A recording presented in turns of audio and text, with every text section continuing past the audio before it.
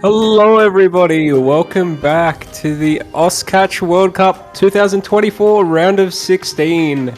And we have had some banger matches so far, but we are about to get into another big one. Rank 8 and 9, Japan and Russian Federation. I am Kujibo, and I am being joined by Real Mess.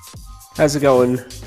Hey, going well. Excited for this match. Honestly, I think it has the potential to be one of the closest matches this weekend. As you can tell from the seeds and just how the teams have been playing so far. Yeah, I think it's going to be a great one. Yeah, definitely. Japan and Russia both having pretty strong matchups last week as well, performing really well.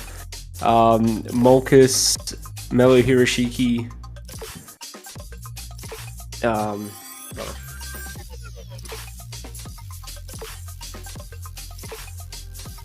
SBK, Rindo, and Aisuke. Yes. Yeah, the second that slide flicked off, I was like, hold on a minute. Yeah, the very solid Japan roster. Many veteran players as well. We versed a fair few of them last year, Australia, and they've got a pretty good all-round roster for the most part. So definitely give Russia a run for their money. But Russia does have a pretty capable roster on their side, and they've got a fair few. They've got a fair few veteran players as well. The captain Kimita Kari, Kitsun Ivy, both playing numerous CWCs. Then they've also got Segmentum, Arthur Edikovic, Neris, and Rama. And I believe Neris was a repeat name from last year as well. I think Arthur and Segmentum are fairly new, maybe Rama as well. Because I know they've sort of had a few different rosters over the past couple of years as well. Like I know they had Nita last year, whereas he's not present this year. Where I think that is definitely a big loss, but they have made up for it a bit with their roster this year. So looking fairly good on both ends. Yeah, I just checked, and all four of them, other than Kitsunaivi and Kimitakari, are on their first CWC. So quite a new roster overall. Yeah, and they're performing quite well for first timers as well. So Hidden won the ban out of Russia. Fair enough. I mean, very commonly banned one, Hidden one. I believe we banned it in our match as well. Yeah. So fair ban against Japan as well, banning No Mod 3. So yeah, maybe wanting to take off something that Russia could potentially gap them on, as I think that is a very good Russia map. They're not picking the tiebreaker, I don't believe. They're not. But these bans make sense. I would say the only mod in which Japan has a clear advantage over Russia would be HD, so that ban absolutely makes sense. At least in qualifier results, Japan outperformed Russia really only just on HD overall. Obviously, This is an easier pool, but still. Yeah, and I believe someone was saying that earlier this week, I think Russia had a few rough hidden scores, and that's actually what sort of dragged them down to 9th even. So yeah, we might actually see a Team Blue vs Red where the underdog might actually be the favorite, and the favorite might actually be the underdog. No, yeah, because for sure, I was looking at the qualifier results right before the match, and even despite being one seed below, Russia outperformed Japan on 6 of the 9 qualifiers maps. Just that HD2 low AR on the qualifiers was really bad for them, and this is gonna be Japan's first pick, which makes a lot of sense. The HD2 low AR. Japan having a really good hidden roster as well. Molkus extremely good at hidden. Yeah, probably one of the best in 20, I'd say. So, and they also have one of the best on their side of Kitsun Ivy as well. Really good all-rounder player, Kitsun Ivy. Same with Molkus, and then we will see Kimita Kari and Neris come in. So, Kimita Kari, Kitsun Ivy will be the trend for I think pretty much all the maps that Russia play here. They are the solid two. Whereas I think there'll be a little bit more versatility played out of Japan. So we've got Hiroshiki, and then I'm not sure who their third is going to be yet, but I know they've got a couple who can play hidden. Probably Melu, I would guess. Plays most HD for Japan. I think on the Japanese side, you're going to see Molkus on like every map, pretty much. Yeah. But the rest is going to switch out. yeah, Molkus is that rock. And looking at the roster, it makes sense why HD would kind of be a weakness of Russia, even though Kitsunavi is an amazing HD player, one of the best HD tournament players, for sure. But like Kimitakari is a very important part of that score of the Russian roster, and HD is not really his strength. So I think this pick makes a lot of sense for Japan. It is on paper probably the map that they should win the most. Yeah. I think, yeah, only thing is there has been like a little bit of difference in terms of like teams from qualifiers and then onto the brackets. Like there has been a little bit of adjustment that's sort of been happening, and it sort of has felt like there has been a bit of like change in the actual maps themselves. Like I feel like a few of the qualifiers were a bit how you going in terms of like, you know, the way they catch you off. Whereas obviously, you know, early stages, a lot of these maps are still going to be very comfortable, so we're still going to see a lot of FCs, but we are getting started. DH2 is the one that looks the most like the qualifier ones. Yeah, that's fair call, and Molkus going to be caught out early, maybe just needing a second to adjust. Yeah, get the let out, get those couple of nervous misses gone, but right now, I don't know if that's a comfort, but Melu going to find a miss as well. 3-way FC for Russia right now, but we're not even a quarter of the way in yet. So, and with Hidden in particular, things tend to change pretty quickly. Yeah, and we see Russia Gaming saying it's traded by Molkus though, which is kind of bad for Japan. He cannot recover that score gap. Neris is going to fall though, too. So this will even out the score a bit more. I think they still need one more miss from Russia. It's not happening though. Everything is dropping. Yeah, the team miss out of there, and Kitsunavi maintaining that double S, and it is making a world of difference right now. It is actually like, yeah, it is making like 60, 70k points of difference on its own. And then, yeah, just those 1 or 2 extra misses out of Japan as well. Like that 10 or 20 combo less on both sides is also making a bit of a difference, as the score is going to jump out to roughly 97, 98k, I think, by the time both get above 200.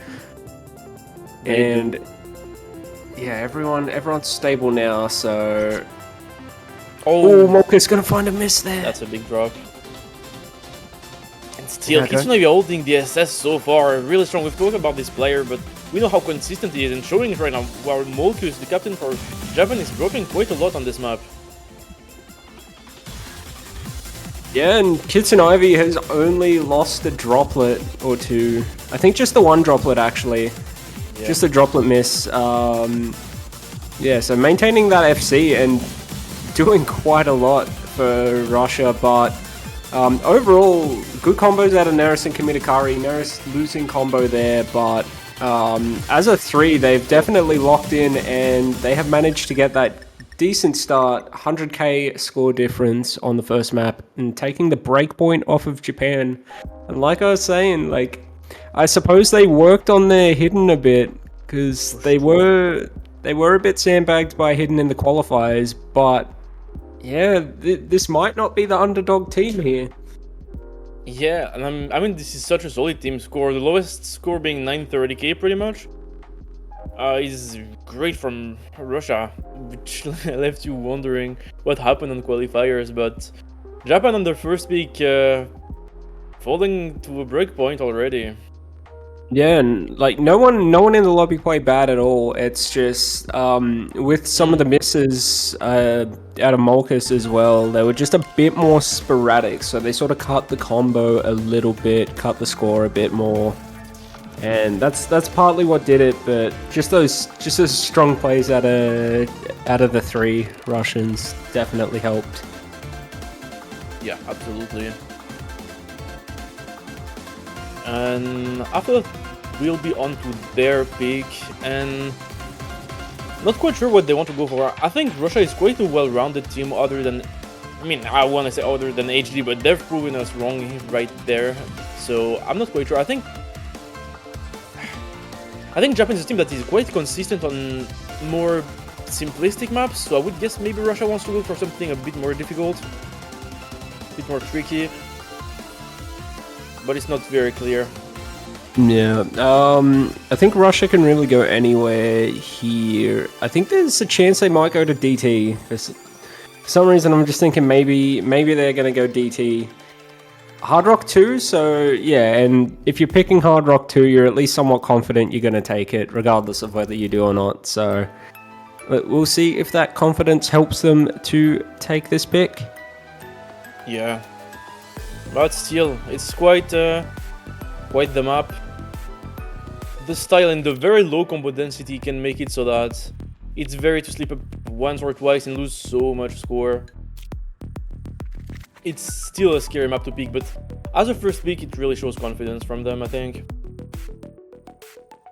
Yeah, and it is one of those maps where it is yeah, something you really got to sort of pay attention for, and especially when you're in like that last 150 combo where it's all just slider jumps, like yeah, you sort of almost have to make that decision, like, do I want to full on act this, or do I just want to make sure I'm hitting all the slider heads and tails?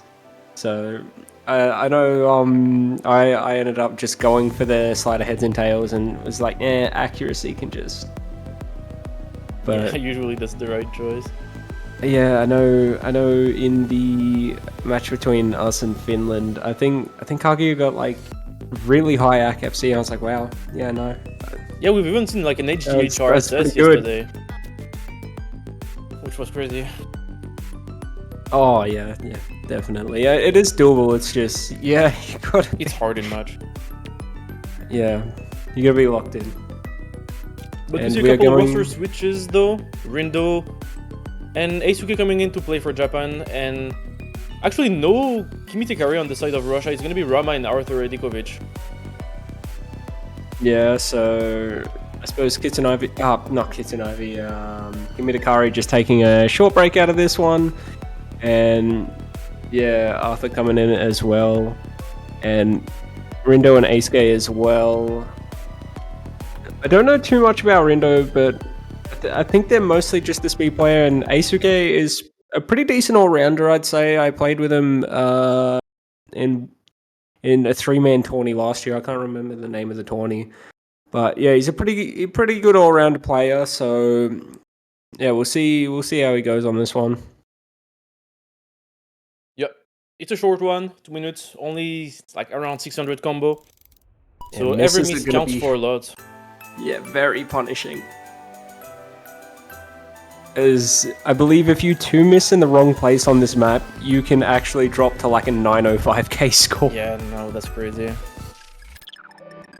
And early accuracy drops out of Rama, Kitsunavi, and Eisuke, but unless they three-way FC, the act's not going to matter too much.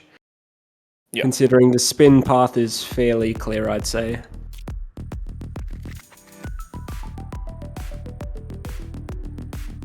And yeah, very early advantage. Oh! Early That advantage doesn't going matter, to though. Japan, yes. This is still one single miss, but it's worth so much in this map. Because Oh, we're yeah, already like 100%. halfway through. Yeah, and I mean, Almost. not even back up to 200 yet, only back up to 120, and yeah, it's already 43k points of difference with just the single miss off of one player. So yeah, very heavily weighted misses here. But to be fair, it means that if Japan also just misses once, it will even out. Yeah, and it'll actually go into favor of Russia, as Rama actually missed before the 200 combo, and Rama's going to find another miss there, traded by Eisuke, so we are remaining locked with about a 50k advantage for Japan. Eisuke going to find another miss, so it's going to start going back towards Russia just a little bit. I think... But Rama missing though is keeping that in Japanese side. Yeah, and Kitsunavi going to miss there as Oh. well. It's just... Never mind, Arthur's going to drop as well. And it is the two combos for Japan that is coming in clutch right now. And that is a large score gap. And we'll see if we see any slider misses now. Early one out of Arthur. Eisuke going to find a miss on the slider. Rindo still with the. Wouldn't matter. Never mind. Rindo drops right as I was about to say, holding the double S. Molkus the only full combo left, but 180k. Even if they just fail it from here on out, it is theirs. They have the safety. Molkus finally going to find a miss, but 16 combo off the end. It's done. They locked in. Yeah. I believe Rindo may have just left the lobby early. Yeah, So the score was 967, 734 was the score from Rindo. Just the 2 miss. Very So solid. yeah, we saw it happen earlier. Oh, 100%, yeah. Especially Molkus almost 990k. Yeah, Do definitely. a single miss. Yeah, it was just a slider tail right at the end, or a slider head Yeah. right at the end. Yeah. But that's So, a great yeah, point wait. again. Yeah, equal on breakpoints. Yep. Yep. So we'll see where Japan want to go this time. They did lose the pick on Hidden 2, but Hidden 3 is a much different map to Hidden 2. Yeah. Completely different. So we'll see if they are more confident about Hidden 3, or we will see if there's Hidden 3 incident. But we will see Mixmod 2 right now.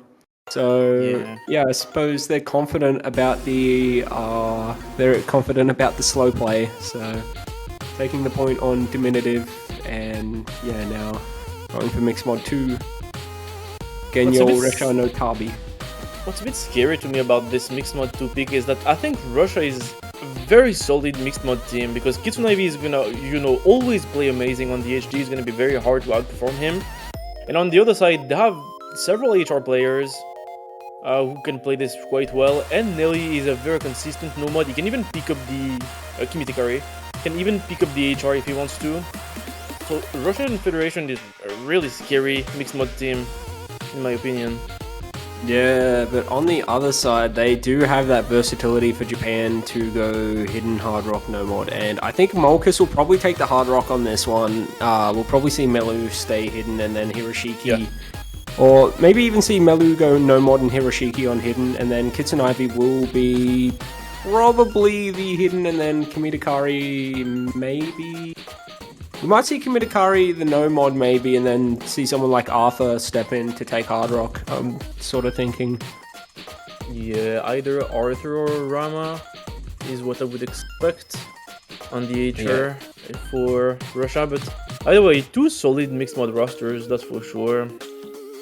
Yeah, and you really need to be precise with your movements here. It's partly memory, but it's like just pay attention. Pay attention to the notes, yeah. Yeah, it's one of these maps on which practice can make a huge difference, especially on the HR. Yeah, there is, I think, one note that's like really easy to miss for no reason. Yeah, it's like a leftward facing note in the last drop. And it's like, it's not a hard looking note to hit, like if you're watching it, but then when you play it, for some reason you just miss it like 5 or 6 times in a row in practice for hard rock.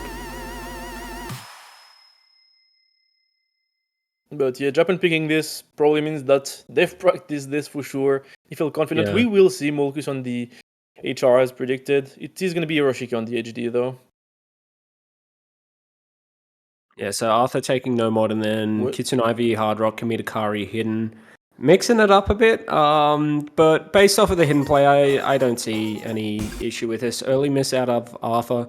And the big difference maker, I think, for this one is going to be if we have a team that gets like a couple of early misses, that might just cement the end for them on this point. Yeah, because like the HR2, it's not a very dense map, it's pretty slow in terms of combo, so very punishing.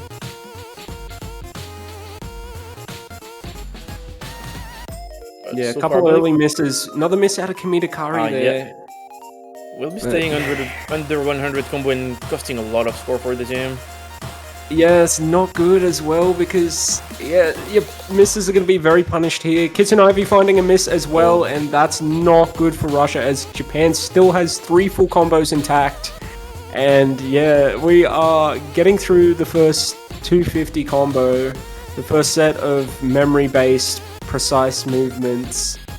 And once we get into the sort of erratic jumpy stream, that's that's where we get a bit of free combo right here. So I think, yeah, Russia really needs to hold on, and Japan sort of need to fall apart in the end part, but it's already 228k difference. That low density just hammering Russia right now. The map's only about 600 combo, if that. Yeah, and to be fair, even if Russia had 1 or 2 misses less, they would still not be winning this because Japan is just through FCing this right now. Yeah, very impressive play from Japan right now. Kimitakari recovered very well, Arthur recovered, Kitsune Ivy recovered quite well, and they're not playing bad by any means. It's just Japan is popping off, and both Hard Rock players hit the note, but Hiroshiki misses it, and that will be just the one miss for Japan so far. Wow, that's such an impressive team score, honestly, by Japan on this. Yeah, that's definitely going to potentially be a leaderboard topping play out of Japan by the end of the week, I think. Yeah. And Molgus assessing on DHR too. Yeah, one miss brought it down to 950k, so yeah, unfortunately not much Russia could do there with such strong plays. Oh, Melu missed like the second note. Oh yeah, probably. Still extremely impressive regardless. And first non-break point of the match. Yeah, first pick point, yep. And yeah, I think that mixed mod was a really good one for Japan. I think mixed mod 1 might favor Russia a bit more than mixed mod 2 did. I think Japan probably still might have the edge for mixed mod, but I think mixed mod 1 will just be a bit closer than this one. Yeah, but I think Russia's probably going to... They might go back to the Hard Rock, or they might even try a double time or a no mod or something. I mean, they did also take the point on Hidden, so we might even see him try Hidden, get a bit experimental. Yeah, honestly, they could. It's still, I would think, not the first thing that they would go for. I think now they have in mind that they can kind of go HD if they really need to, but they probably have stuff that they want to pick before that, I would imagine. Oh, definitely, yeah. I mean, I don't think they're rushing to pick Hidden, but they at least have some decent. They at least have some decent lineups for Hidden anyway. If they did decide to pick it, but I think they're just going to take a couple seconds to think and yeah, just sort of see what they want to go for. DT1. Yep. Yeah, I mean, makes sense, honestly, the DT. Especially DT consistency for Russia. I think they have a solid roster on that. They have especially very consistent players. I always expect on this type of peak, Kimitakari and Kitsune Ivy performing super well, probably almost FCing. So this pick makes sense. I think with one of these, we could see just a case of Rogue Slider Tick costing a team the point. So we'll see how it goes, because Japan does have a pretty good double time lineup as well. This consistency-based stuff, I think, will favor Russia a little bit, as their players quite good at double time as well. Yeah, for sure. But we see the same roster for Russia, I believe. I mean, yeah, it should be this roster for DT for them. For Japan, I would expect probably Eisuke to come play this. Yeah, Eisuke. Maybe Rindo as well. Yeah, I noticed one player that they didn't have this year was Snowwind, where I know he was a pretty pretty clutch double time player as well. But I think they've done pretty well with the 6 that they've got anyway. So yeah, very solid rosters. Absolutely. I think this is almost as strong as Japan has almost ever looked, honestly. I mean, except maybe 10 years ago with EKR, but like... Yeah, EKR was a bit of an anomaly. Yeah, I think back during one of the AXSs, I believe EKR managed to 1v3 and win a point for his team on a double time pick. He was just built different. Yeah, he was. But we're gonna see, yeah, actually it's Hiroshiki and Rindo playing this for Japan. Yeah, and I believe that was like the only 1v3 to ever happen on Score V2 as well. That's crazy. Yeah, we will get into it.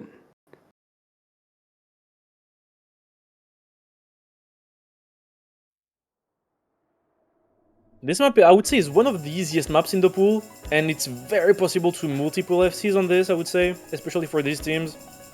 Oh, 100%. I think it's just going to be, yeah, the odd slider or the odd odd spacing, maybe just catching someone out and they Yeah. just miss a note. No, yeah. Then it's Really just a pure game of sight. consistency.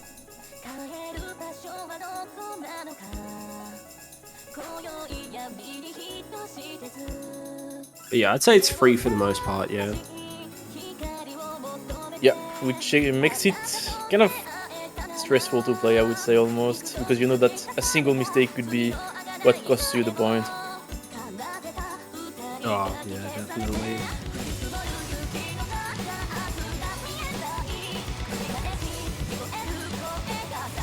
So far, Yeah, so good everyone- for both teams.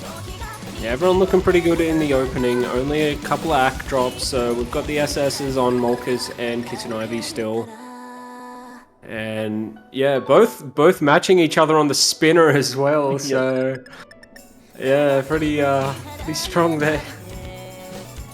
And I think it's Russia took it back on the spinner. it's a 1 banana difference Oh. right now. And Hiroshiki misses, it's more than a banana now. And that's huge. If it's not matched, it's just gonna be a lot of score. Like it's matched. Kitten Ivy Kitten misses Ivy, a though. slide ahead. Hey, back to even. Yeah, I think just not moving quite far enough. Maybe just moving off it a bit too quick, and yeah, we will even out here, so we might be back to a banana of difference. Yeah, pretty much. Yeah, though you see the score flipping, it's pretty much the same. A single miss here will make the difference. Yeah, I think it gets a bit more intense towards the end, but still not that much. it's like 500 points to score right now. No one's dropping. Oh, hold on. I Yellow think did we drop might have seen accuracy. some. Yeah, I think we did see some act drops there because yeah, it's up to about 2,000 points difference now. Oh, it is very close right now. 1 quarter to go. Who is going to slip up? Is anyone going to slip up? Or will we just see the one miss out of both players? It And just might. yeah, I believe there's no other spinner here. So if this keeps up, Russia will take the point by about 2,000. If there's a miss, that could change things. Rindo's to there's the a miss. trade. Kitten Ivy trades. Oh no, it's not enough for Japan to come back. I think the trend is staying. No one missing the end. Everyone holding on, and that is going to be the point for Russia.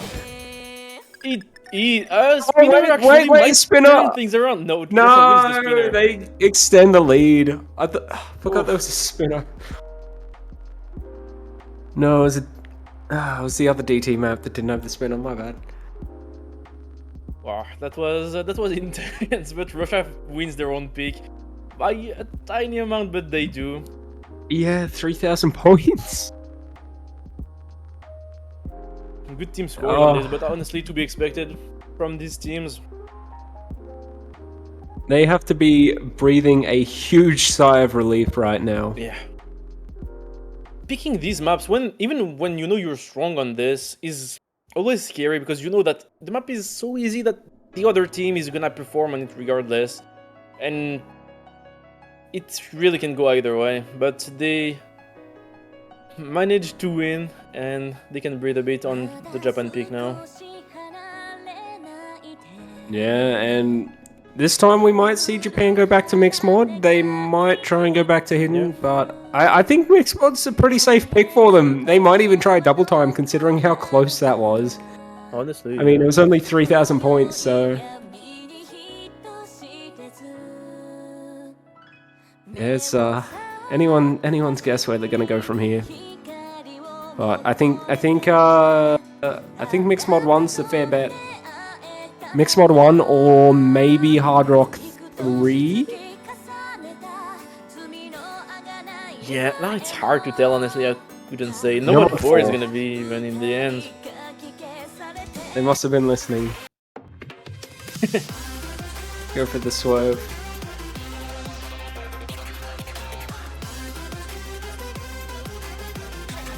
I would say I would say on paper that Russia probably is the better convert team, but this map is really playable for everyone here. I would say everyone is good enough to play it, even non-convert players, because a lot of players in Japan are, I would say, are very specific oriented players. Yeah. Oh. I have seen a fair few of them on like on leaderboards and whatnot. Like I've seen SBK on some of the convert leaderboards. Same with Rindo. Converts are just something you sort of find yourself playing sometimes. Yeah. Especially in multiplayer lobbies, they just come up all the time. So for sure.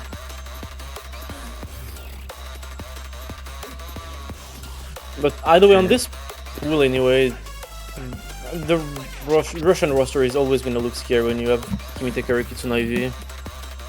And Arthur coming in as the third as well. And yeah, Kimitakari and Kitsunaivi both pretty strong convert players as well. So yeah, we'll see who's the stronger team on converts, I guess. This one in particular, it's not an overly hard one, but the way some of the spacings go, I want to say between 4 to 6, 700 combo and about a 100 combo space towards the end. A few of those, you can find yourself missing like 2 or 3 times in one go just because you sort of don't quite nail the spacing. Yeah. So we'll see if anyone falls to it, and we have the full roster, so Rindo coming in as well as the third. And looks like we will be getting started. Yeah, we will. Again, the score is even 2-2. Everyone got a breakpoint and then their own pick. Now Japan really wants to keep going and not lose another breakpoint. Yeah, they want to be locked in for this next pick 100%. Yeah.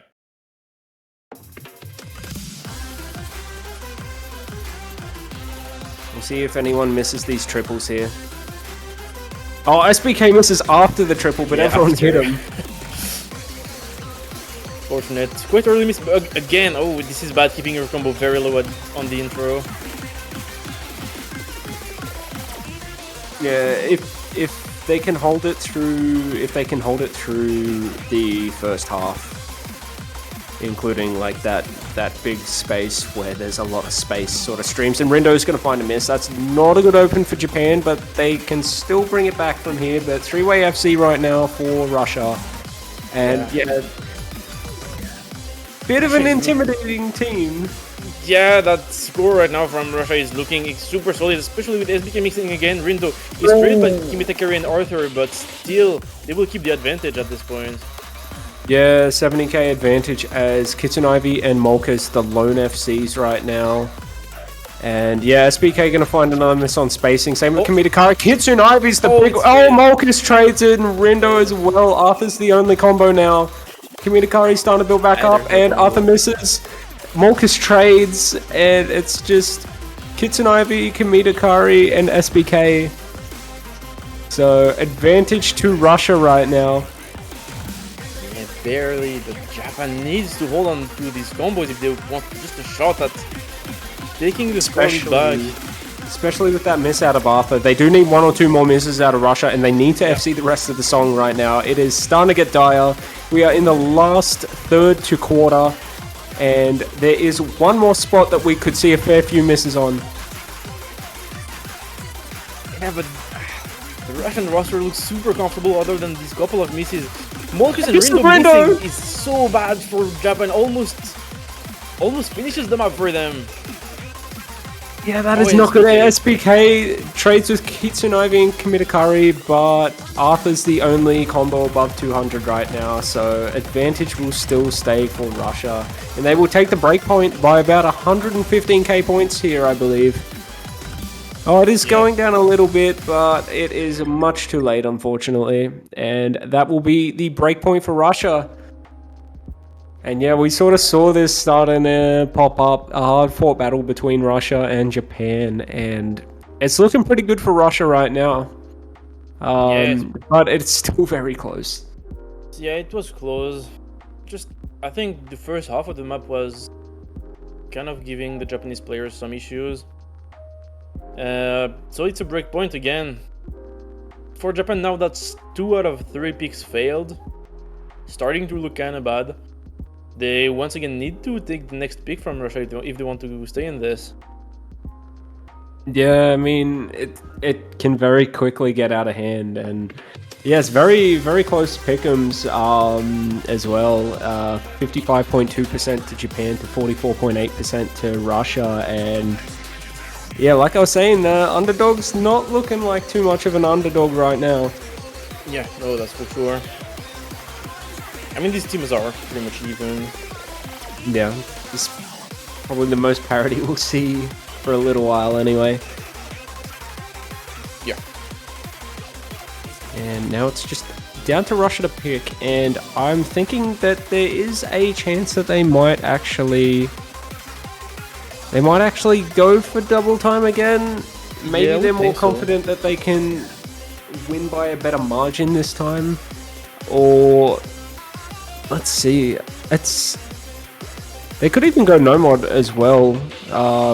I think if they went no mod, they'd probably go no mod 2 over no mod 1, but I guess we'll see.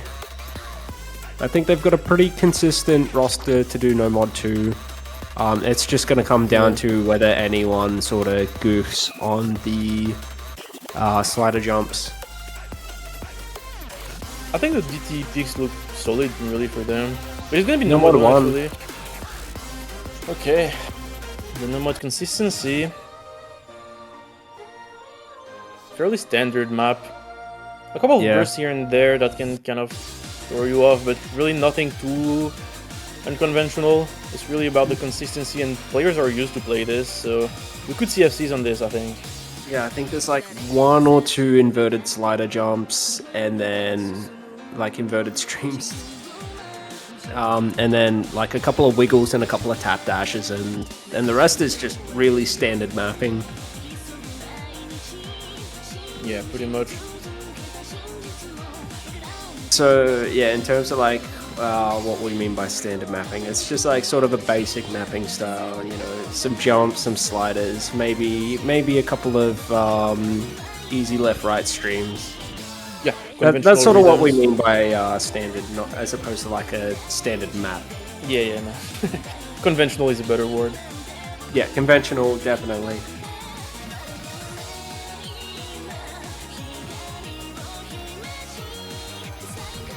Still waiting on the players for Japan. I think the roster will stay the same for Russia. It should be these 3. For Japan, I would expect SBK Rindo to come into play this probably. Yeah.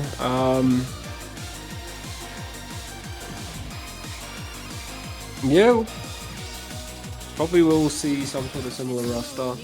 It could change between the convert to the specific though. No, it won't. We will see SBK come back in.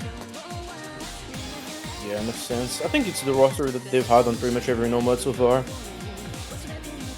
Yeah.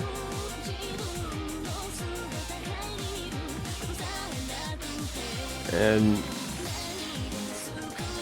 let's see. I believe that run will be readied up soon. Yep.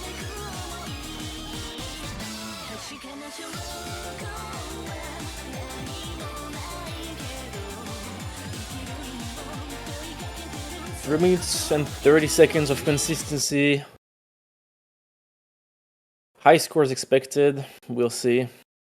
Yeah, unless someone's feeling nervous, then we might see an 880k, even though they can FC it. Yeah, Even though they that have can FC'd happen. it. Yeah, It's something that can get out of hand really quickly. that's how it goes.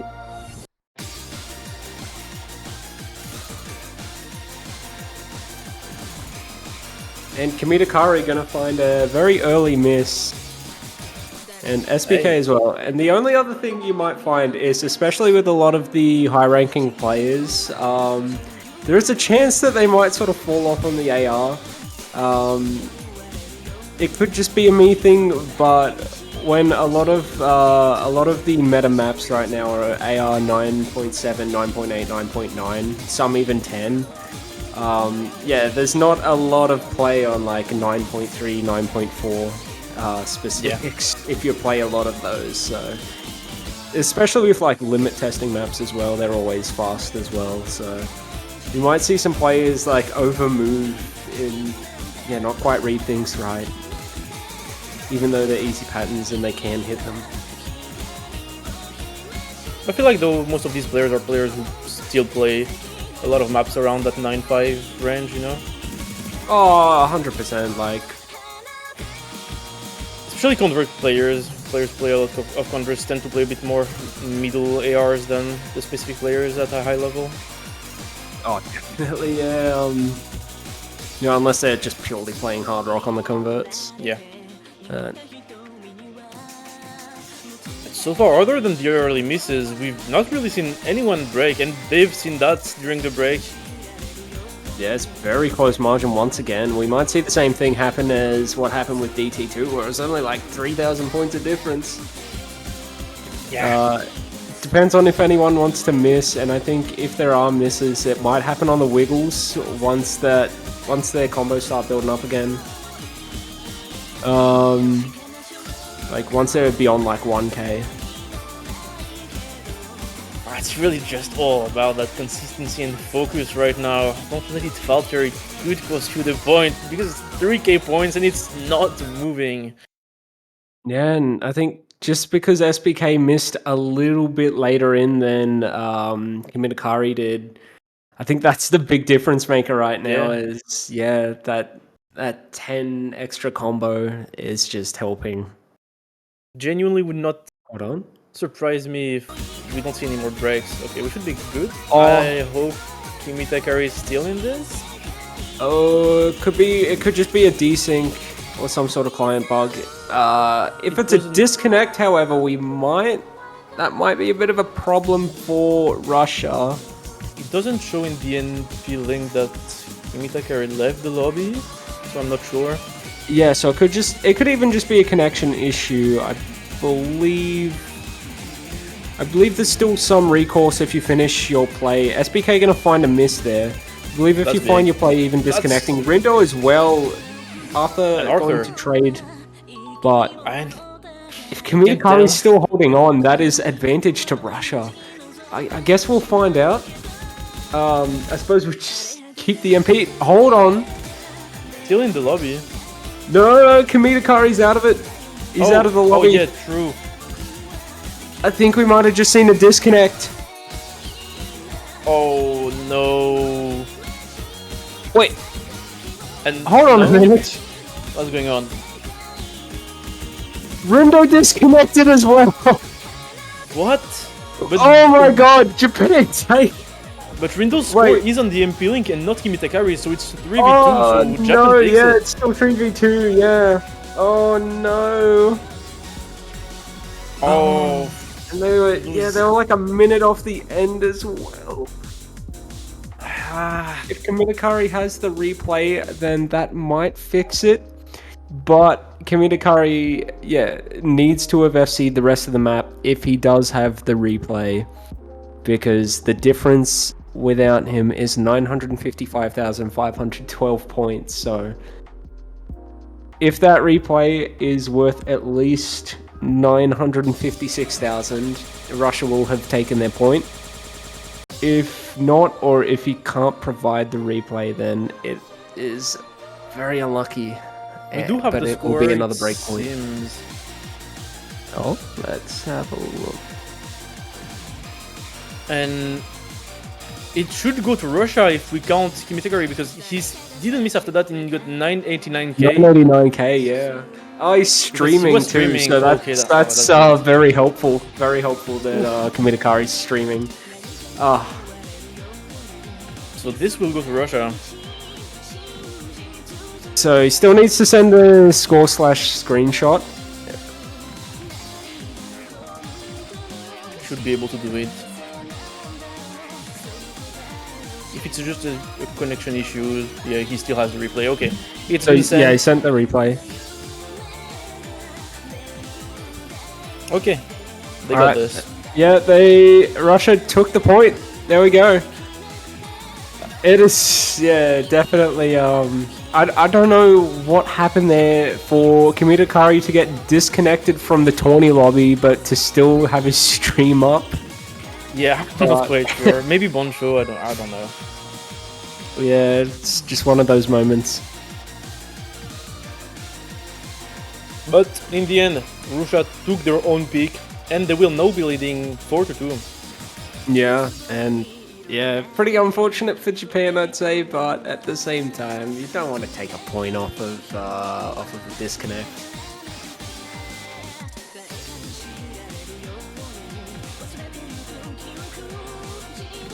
Yeah. The pick will go back to Japan, so they do have more chance to sort of you know, see what sticks.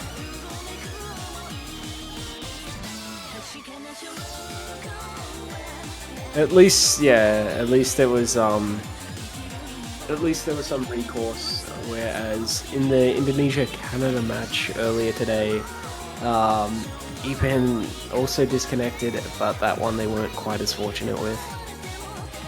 I think Canada would have taken that point anyway, so.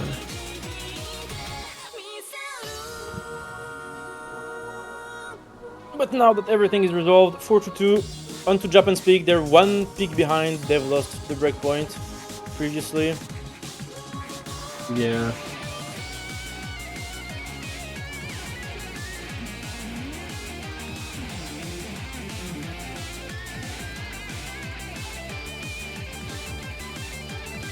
And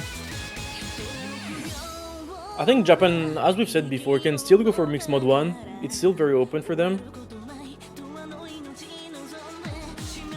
Yeah, they can. Like I said, I feel like Mixed Mod 2 was probably a bit more beneficial to them, but I think they could definitely do Mixed Mod 1 as well. I think they still have advantage on Mixed Mod 1. But they could even go Hard Rock.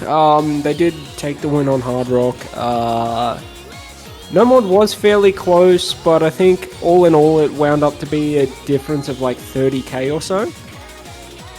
Yeah, pretty much. In favor of Russia, so maybe they're a bit hesitant to go back to no mod, considering Russia just took 2 points off of it. At that point, I probably wouldn't be looking no mod quite as much. There's a chance they could go DT, as DT was very close, and DT one, yeah, Mixed Mod 1, there it is. Okay.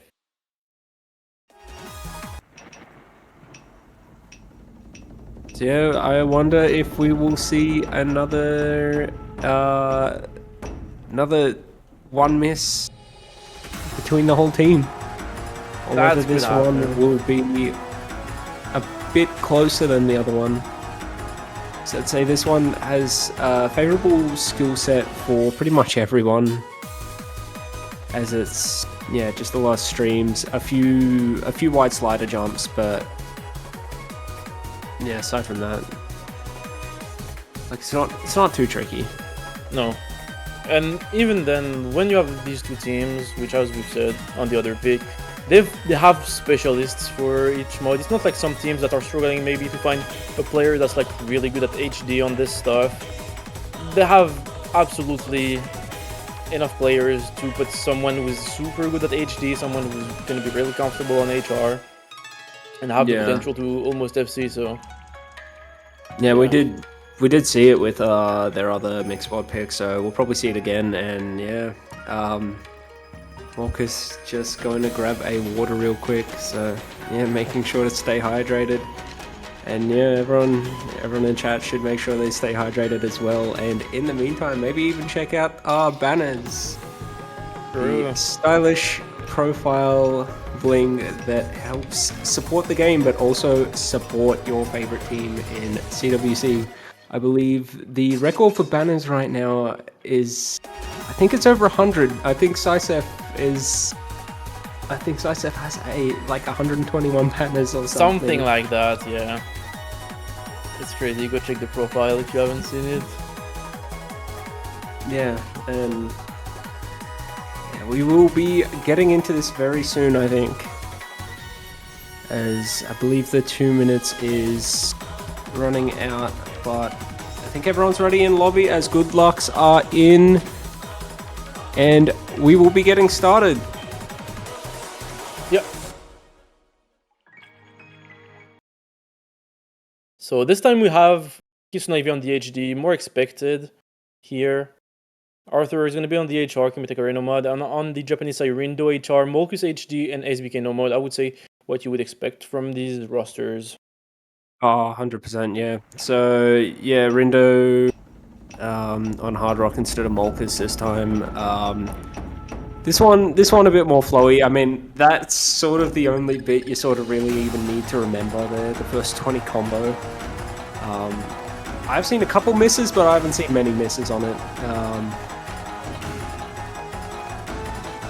I've also seen surprisingly a lot of misses on the the swish sound of the sword during the break. Yeah. There are a couple of spots where you can miss. One is coming. Oh, Kitsunaivi missed. I don't even know what he missed on there. SBK gonna find a miss as well. So. Yeah.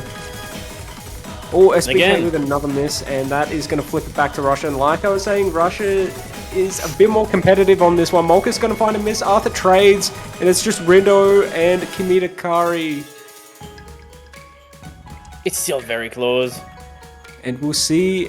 Oh, Rindo misses the slider head. And I was about to say, we'll see if he misses the little wiggle between the sliders. And he does miss that as well, unfortunately. Arthur's starting to rebuild.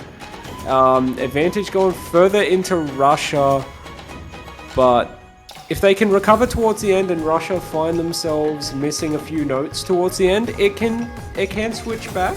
It is only 67k, oh well 70k now, but yeah, yes. It's not that far, and making sure to hit that, very important, that bit there. Everyone back to 200, but the score is going to be staying the same unless someone on the Russian side misses. But yeah, they need a 2 miss. Oh no. They need pretty much a 3 miss. They need a team miss out of Russia right now. Maybe even more. Yeah, it is the Japanese peak. 100k difference here towards the end is not the look they want. Yeah, it's looking really good for Russia right now though, as they are onto their match point and now they get the pick. That's 2 break points in a row. Wow. Yep, it is. And a great team score from Russia, honestly, on this. Oh, 100%. The FC out of Kimitaka, and just a 1 miss out of Arthur and Kitsunaivi as well. Only a couple of extra misses out of Japan, 2, 2, and 3, so... Not much, yeah. Yeah, only a couple extra misses apiece, so... with a strong performance out of Russia like that one, there's not a whole lot you can do, unfortunately. Yeah, that's very unfortunate for them. I think it was a solid pick, but just Russia was just too strong on this. Oh, definitely, yeah. And we'll see what Russia want to go for now. We might even see them just go back to no mod. I mean, they've won 2 for 3 so far and had 1 banned against them, so they might just decide to end it with no mod. They might go for another mod. They might try one of the faster hard rocks.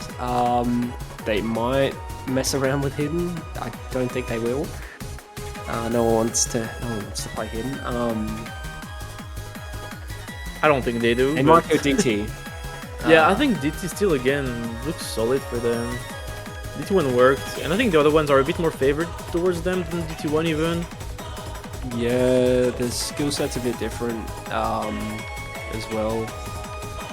Like, I'd say you need a bit more speed for DT3 than DT1, where DT1's just a basic consistency check, and DT2 is like very much reading, and we will see Hard Rock 1, so the consistency Hard Rock pick going to come out, and we will see if Russia can close this out with a 6-2, or if Japan will take the breakpoint and keep it alive. Yeah, no, it's gonna be HR1. And playing HR1 when you know for Japan that your back is against the wall and it's your last chance. If you lose this, it's over. I mean, to be fair, it's a winner bracket match, so they will just be sent to the losers bracket, but still, they want to keep that winner bracket run as far as they can. And on the consistency, 4 minutes of very conventional mapping, just a couple jumps here and there. Yeah, I wonder what's going to happen, because we do have another match set for 5 minutes from now as well. That one being the match between Poland and Taiwan. So I don't know whether that one will get knocked back or what'll happen for that. Or like, as in like, you know, they start and then we just move on to it. There has been an agreement that it will happen right when this match ends, apparently. Ah, okay. So we won't be missing out on the action. Yeah, definitely not. Yeah, another winners bracket match up there, Poland and Taiwan. Taiwan definitely have their work cut out for them with that match, though, as yeah, Poland the second seeded team. So probably not the easiest matchup for Taiwan. Yeah. Absolutely. But in here we see Rama actually entering, replacing Arthur on this, and Eisuke replacing SBK, I believe. And play the starts HR. are in. Yeah. Yeah, it's just one swap apiece. Exactly. And I think looking at this, Russia might have a slightly stronger Hard Rock roster, but I think there's still a good chance that Japan can take the breakpoint, as this is more so the sort of Hard Rock that I think most people in the tournament aren't going to struggle too much with. Yeah. So long as they've practiced it well, I think this should still potentially be a fairly close contest. It really should. But adding into the mix, maybe nerves and stuff, could change the result. We'll see. And Rama the first miss this time. So early advantage for Japan. And here's where they want to work on their consistency and work on building this up into into a decent advantage, yeah. Still, there's a lot of room for misses given the length. Oh yeah, 100%. I think it's 1428 combo is the full combo, so yeah, we're not very far in at all. Oh, and Rindo is gonna find 2 misses, I believe, here on this stream. Yeah, and that is not good. Right as Rama is getting back up to the 200, and I believe Rama was under 200 when he found his first miss. So yeah, that is not going to be too good for Japan, as Russia will probably be able to take about a 10,000 point lead, maybe. Oh, maybe not even. It will be a few thousand points, but they'll just catch up. Yeah, barely, not even 1,000. Oh, not even, yeah, look at that, yeah. Oh, Kamitakari missing, though, is going to change it a bit. Straight back to Japan, the advantage. And this is a more comfortable lead now. But still, it's essentially 1 miss of difference, but now it's not, with Kamitakari and Rama missing here. Yeah, and that is huge for Japan, as they've still got 2 full combos to just the 1 out of Kitsune Ivy. And Rindo is making a consistent combo right now as well. So this is really what Japan needs right now to get that 3rd point on the board, keep themselves in it, and give themselves another pick, another shot. Rama going to find another miss there. And yeah, just Kitsune Ivy right now in terms of combo. And yeah, it's going up to 100k. Yeah, that's exactly just what Japan needed. They're looking very solid on this Russian pick. Rindo going to find a miss there, but yeah, it's not a big deal. It's not that big of a deal. Still 1/3 of the map. As we've seen, the score can flip really easily, so gotta keep the focus up. Yeah, let's just hope no one was paying attention to the leaderboard. Yeah. Nerf leaderboard is real. Going on to the last quarter of the map. Kizknife missing, breaks the last full combo for Russia, and this is giving such a comfortable lead now to Japan. Yeah, it is over this pick, and Japan will take the break point. I think they really needed this break point as well to keep themselves in it. So now they just need to take another pick and another break to even it out, and then they can get themselves to tiebreaker. Russia already securing that match point, so they just need to close it out, and we'll see how they go. Maybe not wanting to go to Hard Rock again, but we might even see Japan go for Hard Rock after this one, considering we are going to see 2 FCs out of Eisuke and Molkus. Yeah, honestly, very solid performance from Japan right when they needed it. 2 FCs on this map is solid. It's definitely an FCable map, but still 4 minutes of HR consistency is not easy to pull off in a tournament setting, and this is a really good look for them. Yeah, Rindo missing the end slider, but oh, there it is. The 2 FCs. Yeah, 1495 combo. Long map. Well, not that long, but... And even then, the Russian score is not looking all that great considering the map, I would say. Yeah, everyone's still above 900k at least, but yeah, they're a little bit shakier on that one, I'd say.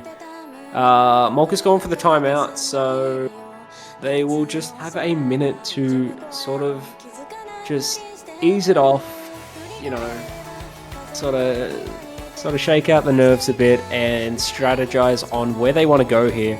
I'd almost say it would maybe be an idea to go back to Hard Rock, but you never know when Russia's going to pull out a crazy play on Hard Rock 3. Japan did take the first 2 points on Hard Rock though, so they at least have momentum for that mod. In terms of double time, they're fairly close. Hidden, they could maybe take it, but yeah, backs against the wall right now, but they need to make sure that their next point is going to secure that 4th point for them. So break point here is just game over. Yeah, absolutely. Or at least half game over, because this is being winners bracket. They will just go down to the losers bracket, and yeah, we'll go from there. Yeah. But yeah, as we've said several times, pretty much every pick in there can go either way, honestly, so... It's not easy to pick. Yeah, we'll see. I think these teams are so evenly matched on this level of difficulty that really it's just a matter of how you perform on the moment. There's almost no advantage on paper. Just if you're feeling good like they were on HR1, it just goes your way, really. Yeah. Yeah, I mean, it's yeah, time to see what sticks, I guess. They just need that one play. And yeah, if it goes to tiebreaker, we may see either a very close or a very one-sided matchup, because tiebreaker is a bit weird. It is definitely an unconventional tiebreaker. We still haven't seen it, despite our advisors' best wishes. And the question is, will we see a 6-3, will we see another 6-4, or will we see the tiebreaker?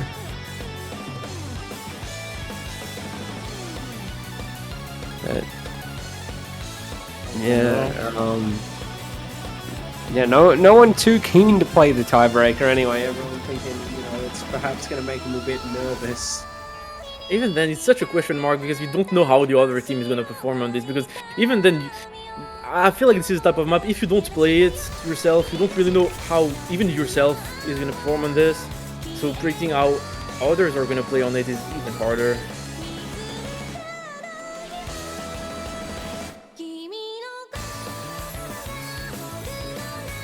Yeah, looks like they're gonna run the full timeout, and it's Hard Rock 3. I sort of thought they'd go for it. I mean, it's the only 2 of their 3 points have come from Hard Rock. So, and yeah, the only other one coming from their Mixed Mod 2 picks. So, I mean, you might as well go with what's been working so far. Yeah, but even then, again, it's very different type of HR. Yeah. More on the technical side, bit more mechanic oriented peak as well. Yeah, Not as pure completely consistency as different. we've seen. And if you're nervous, speaking from experience, it is very easy to just miss Yeah. on stuff you would never miss on. So, yeah, it just depends on where, if we see misses, where they miss. Like, if we see some, like, misses in the doubles, like, at the start, it might not be too consequential, but if someone misses, like, 700 combo in, that's where trouble sort of starts. Especially if there's a couple misses, your score very quickly drops below 950. Yeah.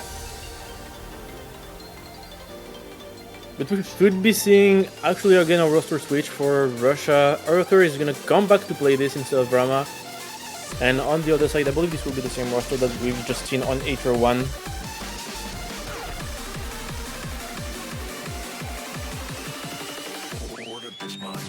So we'll see. This is time for Japan. After this, they have to get the next Russian pick, and they can get to tiebreaker, but it is not gonna be easy. Yeah, imagine if you're in the lobby for Poland versus Taiwan and you're waiting that bit of extra time to start. Oh, I feel like you'd be really anxious to play by the time this one's out. Yep. But we'll see. We'll see. And I think even the players in the lobby right now are very, very anxious to play. Yeah, they might have to wait 2 minutes and 14 seconds. They might have to wait another 15, 20 minutes. The intro, these doubles are very missable, and we see two misses, Kitsunabe, Kimitsugi, and Arthur actually, against only Only Daisuke on the Japanese Molkus. side. Only Molkus is the one to yeah. hit it. Giving a significant advantage at the beginning and a combo advantage on Molkus for Japan. Yeah, no one dropping the slider jumps or light wiggles. A couple miss out of Daisuke there. And now they just want to focus on hitting the rest of the map. That's it. It's not overly hard technical stuff. There are a couple like jumpy stream bits. Kitsunabe finding a miss there though. That is huge for Japan right now. Yeah, Japan is looking quite solid after beginning. Arthur's gonna find a miss too. Yeah. Oh, this is looking really good for Japan now. They're holding on to more than 200 combo. Yeah, this might be the pick. Kamina Kari's the only combo above 200 right now for Russia, and it is very quickly getting up to 100k point difference. And everyone back up to 200. And now we'll just have to see if there are any end misses. We'll see if anyone gets any nerves towards the end. Rindo a miss. And it's not a huge gap, so Japan really does not want to miss again from here on out unless Russia's trading with them, as they've all got the combos, and we will see. We will see if anyone gets caught out by these. Yeah, it is not a comfortable lead, really. It can really switch really quickly on just a couple misses in this section, but it's looking really good for Japan so far, with no misses in sight. Yeah, and it's 45k difference right now, no one missing. Rindo finds a miss! This should not be enough, but another one will be. It could be, it couldn't be. It's 20k and shrinking. Another miss would be enough though. We don't say another miss here right now. Japan is going to stay alive. They will get it. Whoa. 14k points. 14k points. Don't hold your breath. Oh wow. Molkus with the double S, Japan. clutching that one out. Kamita Kari with just a one miss as well. And yeah, just a couple of early misses there, sort of not too helpful towards Russia.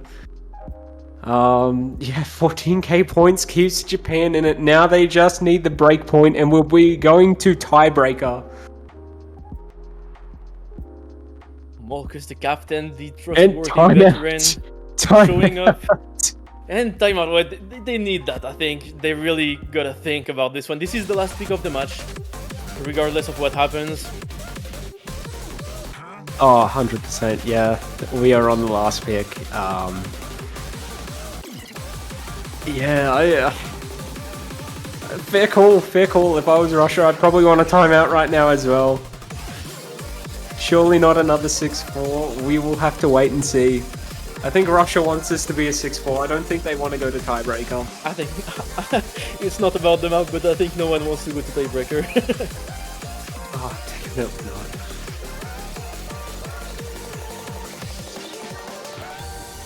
Because they've been on match point now for, I believe it was 5-2, right? 5. Actually, I'm not sure anymore. Yes, it was Yes, actually it was 5-2. Yeah, because that's back-to-back points on the Hard Rock for Japan. Yeah, 5-2. So Japan sneaking back up, and I think making Russia a little bit anxious here. So I think the timeout is very well placed. This is not a comfortable situation when you're on match point pretty early on in the match and you can't seem to close it out, and the other team is starting to ramp up in momentum and play better and better. It's very scary and stressful. So it's gonna take their time to pick the last pick of the match, because it will count. It is a very important one. Yeah, they still have 2 chances to close it out for the win, where Japan has to take the break point to get their chance for the win. So the advantage is still in favor of Russia here, I'd say. But they're gonna want to make sure the pick counts. Yeah.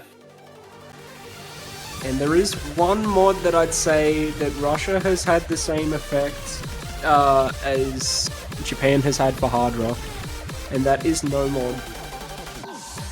That is true, I did not think about Russia, it. Russia had 1 no mod banned against them, and then the other 2 were points that they took, so they are currently 2-0 on the no mod. However, that doesn't guarantee that they'll take it, but it gives them good odds at least. Yeah, still DTs are open too. I think, once again, the DTs are solid for Russia. They've won DT1. Yeah, they took DT1, but they didn't take it by much. They only took it by 3,000 points. So I don't know how they're looking at DT right now, but like we were saying, the DT1 is much different to the other 2. The other 2 are a bit more skill set focused, whereas DT1 is more just consistency. And the crazy pick would be HD3, but that would really be crazy. I'm not expecting to see it. That's gonna lead. That's Hidden 3 incident right there. We're gonna. Yeah. No. It's a gamble. DT3. But DT3. no, it's gonna be DT3. Yeah. I think this one probably would have been the go more, so yeah.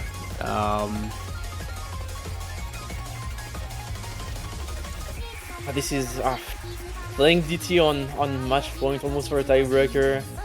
It's really easy to sleep up, especially because the map is really short. Very dense in terms of nodes. You can sleep up super easily. Even though the map is super hard by itself, stress can really add up on this. Yeah, 100%, and quite a few of the points I've seen on this have actually been rather one-sided as well, so I'm guessing Russia are rather confident that they're going to win this one, but I'd imagine that both sides can FC it pretty well. So it might be a 1 FC difference. We might just see a team have 2 or 3 misses over the other. Yeah, and we have veterans in there who have been in numerous situations like these, should be able to control their nerves. Takari, Snivy, Molkus, very long time tournament players.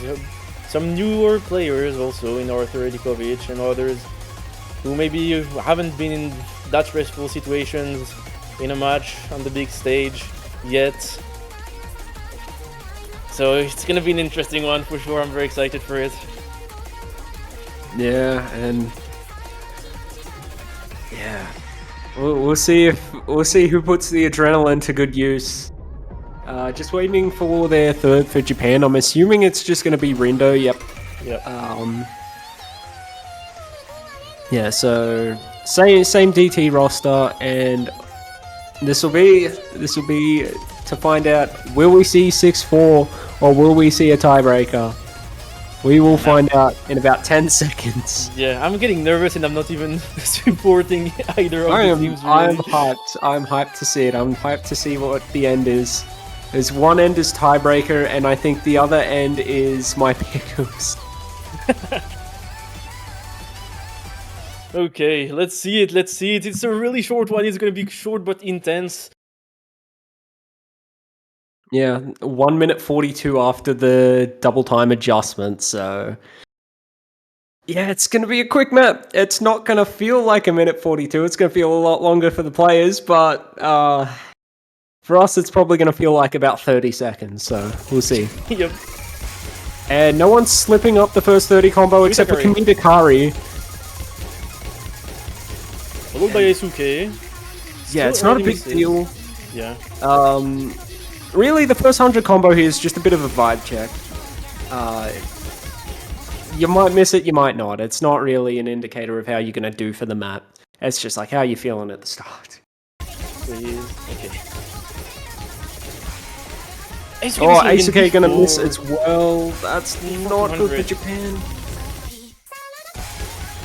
And honestly, it might just be enough for Russia.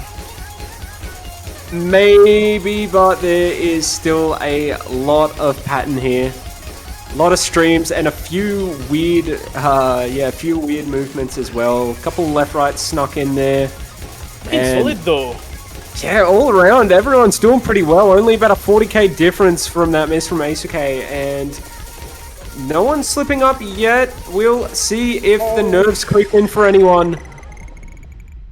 Everyone's spinning. Everyone's spinning. We're on the last third already, really.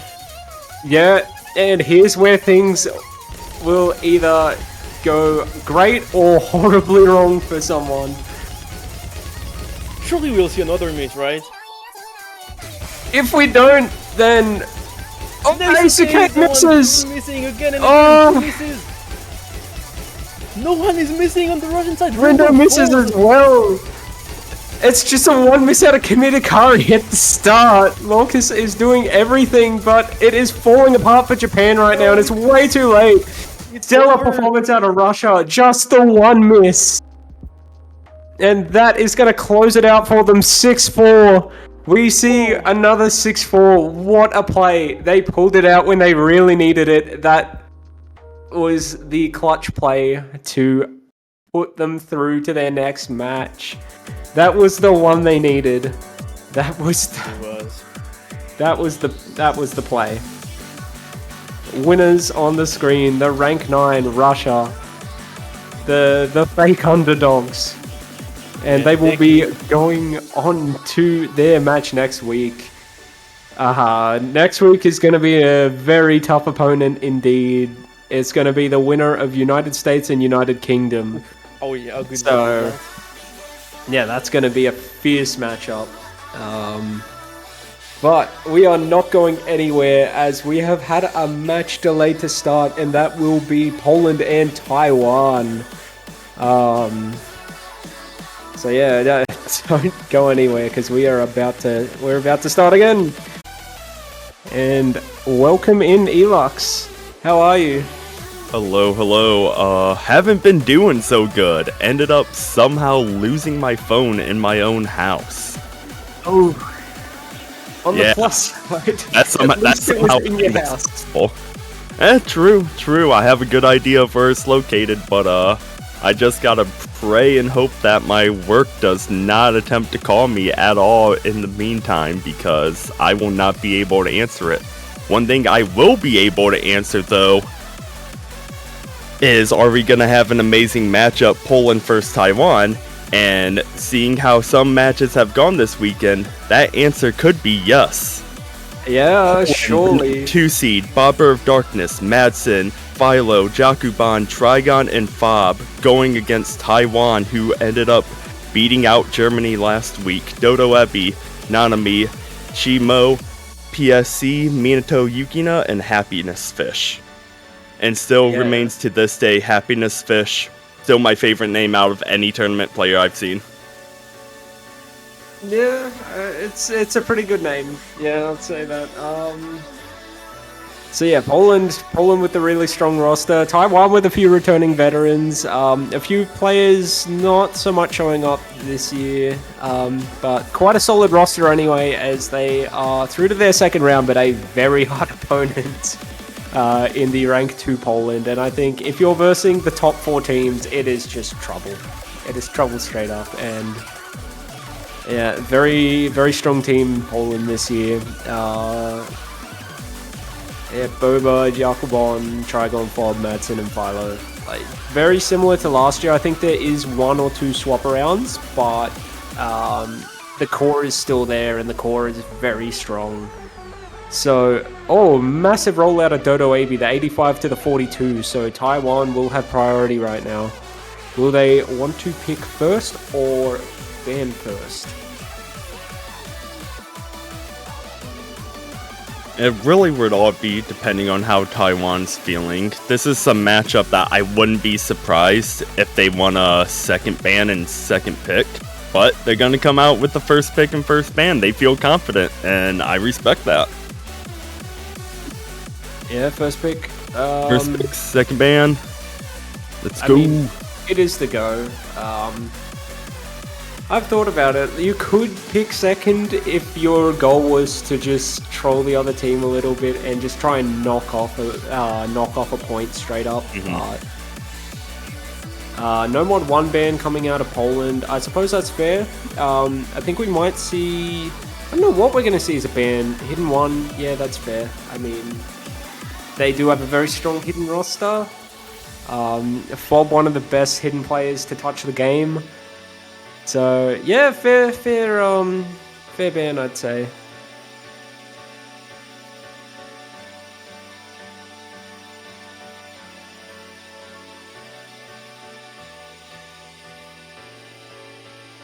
And what will the pick be? No mod 4, so we will see the convert played. Fair pick out of Taiwan, as they have some very solid convert players. They definitely do, and as things have seen in the past and seem to be repeating again this year, Taiwan seems to always be that team that just always tends to outperform what everyone thinks that they're gonna do. And we might be able to see another miracle run here against Poland.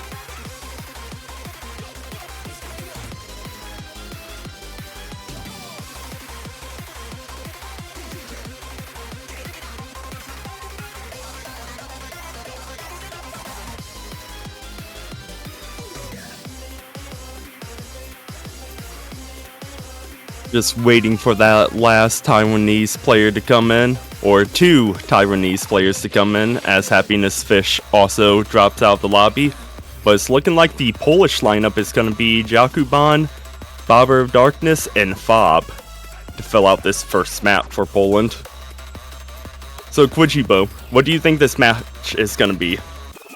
What do you think scoreline's going to be? We've seen a number of 6-4s so far this weekend. Tiebreaker has yet to come about.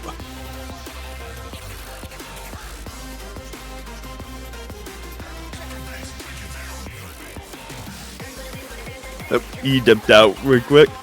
I think the scoreline's going to be like I can see it being like a 6-3.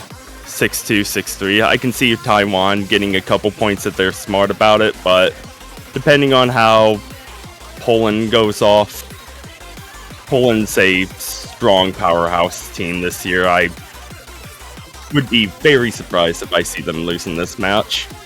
Yeah, 100%. Yeah, a couple points for Taiwan. I think 2 points is reasonable, but like those 2 points are going to be hard fought anyway. So.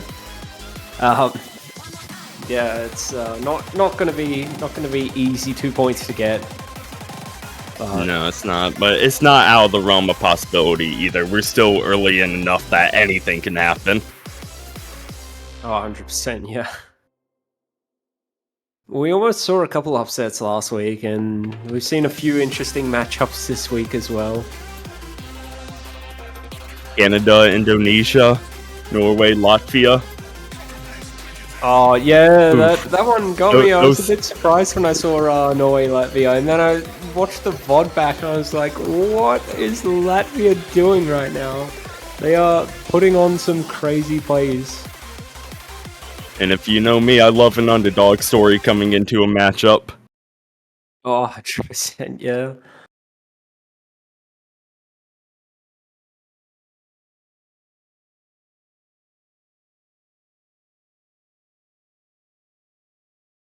And here we go. First map of the match. Nomad 4, the Convert. Mock Roger.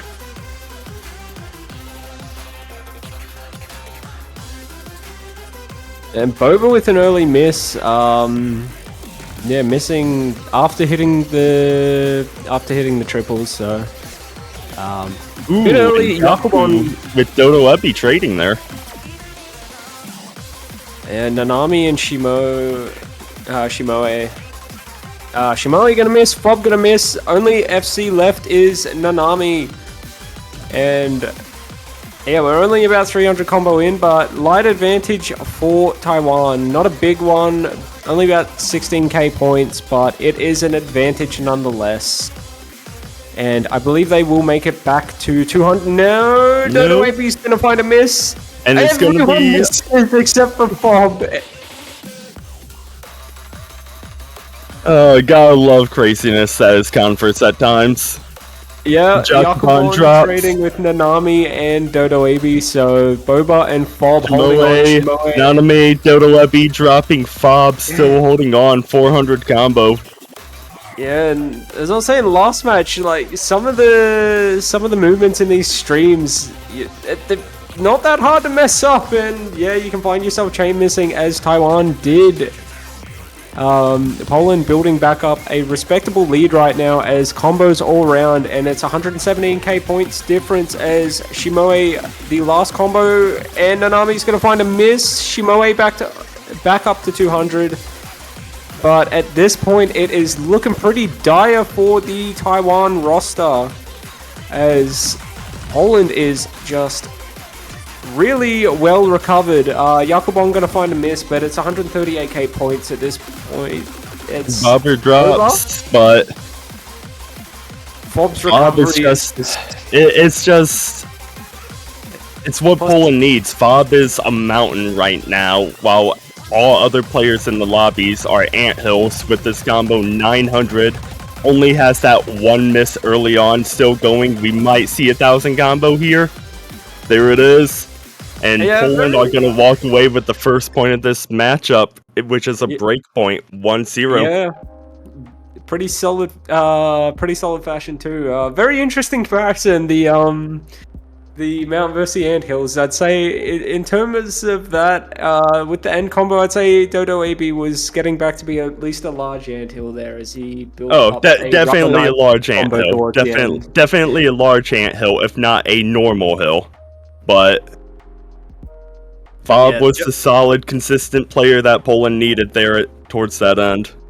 Yeah, and the one miss did make a world of difference as yeah, the scores out of Taiwan 880k roughly, then the 900 out of Dodo AB, whereas that 970k out of Fob was really what they needed. And Nomad Poland 3, wasting no time. Nomad 3. yeah. And this is one of those confident skill picks I think we see. I think there were a few close maps on this. Like the Australia-Finland one, there were some insane plays on that. And I believe Latvia played really well on it as well. Yeah, quite a few different teams playing well on this. A fair few FCs as well. It's one of those. It is one of those maps that sort of catch you off with the AR a bit. A lot of burst patterns as well. And Yeah, I some know erratic a lot of sliders. players out there are not going to be a fan of the 9 approach rate, as well as the slightly higher CS to go along with it. I suppose for the high seed teams, that's why I suppose they're glad to have 6-man rosters.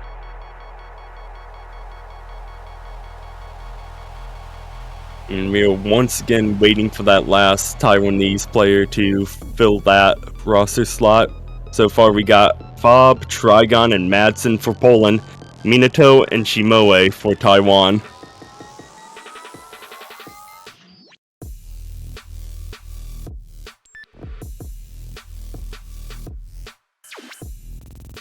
And this part in the song just goes hard with the drop. Oh, yeah. Yeah, it definitely goes hard. It's the sliders and the stacks. And Happiness Fish is going to jump in. And Dodo Ubby is going to jump in, replacing Shimoe. And Minato Yukina. Bob, Trigon, Madsen, fair roster for Poland. So, apparent miscount 31 off of a roll. I'm not sure that's how it works. FC everything after the first 31 notes.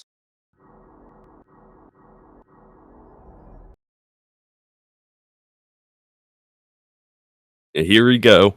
Map 2 in Poland vs Taiwan. Ultraviolet. Poland leading 1-0 with the first breakpoint of the match. Taiwan picked Nomad 4 for their first pick. Let's see if Taiwan is able to answer. Yeah, we'll see how they go.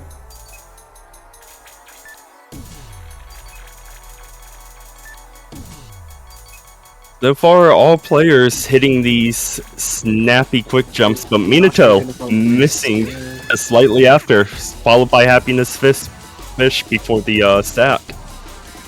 And this could wind up being a very one-sided matchup, or it could wind up being a very close one. Minato Yukina going to find another miss there, so it's very early. Large lead for Poland actually, as they're up to 90k points already, and Dodo Abi, the last full combo to go for Taiwan. Happiness Fish is building back up, but the only combo above 200 now, where it's still 100% accuracy for Poland. So, very dominant opening right now. Yeah, already a third of the way through the map. Madsen, Fob, and Trigon just very strong opener. And here comes the drop, so will we see drops?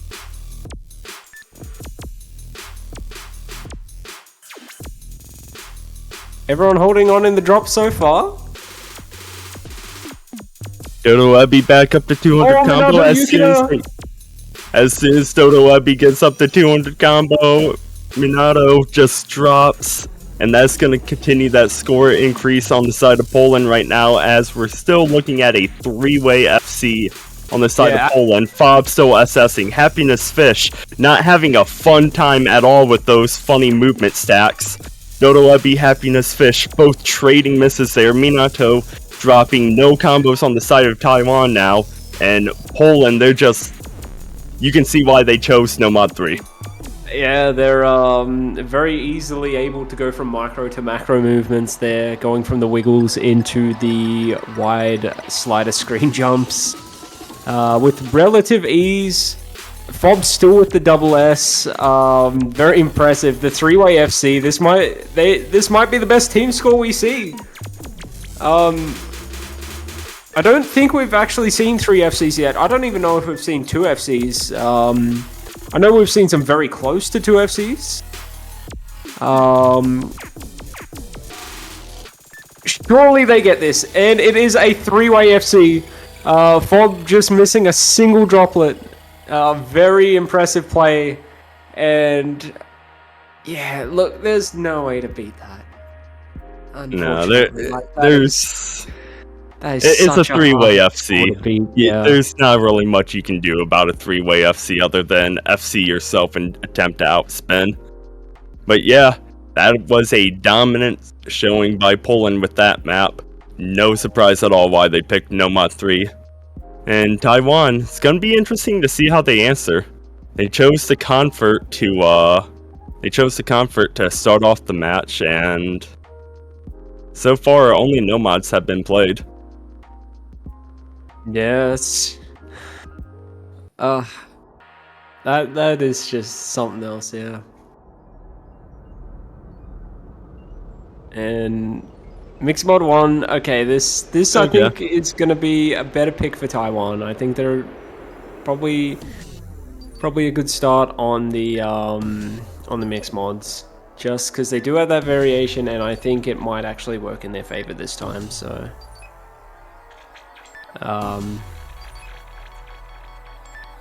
so I think there was a bit of confusion there. Mixed mod 1, Just a little bit of confusion. But yeah, mixed mod and no mod, just one letter off. So yeah, we will see Masamune.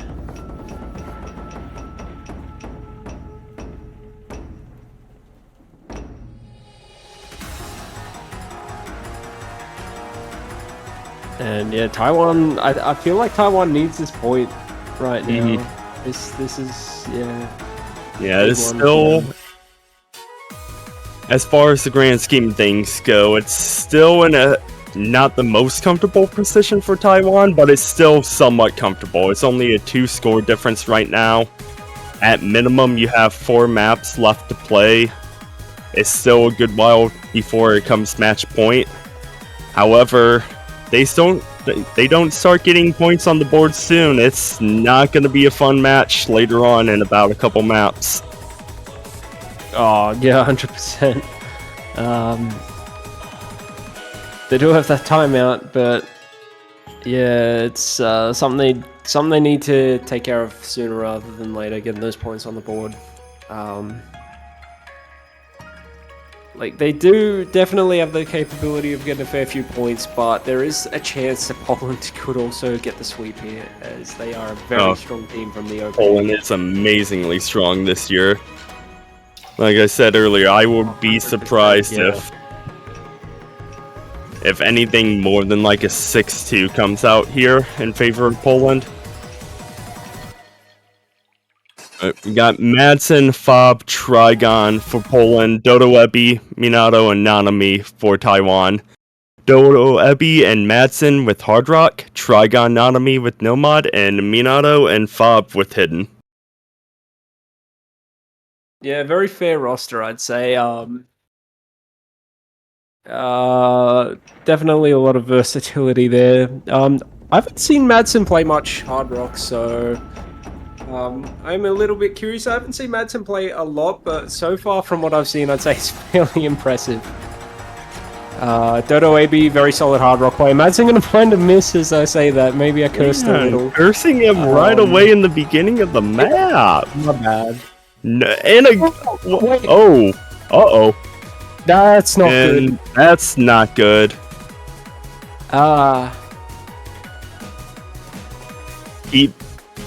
That's not hardware? sure. That's hardware, maybe? I mean, the map is still going and he's still in. He hasn't been kicked out yet, so it might be hardware. It could have been Windows. It could have been keyboard die. It could have been a Pine Orange. It might just be client. Could be... or they get MP aborted.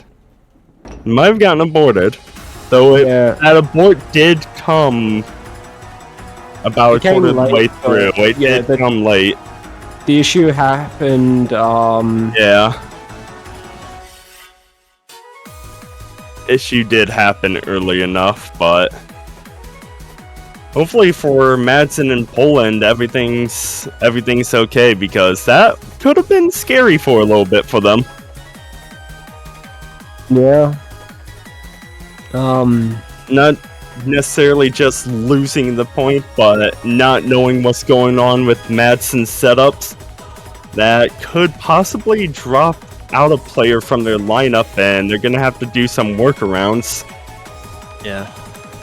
On the plus side, at least the keyboard didn't break, and at least it wasn't a Pine Orange, because that's 2 expensive ways to have tech issues. Did I say Madsen's gonna be playing. I meant Barber. Barber of Darkness is going to be playing, of course. Barber jumping in returns. for Madsen as he restarts his PC. Hopefully, for Madsen, everything works out and everything gets up and running just fine. Yeah. Although I suppose saying the keyboard might be an expensive thing, but the big box with the spinny things is a bit more expensive than the keyboard. Yes, the big box with the spinny things that where all my friends live in. Yeah. So nice and, well, I was going to say nice and cool, but mine Hopefully runs it's hot, nice and cool. so-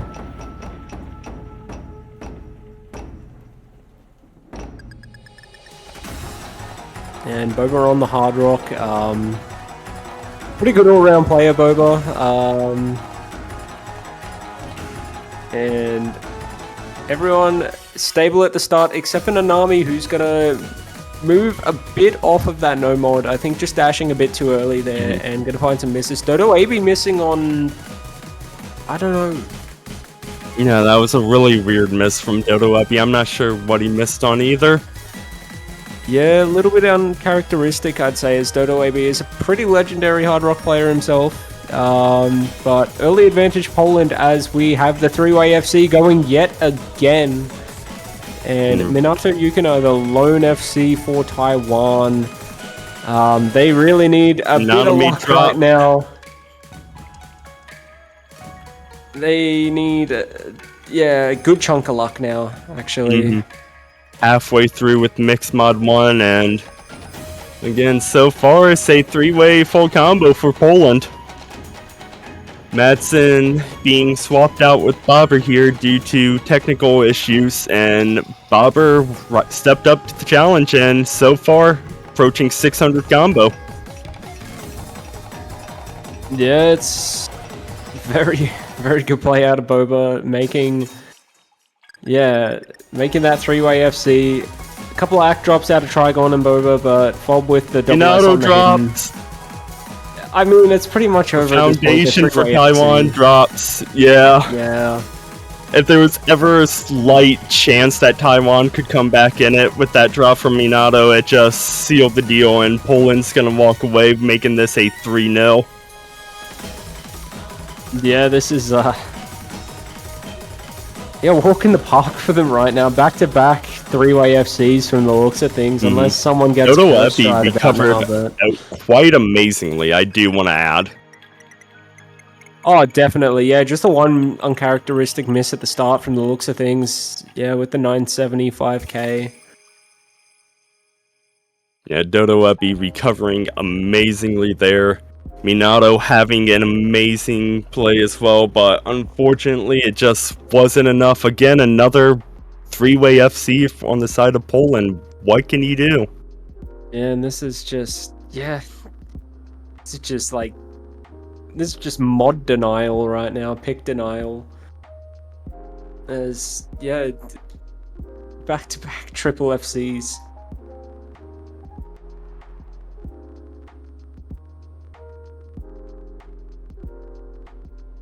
And where will we go from here is the real question. That is the real question. It's going to be Poland's pick here, and the board is open for them. No mods 4 and 3 and mixed mod 1 have been chosen. So the main standalone mod pool has yet to be touched. And we still have no mod 2 left there up on the board in mixed mod 2. Yeah, I don't even know what Taiwan would want to... Well, Poland's got the pick, so they can go anywhere they want. They could go Mixed Mod 2, but it is a fairly different skill set, so we might even see Taiwan try Mixed Mod again, as that one's far more memory-based, and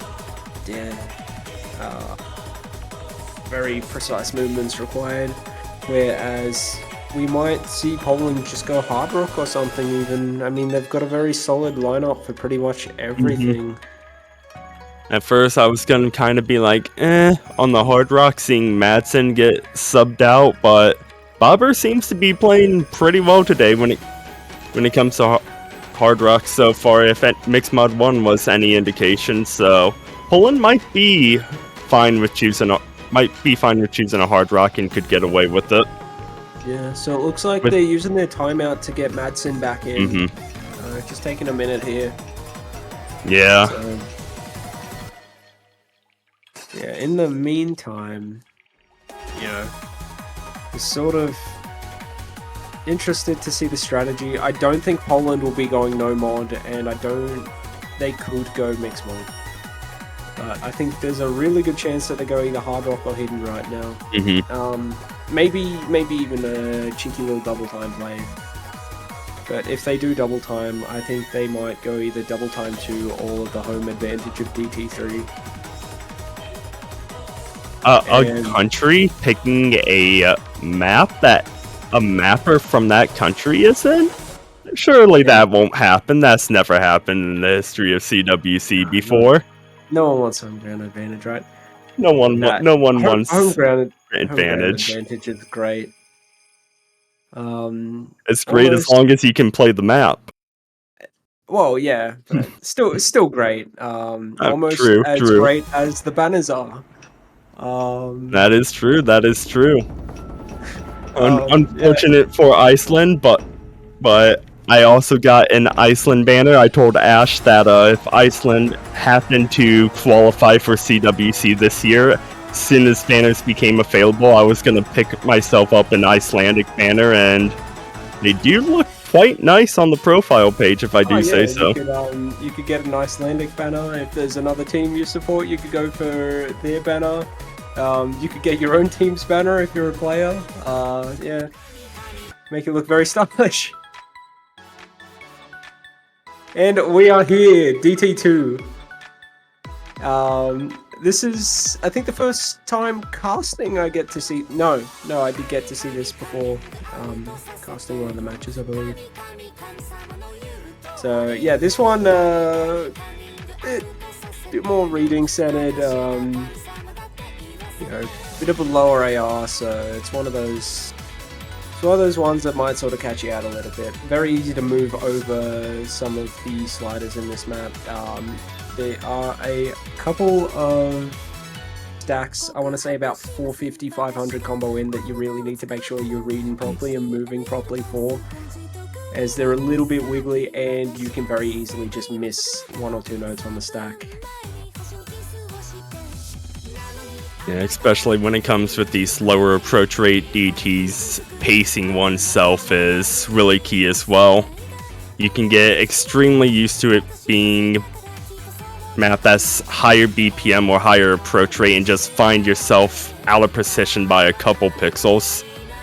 But just being that slightly out of position is enough for the other team to take full advantage.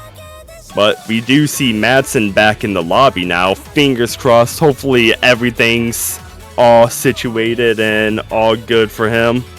We never like to see any technical difficulties happening with any players here. Yeah, hopefully it's all good, and I suppose we will find out early on. Roll 3 miss, 33%. No, I think they don't have faith in the Triple FC this time, so maybe there's a chance for Taiwan to pull it back. Maybe we see something, or maybe they're just throwing us through a loop. Maybe they are going to 3-way FC again. I think this one's probably a bit more of a task to 3-way FC. A little bit trickier for him. But yeah, we'll see if anyone misses early on now. Everyone's sort of getting into the early rhythm of things.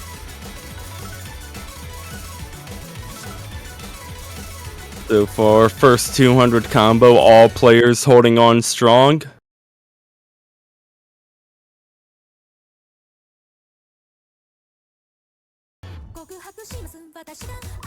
Small pause for anticipation there.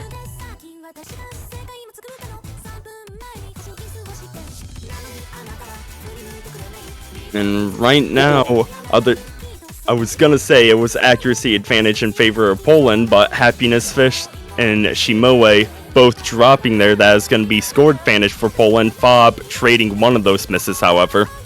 Yeah, so it looks like we won't see the three-way FC for Poland, unfortunately.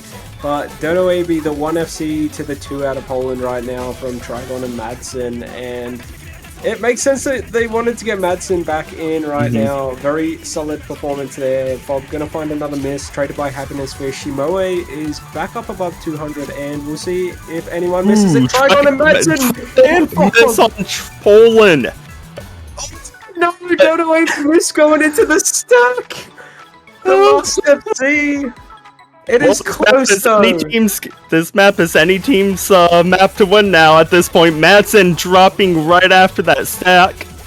Yeah, the real question is, will Poland panic? Or will Taiwan panic? And it is safely back in the hands of Poland. Luckily for them, the panic was not there quite so much at least.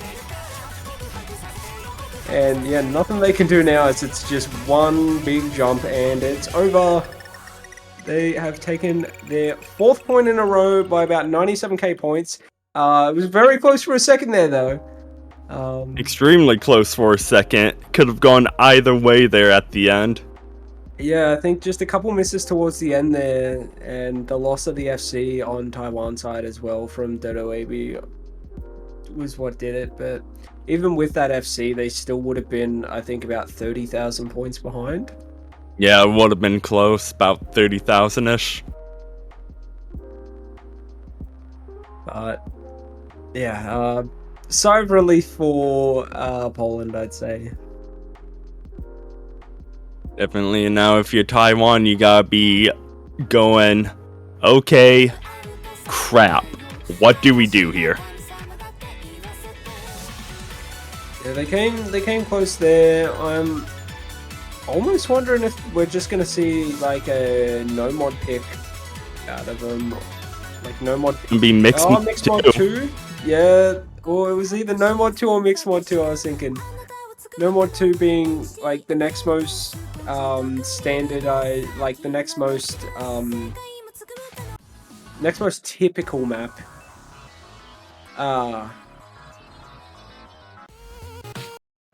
Yeah, there we go. I was gonna say, that didn't look like Mixed Mod 2.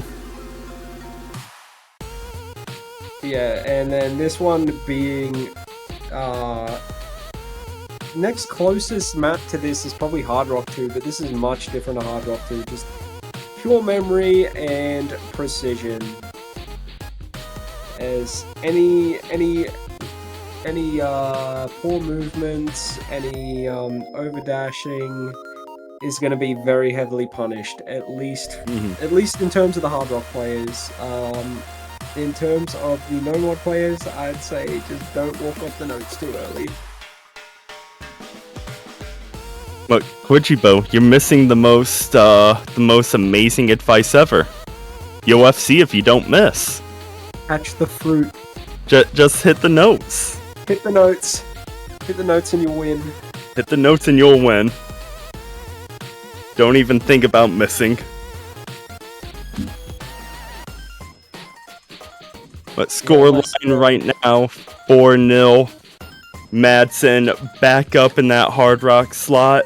Fob, Hidden, Trigon, Nomad, I would assume. Dodo Ebi, Hard Rock, Shimoe, Hidden, and Minato, Nomad. Again, I would assume based on lineups and everything and seeing how both teams had their lineups with Mixed Mod 1. But 4-0 right now. Is Taiwan going to be able to get their first point in the match, or is Poland going to make it match point? Oh, Fob rolled a 99 on that prediction.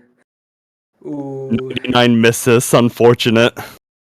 And I don't know whether it's 99 misses or 99% chance to get that miss. 99% chance for 99 misses. Imagine 99 miss the start and then catch the rest.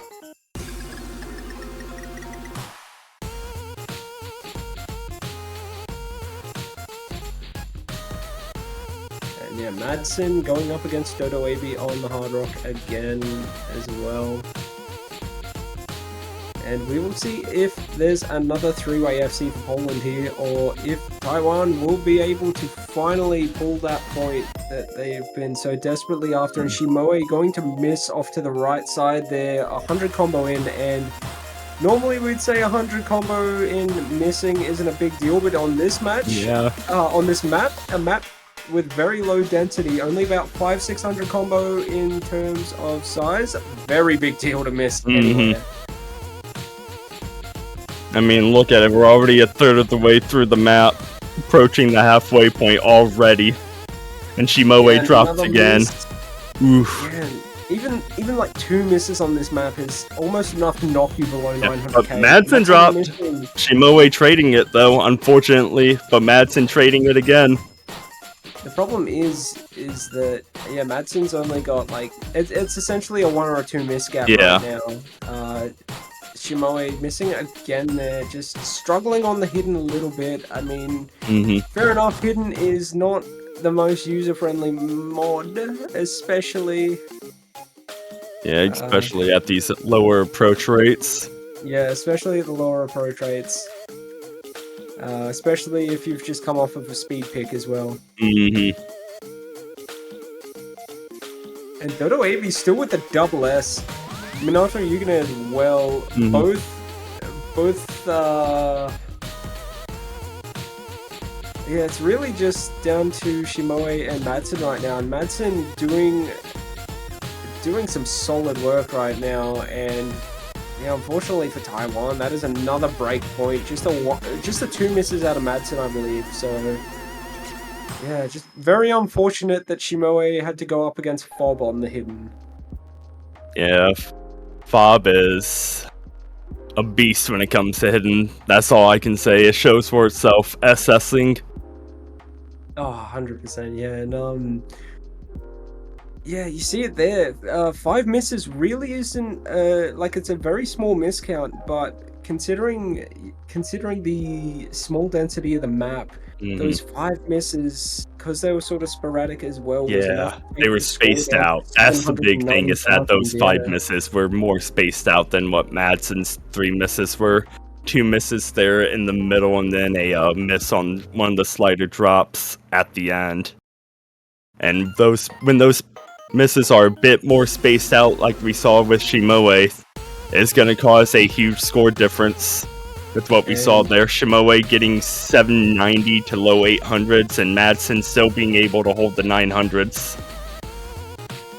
Yeah, and last pick, we will be closing it out with the hometown advantage. Imagine if Taiwan pull a breakpoint on this, take the Poland map from the Polish players. That would be crazy.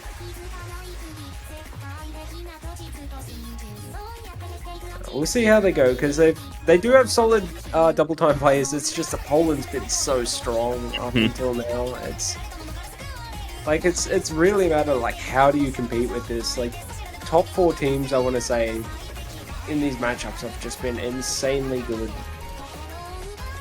Oh, we haven't seen USA play yet, but I'd imagine they're not gonna disappoint us. At least they better not disappoint.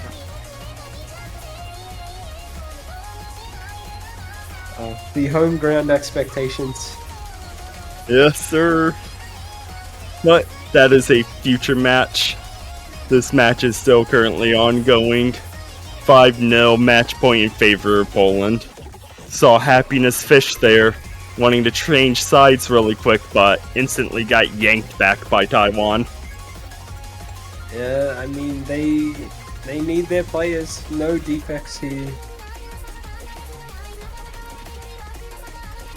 No, now it's Dodo Ebi's turn to get yanked back. No trading. Waiting for that 3rd player slot to be filled in for Poland and Taiwan as well. And it's going to be Trigon for Poland and Happiness Fish for Taiwan to round out the roster slots. So Poland looking to close it out here. Madsen, Bobber, and Trigon facing Dodo Ebi, Shimoe, and Happiness Fish. You were saying, Quijibo? I was just saying the captain will potentially play what could be the last pick. We'll see how Poland goes. As yeah, speaking from personal experience, Boba not the easiest opponent on double time either.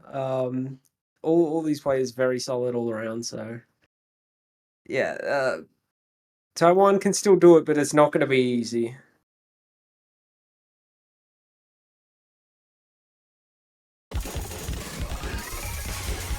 Shimoe with the early miss, and Boba as well.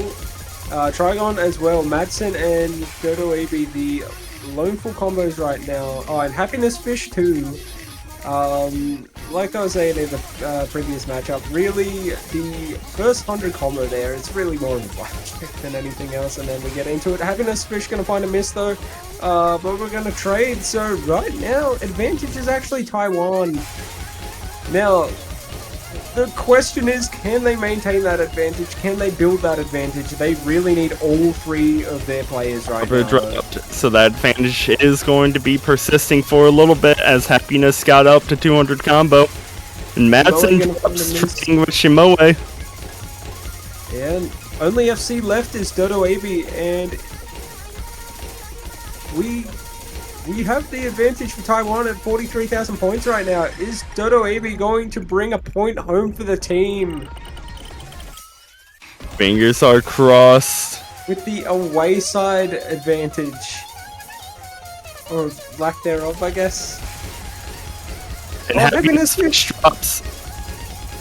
Oh, it's Score is closing very quickly. Shimoe It's drops. closing much quicker now that Shimoe misses. Now, there it is. The score starts flipping inside of Poland.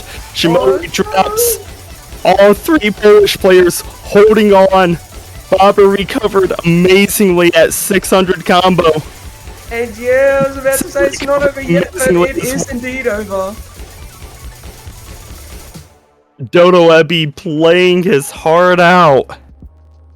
And unfortunately, it's just not enough. What could have been the Taiwanese point snaps instantly back over to the Polish side, and Poland is going to round this out to be a 6-0 sweep.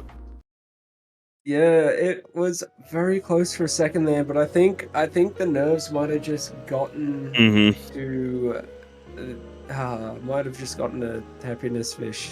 And Couple of chances there for Taiwan to possibly squeeze out a point or two, but it's not much you can do against number 2 seed Poland when they're playing like that. Oh, 100%. Yeah, very strong performance.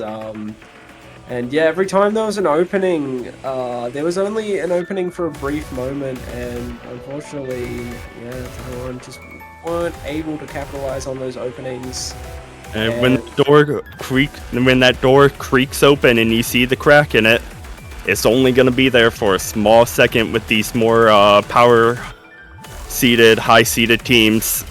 As soon as that door is opened for a chance to step through, you need to take it, otherwise it's going to get slammed shut against a team like Poland. Yeah, 100% definitely. And yeah, a few more matches left upcoming, just 4 more matches. So the next 2 matches are both going to be at UTC 17, so we will have USA versus the United Kingdom, which will be on the main stream, the winners bracket match, and Denmark versus Spain, which will be on the B stream, and that one is a losers bracket match, so whoever loses between Spain and Denmark will have their run ended in that matchup. And then yeah, 2 hours from now at 18 UTC, we will also have a double up as well. So winners bracket match will instead be on the B stream for the 18 UTC match. Argentina versus Peru, and then Turkey versus Netherlands on the A stream, the last losers bracket match as well. So another do or die match up there. But for now, we will be taking our leave for a couple hours, so don't go too far, because that time will creep back in, as 17 UTC is not that far away, but it's still a bit far away, so, you know, go a little less than 2 hours. Yeah, and yeah, we'll see you back then soon. But until then, that's it for me, Quijibo, and I believe we've got a couple more upcoming Elux. I do. I'm gonna be casting Denmark and Spain and Argentina versus Peru. Really excited for that Argentinian versus Peru match. That is going to be a banger and a half. Yeah, another banger. Peru. I think a few people slept on Peru, but Peru's looking like a really good team this year, so Argentina might have their work cut out for them. Yeah. Until then, though, we will catch you all later. I have been Quijibo, joined by Elux, and thank you all for watching.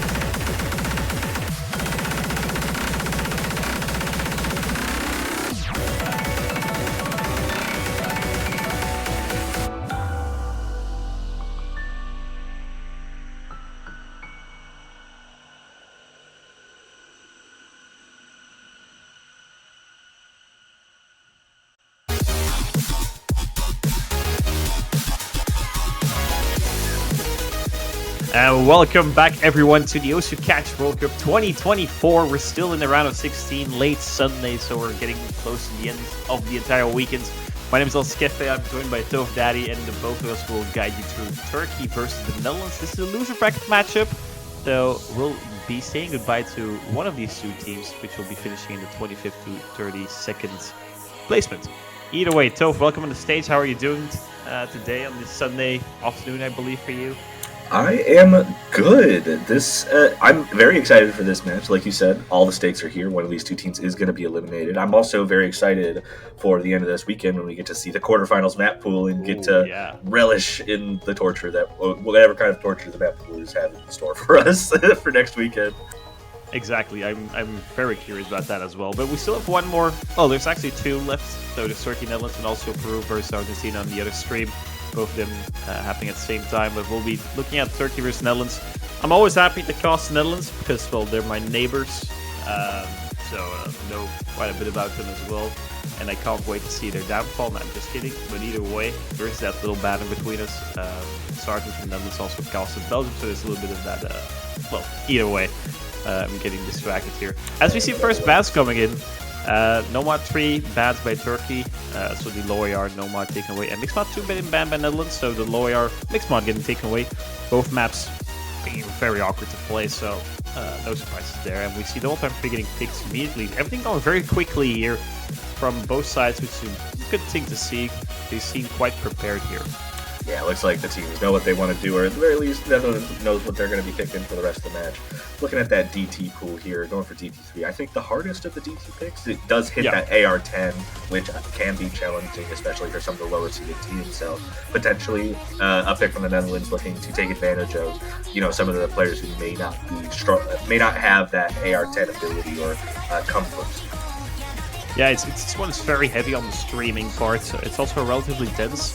The AR does help a little bit with the density, but still it's very heavy on the streams. Some very awkward streams left and right. It's a short one. I think the shortest map in the DT pool, so that also kind of counters that.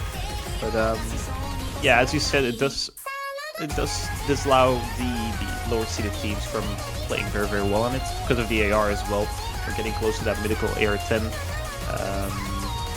Well, we already break it even with this one, so yeah.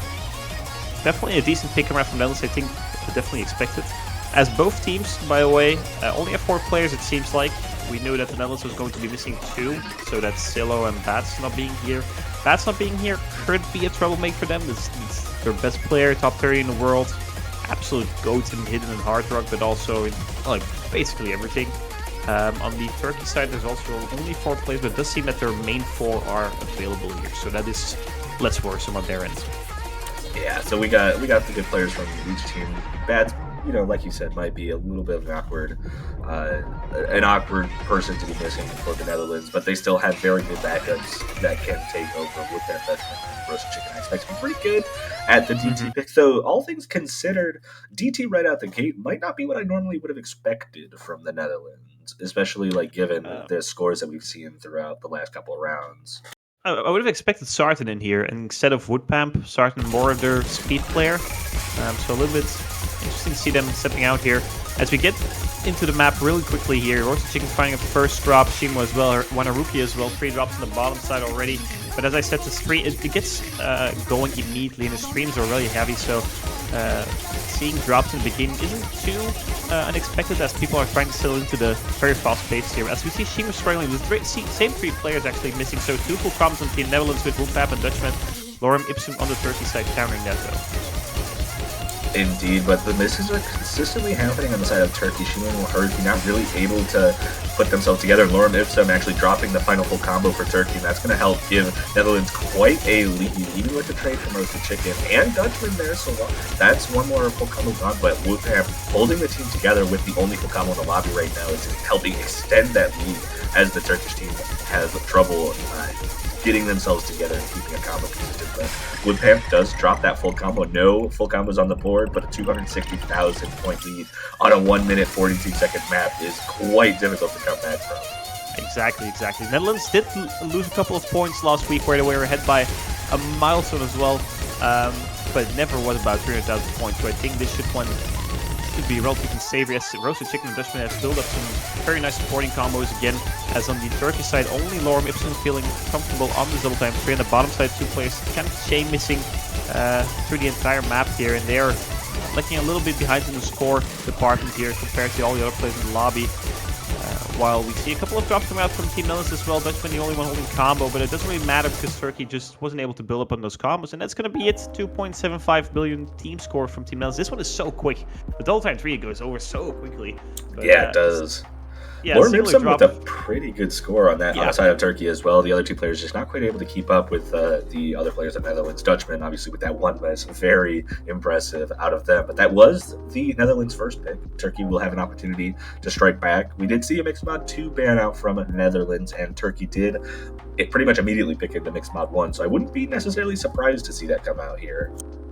Yeah, exactly. I think for most lower seeded teams, the mixed mod bracket is a gift from God, because it just provides you to distribute your skills sets over 3 separate mods, and it's just completely different than having 3 hardcore players and 3 normal players and so on. So mixed mod 1, probably the pick for Team Turkey here. I could also see them going hidden. Netherlands is known to be a very shaky hidden roster, and when Bats is not there, which is their best hidden player, I mean, that does open up hidden pool.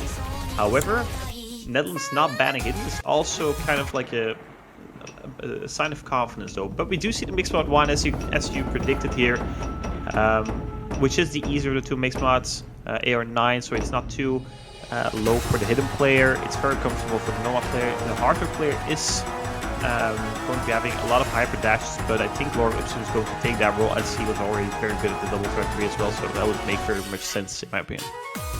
Yeah, I expect Turkey to have a pretty good team for this. The hidden player on their team might not be as strong, but I expect something similar to come out of the Netherlands, where they don't quite have the right hidden player in place. Like you said, with Bads missing, that might be kind of where the weakness starts showing up. And we do see Sartan coming in there.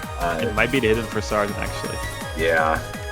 It is. It It is is. going to be the hidden. Okay, this is going to be spice for Team Netherlands because, well, as we already mentioned, Basson being here, Sarton making his comeback after 4-year hiatus. But I know he doesn't like the hidden mod, so I'm curious to see how he's going to be performing on this one. He's going to be taking on Shimo on the hidden, as Yasun also makes his appearance here in the lobby, taking on the Nomad and Lorem Ipsum on the Hard against Dutchman. So the two MVPs for both teams on Double Time 3, taking on Hard 3 here. Actually having some issues with that opening pattern there, finding a couple of misses, so it's going to give the Netherlands an immediate lead, though. Really early on in the map, well before 200 combos, so it's going to be a little bit less impactful than misses will become once these players hit that 200 mark. Exactly. The beginning section is a little weird, but that drop of Shimo there on the bottom left is going to be hurting. Traded by Sarton though, so going to stabilize the 22,000 points for both hidden players for a little bit, as we kind of predicted. Another drop coming out from Sarton. As we see all other players holding on to comps, so Dutchman and Wolfgang still on the FCs for Team Netherlands, and Yasun on the Nomad for Team Turkey, and then of course Lorem Ipsum with this very high supporting combo as well. Indeed, and that's actually a massive lead now. Sarton having trouble picking himself back up, but Shimo does trade one of the misses back. But Woodpamp actually finds a break as well, so Yasun and Lorem Ipsum's full combos are facing off only, well, not full combo from Lorem Ipsum, but close enough. Only facing off against the Hard Rock on Dutchman there, and this is about 100,000 points of lead now going into the second half. And if Sarton's not able to pick up the consistency here, this might be all she wrote there. Yeah, exactly. It's 80,000 points in difference between Sarton and Shimo, so Shimo definitely being the difference maker in this one. The rest is kind of negligible, given how his Yasun is still holding on to the FC, but Wolfman's on a 1 miss. Sarton dropping, Dutchman dropping, last full combo down for Team Netherlands actually, and Lorem Ipsum and Yasun have very high combos. Drops come out from Shimo, but traded immediately by Sarton, and that's 170,000 points they're looking towards here. That's a huge difference for Team Turkey, and this mix mod 1 is looking very, very bright for them actually. Yeah, these Wiggles not treating Sarton well still. Shimo not having the best time either. Yasun finally breaking the last full combo on the board, but Lorem Ipsum basically there. Just a few misses at the beginning and came back from that. But looks like Turkey will be able to take at least 1 point in this match against the Netherlands, as long as nothing catastrophic happens here at the end. But they're probably about 10 misses away, and they would need to start happening now, I think, for anything to change. Yeah, exactly. Lorem Ipsum is beating Dutchman on the Hard Rock. Yasun is beating Woodpamp on the Nomad, and Shimo is beating Sarton on the Hidden. So it's a clear sweep from Team Turkey here in all mods, respectively. 180,000 points, and the Mixed Mod 1 was the pick to go. 1-1. And Turkey came out to fight today, actually. Yasun with a 5 miss, Lorem Ipsum with that 1 miss. We count it as an FC, honestly, right? It's basically an FC. It's the first pattern. I imagine they were just jump scared by the pattern. Exactly. Especially on AR10, with those openings, if you don't know exactly where the note is, it's very easy to miss those high space notes. Yeah, it's a weird pattern as well, because it changes in speed, so especially in the Hard Rock, you can definitely get caught off guard. As we see Netherlands going immediately for Double Time 1, very reasonable pick, right? We had the Era 8.5 Double Time 3, which was very stream heavy. Now they're going towards the consistency Era 8.6, so even a little bit faster. However, the map is easier, so Turkey should have a better time on this one. But I still like this pick very much. Yeah, they had such a strong performance on DT3 that I think that this is a good pick.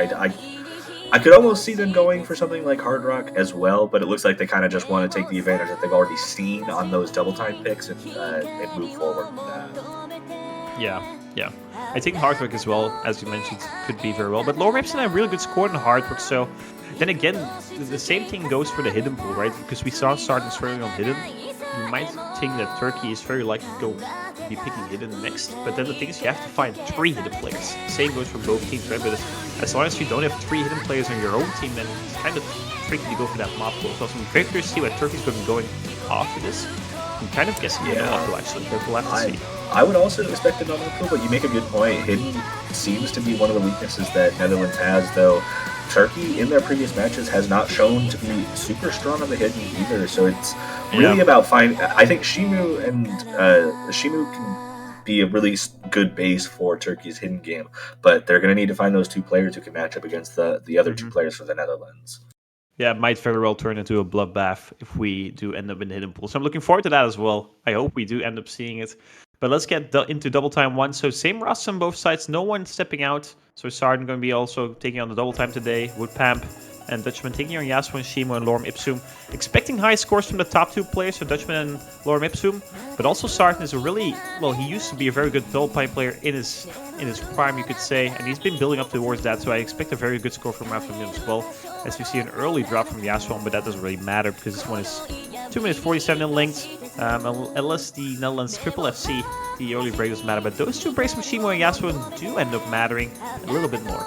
Yeah, those misses coming right around that 200 mark too, so those are going to have maximum impact on that score. And we're already seeing on a consistency map like this 57,000 points of advantage for the Netherlands as we start getting into the more difficult or the larger hypers and some of those 1/3 patterns that can be a little trickier, but everyone's sort of starting to come back. Yasmin now at the 200 combo, but Shimu finding another drop in the middle of that. Dutchman does trade it back, so it's going to help stem the bleeding a little bit for Turkey, but 80,000 points this early on in a consistency map is not really what you want to see if you're Turkey. Exactly, we see some drop of misses coming out from Lorem Ipsum and Sartan. Wupam, the only one holding on to the double S here.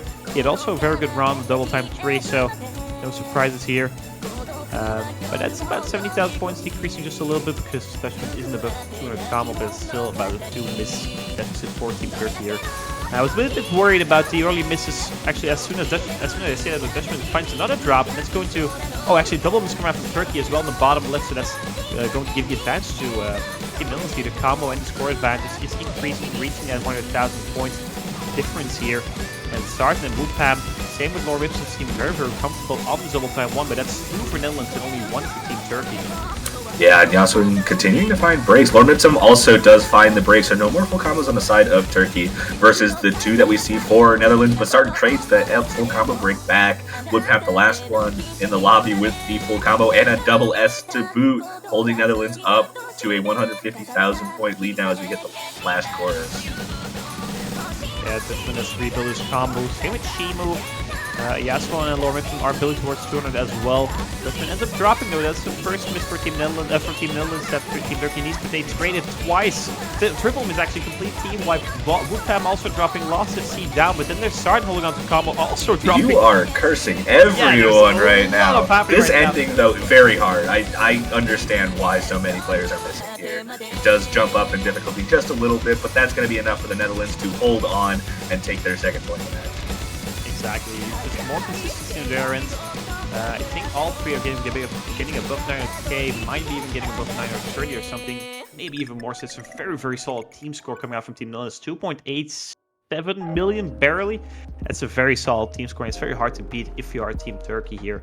But it was a Dutch pick, so we are going to go towards Turkey now. It's their move, but 2-1 scoreline for Team Netherlands.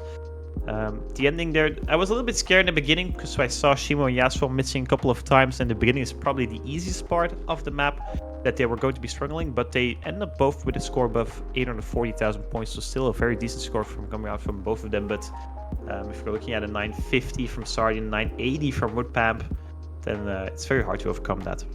Yeah, very impressive scores all around too, but DT just not seeming like Turkey's mod for the day.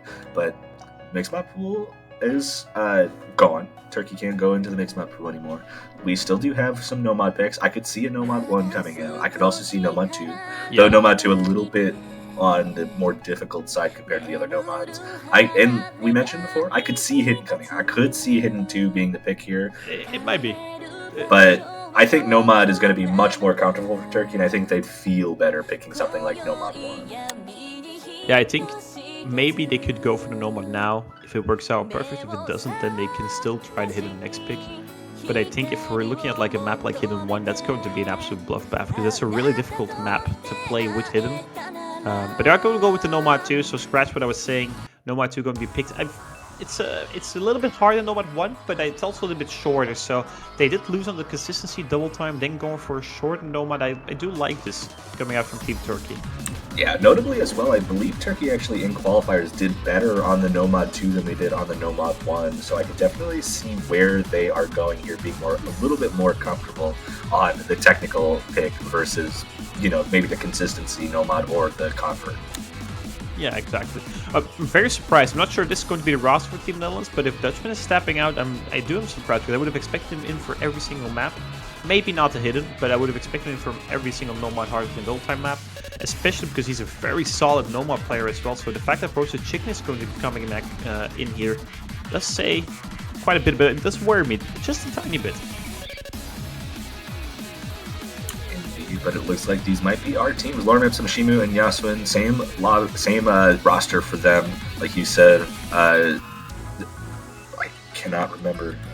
Dutchman, yeah, Dutchman swapping out, a little bit awkward, but I mean, Tech is one of those skill sets that I think a lot of players are very good at. So I'm not surprised to see potentially a player who's very good at Nomad be swapped out for someone else who, maybe feels more comfortable on technical things.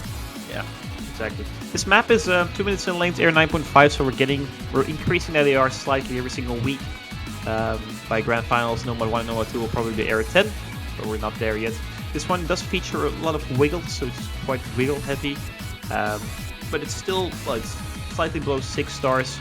Most of the players in the round of 16 should still be comfortable with it, but do expect some drops left and right, especially on the wiggle patterns. Those are quite profound to catch, pun intended, players off guard here in the OC Catch World Cup. Wiggles are our biggest enemy, or at least for most of us. For most of us, happens. But here we go into Nomad 2, the second pick from Turkey, 4th overall in the match, out of a possible 11. Turkey looking to not give away the advantage or the momentum to Netherlands after 3 own picks in a row. No breakpoints yet, and Woodpamp with an unfortunate early drop. The Netherlands is going to let Turkey get a slight lead, though, as I said, before 200, not going to be as impactful. Sarton also finds a drop, so Turkey looking very good out the gate. Exactly. Only Roasted Chicken left with a full combo on Team Netherlands. And scratch that, I did curse it as well. My apologies. Triple miscom out from Team Netherlands. Actually only traded once, twice, triple time. Okay, I don't know what's happening here. Both teams complete wipe, but that's a 70,000 point score advantage for Team Turkey, right? So they do get favored in these full team wipes on both ends. As we see a couple of drops coming out from Woodpam, again from Roasted Chicken as well. No trades coming out from Team Turkey, and they have built up such a huge score buffer here in the first third of this Nomad 2. Only started with any combo on Team Netherlands. Yeah, no one really able to hold themselves down on the Netherlands side, though Shimu does find a break right after Yaswin, so just the 2 combos, and Roasted Chicken joins Sarton at the 200 combo for the Netherlands, so they'll be able to start cutting into that lead just a little bit. We still have half of the map left, so there's lots of patterns still, and with how much we've seen drops coming out, that's a full team break from the Netherlands, and Lorem Ipsum now the only player with combo anywhere. Shimu trying to join them, but that's going to only help expand this lead to almost 200,000 now, as the only person able to keep combo is Lorem Ipsum. Sarton trying to join them, but it's going to be too little too late if Sarton's not able to have his teammates join him. Yeah, it's 200,000 points. A very surprising turn of events. I did not expect Team Netherlands to struggle this much on this Nomad 2. Shimu is the second highest. Actually, Lorem Ipsum ends up dropping his combo. Shimu is getting close to that 200, so the score gap's going to decrease, but we're in the ending section of Nomad 2. That's Turkey going to be getting a second pick on the board here, and I don't think swapping out Dutchman was the greatest of ideas. But then again, he would need to have the Nomad 2 for Team Netherlands to match Team Turkey's score. So very solid team performance coming out from Team Turkey. Lorem Ipsum once again the MVP, but Shimu with 880,000 as well, outperforming the entire Dutch team, and that's 2 apiece. And we turn into a best of 9. No, actually, never mind, a best of 7. My apologies. But yeah, surprising turn of events. Just play until 6 points. You're not quite at the 7 range yet, but we'll be in there soon. But it is back to the Netherlands pick. They picked 2 DTs so far. They still got DT2 left, and they immediately go DT2. So they're cleaning out that DT pool here. Yeah, the issue with that is, though, there's no more DT left after this, right? They have to go for something else.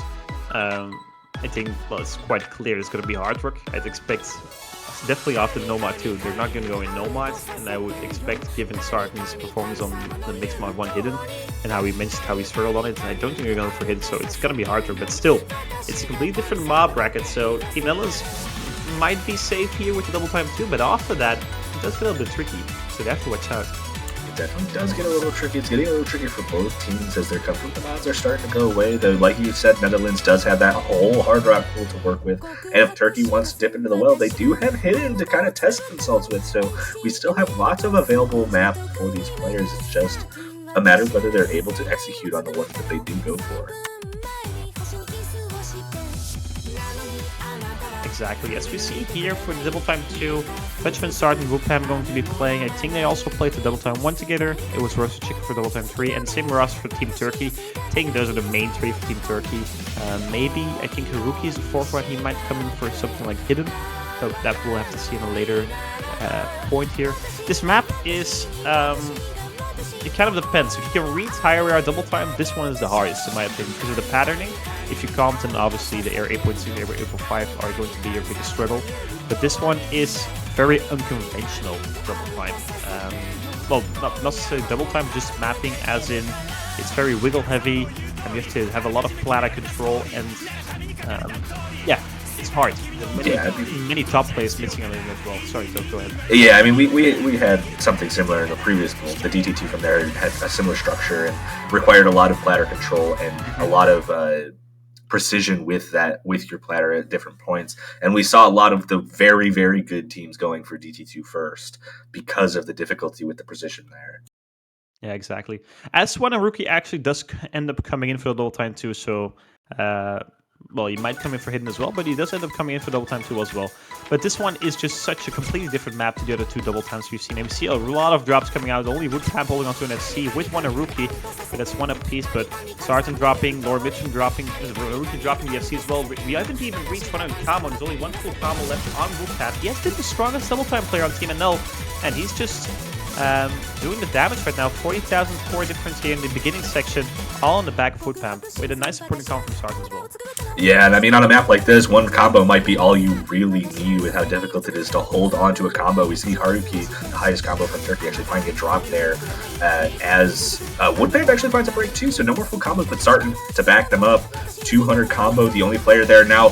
Full lobby wipe there, all 6 players resetting combo there, and that's going to favor the Netherlands, who already have a 90,000 point lead. Yeah, exactly. Team Turkey definitely struggling quite a lot here. But same for Team Netherlands, actually, both teams just not able to hold on to any combo. Dutchman and Lord Mitchum are the highest combo. Lord Mitchum is down as well. Only Dutchman with anything above like 50 combo right now, but that's doing damage for Team Netherlands, right? They've built up a 100,000 score gap, even though they've been chain missing as well. But Team Turkey trying to build some combo on Shima, which is happening right now. But they end up a full team wipe. It's only Dutchman. It's only Dutchman in the entire lobby, but he's doing the damage here for Team Netherlands on the Double Time 2. Yeah, 594,000, highest score in the lobby by over 50,000 points. They're definitely keeping Netherlands with a very strong lead as we get to the last thing of this map. And it's, I mean, the Turkish side really needs to hold on, but it looks like, and yeah, we see 2 breaks to trade the 1 from Sarton there, and that's not going to be enough to help Turkey in this situation. Shimu is doing a good job of building back up to 200. Both Woodpamp and Dutchman now both at 200. It looks like the Netherlands will sweep the DT category here. Yeah, exactly. We see a complete team wipe from the Netherlands, but I don't think that matters in the ending sections. The damage has been done, especially by Dutchman, but Woodpamp and Sarton also in the beginning had their moments of glory. But overall, the team performance, none of the Turkish players could beat one of the Dutch players. So, clear team win. They sweep the entire Double Time bracket. Only 2 S ranks on Team NL as well, so no S ranks on Team Turkey. 3-2, Turkey to pick next. Yeah, I think, well, as you said, the comfort zone, we're running kind of out of the comfort picks here. Maybe the Nomad 1, maybe the Nomad 4, and otherwise, most likely the Hidden Pool. So yeah, we'll have to see where they have to take this one. Nomad 1 is the expected next pick, followed by either maybe rolling the dice on a convert pick or moving into Hidden to just kind of scout it out. Yeah, exactly. I like Hidden here. I think Hidden is a very good bet, but obviously I don't know their scores in practice, right? So they might know that Hidden isn't meant to be for them. But then again, if you can't pick from the Hidden Pool, you only have 2 picks left for Team Turkey until you have to go in that Hard Rock pool, which, given how Double Time went, might not be the safest of picks as well. So, bit of a rush situation here for Team Turkey. Yeah, I mean, yeah. A Hard Rock is not the worst mod for Turkey, as it is just so happens that Netherlands is so good at it compared to the other mods in the pool. So I would not necessarily expect them to go into Hard Rock as like a counter pick, but more so as a comfort pick. Because they might feel better about a Hard Rock map like a Hard Rock 3 where the circle size doesn't matter as much, it's just a high AR. But Convert comes out, no mod 4. That's an interesting decision. Yeah, I like this as well, because we talked about Bats a lot, and what we didn't mention is he's probably the best cover player in the world, or like at least top 5 cover players in the world, but he's not here right now. So they have to find someone to replace him, and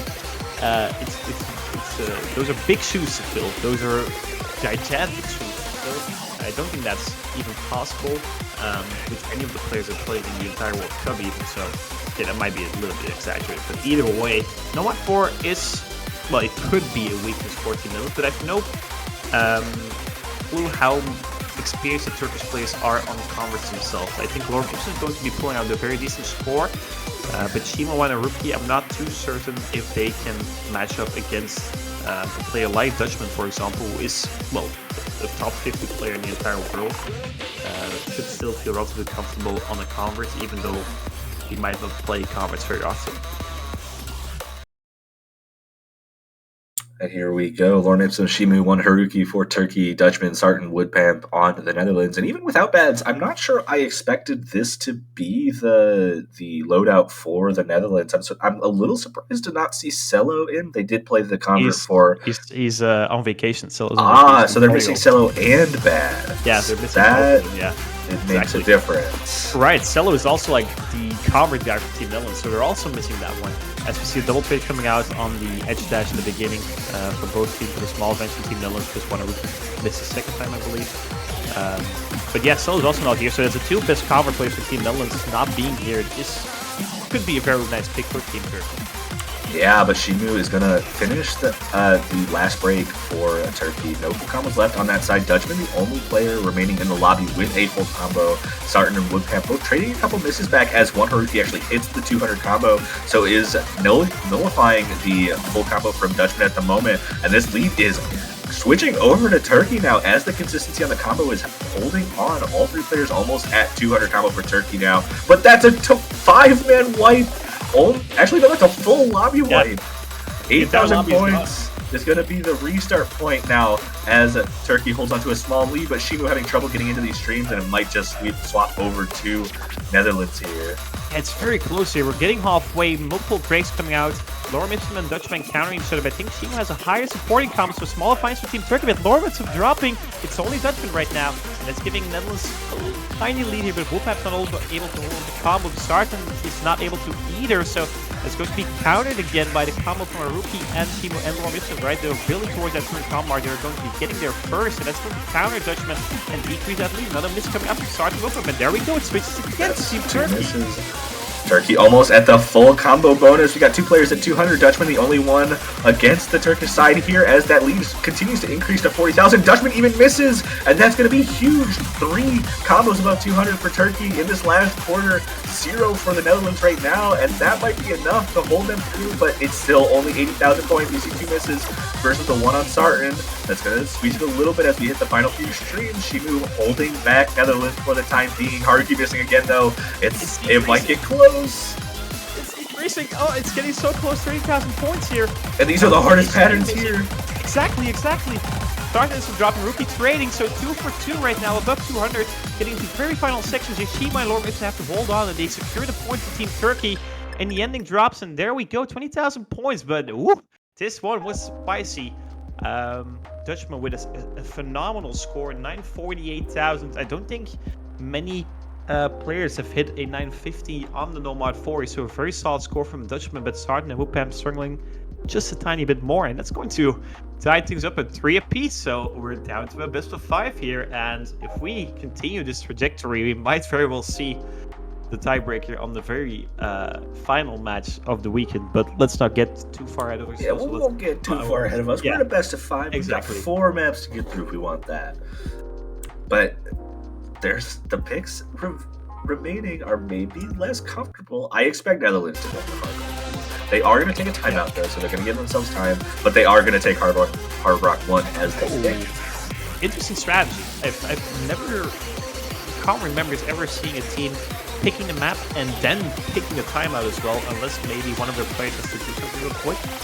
I imagine there's some nerves coming through Yeah. for the Netherlands. Losing that Convert pick certainly, I mean, being 3-3 is not the most comfortable position ever to be in. Even if you haven't lost any break points, being in a tied game can be stressful. Yeah, exactly. Might also try to get some of the players used to the hard work again, to the AR-10 rather. The map itself is a absolute marathon. Longest pick in the entire pool, 4 minutes and 10 length, except for the tiebreaker, obviously. The map itself is relatively comfortable if you're able to read AR-10. So it's basically a consistency test of can you read AR-10 and can you keep your nerves.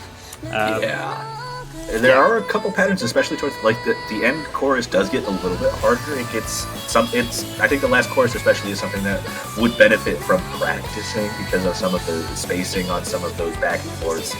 So this could be a practice tester to a certain extent, but it's also a big it's big consistency and keeping your composure good, especially for when that difficulty spike starts hitting at the end. Exactly, and this could also be a turning point in this match, right? If Netherlands win this one by quite a margin, they can safely assume that the hardware bracket is okay for them. They can continue picking it. If Turkey wins this, this opens up a complete new dimension in the match, right? Because they break Netherlands and they know that they can pick the hardware maps now. So it's going to be very interesting to see, and I think there are in fact some nerves on the Dutch team, right? You're missing two very nice players, and you are probably expecting to. Well, they were the clear favorites going into this match, but if you're then looking at the 3FP situation, there are some nerves going to be coming in, some pressure on your shoulders, and the question is, can Dutchman, Sarton, Whoopamp, and Roasted Chicken handle that, right? Because we also have to keep in mind this is an elimination match. The team that loses this one is out of the tournament. No quarterfinals to use. So a lot at stake here. Yeah, a lot at stake.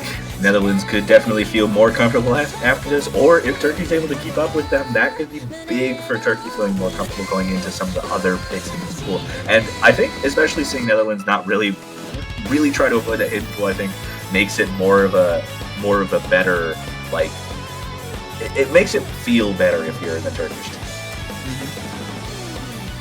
Yeah, exactly. There's still one Nomad left and two Hardwoods left, so there's 4 picks in total. Oh wait, actually, so there's 3 Hardwoods and 1 Nomad, so there's 4 picks, so we don't necessarily have to see the hidden pool if those teams want to. Yeah, if Turkey really feels uncomfortable, they can just go with Hard Rock after this, or after Nomad 1, I should say. But one way or another, I think if this is going the distance, I think the hidden pool has to be tapped.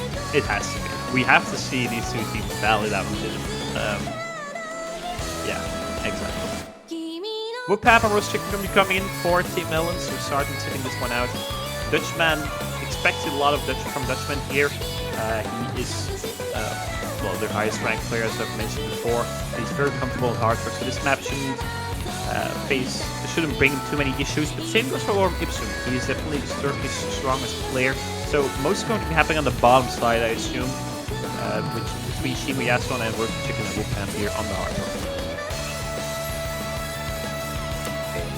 Indeed, just waiting for the timeout to finish. Looks like the Dutch team is ready to go. Should be getting the ready up soon. And there's the start command. We'll get into the longest pick of the pool outside of tiebreaker here and see if the composure can hold up for both of these teams.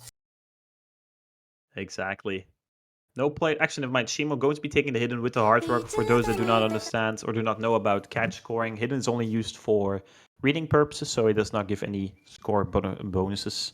No mods do actually in Score V2, so no mods give a score bonus, but hidden doesn't either, just because of well, in standard it does, I believe. So then again, we're getting into the hard work one here. Map by Bunray, the consistency test. The first time these two teams battle on the hard work, so I'm very curious to see how these teams are going to be performing. Early drop coming out from Yasuo, but as we mentioned, it's a marathon, not a sprint, so that one shouldn't matter too much. Yeah, that was one of those cross-screen jumps that can benefit from a good amount of practice. Can be difficult to read on your first playthrough, or even if you're not ready for it in general, but that's an early enough miss that it's not going to matter too much. No one else finding any misses as the build-up to 200 combo happens. But the accuracy, a little bit low for a few of these players. We do see one double S on the side of Dutchman, who's been catching the droplets well, but everyone else kind of backing off. And this lead is going over to Turkey with that miss from Woodpamp right before the 200. And now that's going to extend the lead until Woodpamp is able to bring it back. But Yaswin does trade it back as Woodpamp misses again. Lorem Ipsum missing now 2, so that's 2 combos to just 1. And that's going to favor Netherlands here. Exactly, Lorem Ipsum dropping there is huge for Team Netherlands. Yaswin finding a couple of misses on, but Dutchman's creating that Lorem Ipsum miss just a little bit later. So Rosacek versus Chimo, and it's only 7,000 points. The teams are neck and neck after the first quarter. But then again, as the further we get into this map and the more combo you're building, the more nervous you're getting. And as we mentioned as well, the beginning is a little bit harder, so we might see some things happening there. But for now, actually, never mind. Rosacek can drop it straight into Both the players with the full yeah. combos miss. And that's going to keep it relatively even. Dutchman a little bit behind the Turkish team on combos, so it's going to squeeze a little bit, but now that they're above 200, this lead is sticking just around that 2,200 mark. It is as close as it can be, and Woodpamp finds another miss, and that'll help Turkey hold a lead. Yeah, exactly. Chimo's trading though, so they just keep it so close. They're telepathically communicating with each other, missing at the same time or close to the same time. Rosacek building his combo. Rosacek is going to be dropped to switch back to Team Netherlands. I think he switched like 6 or 7 times at this point already. But we see the highest combo lobby from Dutchman. Yasuo missing no trade. Actually, no misclick from Team Netherlands, so it's going to be, I think, favoring Turkey as soon as Oryx gets back to the combo. Dutchman is cruising right now, though. So the highest combo lobby is keeping Netherlands kind of in this 27,000 points. Yasuo Shane missing here in the streaming section is giving Netherlands a little bit of a break. Same with Chimo as well. Douglas coming out from Team Turkey, no trades, and that's giving them the first substantial lead through this hard-to-win playthrough. Yeah, just a little bit of breathing room, especially with this break, might look really nice for the Netherlands team here as they're all holding good combos. Lorem Ipsum, I believe, the only one on the Turkish side holding well as well. Turkey needs to be able to come back, but we've mentioned a couple times, this ending gets a little bit harder. I could definitely see some chain misses coming out from anyone. They're going to have to still hold combo because it's still only about 4 or 5 misses of difference. And that can absolutely happen as Rosacek gets the miss trade started and trades it with Yaswin though. So not going to be too impactful on the score. Yeah, exactly. 2 above 200 for each team. Yaswin, Shane missing, but Dutchman is cruising 800 combo right now, definitely outperforming. Lorem Ipsum only 20,000 points behind the score, though I did not notice that initially. So both players on the top side performing very, very well for their teams, with Yaswin is not able to find any footing here. Shima also dropping no trades coming out from Woodpamp or Rosacek. Woodpamp is building a very nice supporting combo as well.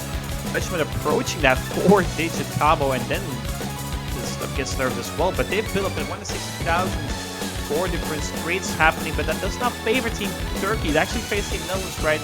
The more you trade, the better it is for the team that's in front. They're still building up that score lead here as we're approaching the ending section, the very slow ending section. And Dutchman with a 1,000 combo is going to be leading Team Netherlands towards a 4th point. It does kind of look like the hardcore bracket might very well be very safe for Team Netherlands here, right? So 190,000 points, probably getting close to 200k here. In score difference, that's still a substantial amount. Team Turkey was able to hold on in the beginning sections, but definitely in the ending sections, after the second half was proving a little bit too hard. Dutchman with a 2 miss 990k, very solid score coming out from him. But also Rosacek getting with 900,000. Same with Lorem Ipsum, Shimu basically knocking at the door for 900k as well. There's some very nice scores overall, but it does translate in a 4th point for Team Netherlands. In Turkey, they have Nomad 1, but then you're kind of wondering, we'll probably have to eventually get into that hidden bracket. We've touched it multiple times during the cast by now, but it does seem that they kind of have to at this point. Yeah, I mean, 2 consistency maps in a row would be a little bit exhausting to a certain extent, especially after losing one of them. Though, notably, Nomad 1 a little bit on the easier end compared to Hard Rock 1. At least, you know, it's an easier approach rate to read for many players. It's not as small circles of position as necessary, but the patterns are a little harder. Got some of those streams that can cause some issues, so it really just depends. We did see some struggles with the windmills from the Netherlands side on Nomad 2, so some of those more awkward or difficult stream patterns in Nomad 1 could definitely be a point of attack that I could see Yeah, the issues as well here is that were Team Netherlands to break Team Turkey on this one, they are on match point with their own pick. And then there's still Hard Rock 2 and Hard Rock 3 screaming towards them. So it's a difficult pick for Team Turkey here. They're probably discussing, are we going to go for that hidden or not? Are we going to risk it? And they are going to risk it. There we go. Hidden 3. I like this pick a lot. I like this a lot as well. This is great. Hidden 3 is the highest AR hidden from the pool, 9.2. Well, 9.2 is definitely not high AR, but it is the highest AR in the pool. But the map features a lot of wiggles, and wiggles are crucial here because Team Netherlands was struggling so much on the Nomad 2, which was filled with wiggles. This map is lower AR, hidden slap on top of it, so this might be the pick. I think this is the pick for Team Turkey. I'm only a little bit scared about their hidden as well. If they're able to keep holding on to that hidden. Sheem is probably going to be the main play to look out for here. He did very well with the hidden on Mixcloud 1. Lorm Ipsoon should also be able to comfortably play this, but we'll have to see. Yeah, I see Yaswin might be staying, and I would have maybe expected Haruki to come in for this, but I think both are effectively that, I think they could swap in for each other one way or another. It's about who's more comfortable. Yeah, exactly. They're going to be that third player for Team Turkey. They just have to do their absolute best and hope for Lorm Ipsoon and Shimu to carry their towards the 4-4. But this one is a very nice. And the thing is as well, if Turkey wins this, then you know that we're going to be seeing the Hard Rock map next and a hidden map after that as well. And then tiebreak is kind of written in the stars. But still, 4 maps left. We still gotta hope. We still gotta watch Turkey and see if they're able to perform on this. Got starting Roasted Chicken and Woodpamp, obviously some of the stronger hidden players on the Netherlands squad not available, so this might be a little awkward, but like you mentioned, Nomad 2 didn't look super great for the Netherlands, and this has a similar structure just added with that hidden mod. Yeah, and also a tiny bit lower AR as well, so that's a deadly combination. I'm expecting a lot of misses on both teams, really. And a triple miss from Netherlands right out of the gate. Only one miss traded back from Lorm Ipsum there in the intro. Yaswin does find one as well. One full combo left remaining after 100 combo, but it looks like the Netherlands was able to catch up a little bit. But Woodpamp and Sartin and Roasted Chicken, that's another team drop from the Netherlands, as Shimu the only player to hold through to the 200 combo out the gate. Yeah, it might be, I was going to mention it's going to be the Shimu show here on the hidden, but we see a complete team wipe from Team Turkey, but same goes for Team Netherlands, right? No combos in the entire lobby. I think the highest one is on Shimu again with 70 here. Yasmin and Lawrence don't miss from Team Turkey, and that lead is going to be flipping towards Team Netherlands on the back of the combos from Woodpamp with 140 and Roasted Chicken as well. So one turret left, and yeah, basically all to play for here on the hidden 3. Still a complete team wipe again from both sides, so 10,000 points. That's the only difference here right now. Yeah, I mean, at this point, it's not about who's going to be able to play hidden better. It's about who's going to be able to miss at the right times, it seems. Because it's just, if players are able to hold on to some consistency for even just a little bit, even getting up to that 200, we see Shimu doing that. All 3 players on Netherlands dropping again. Shimu with the big combo there is the reason that Turkey's able to take the lead for now, but they're going to have to hold, or someone from the Netherlands is going to have to hold if they want to try to take this back. Yeah, exactly. It's a Shimu show right now. He's the only combo in the lobby. He's gone as well, but he's also complete team wipe from Team Netherlands as well. But they have tiny combos higher right now. It's 18,000 points lost. The quarter of this map.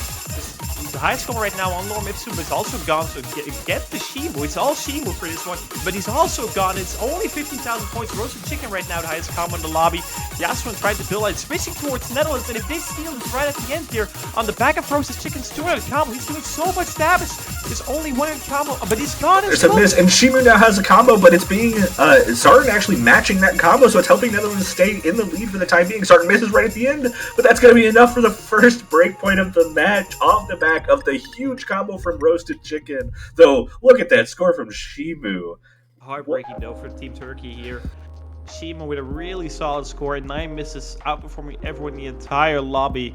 They're not even close. It's not a photo finish. He's crossed the line 5 minutes ago basically, but still his team is not able to support him well enough here, and that's giving Netherlands match points. And this is the situation as well. Like, they're looking at Hard Rock. The fact that Hard Rock 1 wins relatively bad for Team Turkey, their backs against the wall here. It's going to be not an easy feat to topple this mountain on the Hard Rock. Indeed. I mean, I don't know what you do as Netherlands. I think Hard Rock 2 would be more comfortable for them. Hard Rock 3 has a similar structure with like the streams and a few wiggles that are a little awkward. So I think they might want to avoid that. But I think either one would be a solid pick. Yeah, exactly. But they're going for the Hard Rock 3, so the Hard Rock 2 is very well, the opposite of dense. I can't think of the English word for some reason, but it's hard to play though. It's very unconventional. Hard Rock 3 is a little bit more unconventional. It's also quite techy. And the CS is also not too high, as you already mentioned, so that might prove it a little bit easier for Team Turkey as well. So they're not out of this just yet, but they need to find a breakpoint against Team Netherlands here. They absolutely do. They need to match that one breakpoint that Netherlands now has and win their next pick, which, I mean, after seeing that Hidden performance, I could see them going for Hidden again, but they do still have Nomad 1 available, so they have an opportunity to move into the right spot if they do manage to take this breakpoint on a Hard Rock pick. And we saw early on in Hard Rock 1 that Turkey was more than capable of keeping up with the Netherlands. It was just the ending where the consistency started to fall apart. But this one's not as big of a consistency tester, and it's not as big of a precision tester with the higher CS than, or lower CS, I should say, than the other two Hard Rock picks. So it feels more like a high approach rate Nomad pick. Yeah, and we see Wanaruki also stepping in over Yasuon, as we see Lormitsu mentioning that the Hard Rock player for Team Turkey didn't show up today, sadly. So it's also been, we kind of forgot about the fact that Turkey also has 2 players missing. So we kind of start thinking of what if scenarios if those 2 players were here. Maybe one of them could pull out a 600,000 or 650,000 score on the Hidden, and it could have switched it towards the 4-4 scoreline. But we don't have to think about that now. Hard Rock 3, last pick for Team Netherlands. It's what's remaining between them and the round of 16, the quarterfinals rather. Team Turkey has to break Team Netherlands here, and we have Shimu, Wanaruki, and Lormitsu with an incredible toss rate of them, as we see a couple of drops early on those weird patterns. Complete team by Team Netherlands, only Lormitsu holding on to any combo right now. Yeah, all 3 full combos away from the Netherlands. That, I mean, we've mentioned it before. That intro is extremely difficult to keep combo on consistently. So I expect players to start feeling a little more comfortable now that we're out of that intro. But we are seeing Haruki and Shimu and Woodham and Roasted Chicken finding a drop. So it's just that the top row there. Dutchman and Lord Ipsum holding on to the high combos as the other players try to build them up. Roasted Chicken and Woodham doing their best with the supporting combo. Haruki catching up as well. Shimu finding a few drops though, and that is enough for the Netherlands to hold on to a 50,000 point lead now, especially with them missing Haruki. Yeah, and all 3 of them are above 200 combo. They've settled into the Hard Rock 3 here, and they seem very, very comfortable. Actually, a couple of drops as well. Again on the bottom, it's only Lormitsu from Team Turkey, but he needs more from his team. It's 120,000 points rather. As you see, Roasted Chicken dropping one of those combos, but still, I think, well, it's a near full combo on Team Dutchman rather. Lorem Ipsu also dropping that very high combo. No combos on Team Turkey, but Dutchman also dropping it, so I keep cursing these players. I know what I'm doing today, but either way, at the end of the day, Woonpap holding on to the highest combo. He is countering Wanaruki and Shimu. Roasted also going up to 200 combo, but it is a 100,000 score deficit for Team Turkey here. Yeah, and then Turkey was holding on to a combo advantage for a little bit there, but Shimu did drop in Haruki, now dropping that high combo as well. So Lorem Ipsum left alone. Again, Woodham and Dutchman both above 200 combos, so that's increasing the lead now as we get into these longer streams. Some of the wiggles not catching people off guard as much as they were in Nomad 2. Shimu having a little bit of a break there, but almost 200,000 points now as the entire Netherlands team starts to build that consistency up all above 200, and that might just be all she wrote. And sadly, it's turning out into a victory lap here for Team Netherlands on the Hard Rock 3, as they are, well, Woodham with a 900 combo, approaching 1,000 combo. Brilliant performance from him. That's dropping it though, but Dutchman and Roasted Chicken have him covered with 2 combos above 200 as well. A 2.73 million team score, 240,000 points ahead of Team Turkey, and they end up converting this one into the first match point into an complete victory for Team Netherlands. So a 6-3 scoreline, and they are continuing forward in the quarterfinals. But Team Turkey put up an enormous fight here. I think not many people expecting them to tie things up at 3 apiece. And if only that Hidden 3 went just a tiny bit better, Yeah, a lot of could have happened. just overall a very impressive performance. And we even saw Turkey holding their own on these 2 Hard Rock picks for a while. It was just didn't hold that consistency long enough to the end. And Netherlands had the ability to get those near 4-digit combos both times on the Hard Rock picks. But unfortunately, that does mean Turkey is eliminated with the victory for the Netherlands, and they will move on in the losers bracket to the quarterfinals. Yeah, exactly. So your winners on the screen here. Turkey sadly being eliminated 25th, 32nd, but they ended up getting 3 map wins, rather, I believe, in the CWC, which is still an incredible achievement for a team that is qualified 27th. We also keep in mind they qualified relatively low, so it's also always going to be a tough fight against harder opponents. But as we round things off here on the Osu live stream, we do have Peru still taking on Argentina on Osu Live 2, so I believe we might switch over to there, or rate them rather. Argentina has been on a match point for 3 maps in a row, so Peru's kind of getting a very solid comeback going, so we'll have to see how that turns out. Either way, thank you guys for tuning in on Osu Live 1. My name is Elskefe. I was here with Tove. Tove, an absolute pleasure. My first cast with you. Hope we can do a couple more. But we'll probably be rating Osu Live 2. So we'll catch you guys there. And then obviously come back for the map pool showcase for the quarterfinals, because I believe there's going to be a huge step up in difficulty. So either way, we'll catch you guys later. Bye-bye.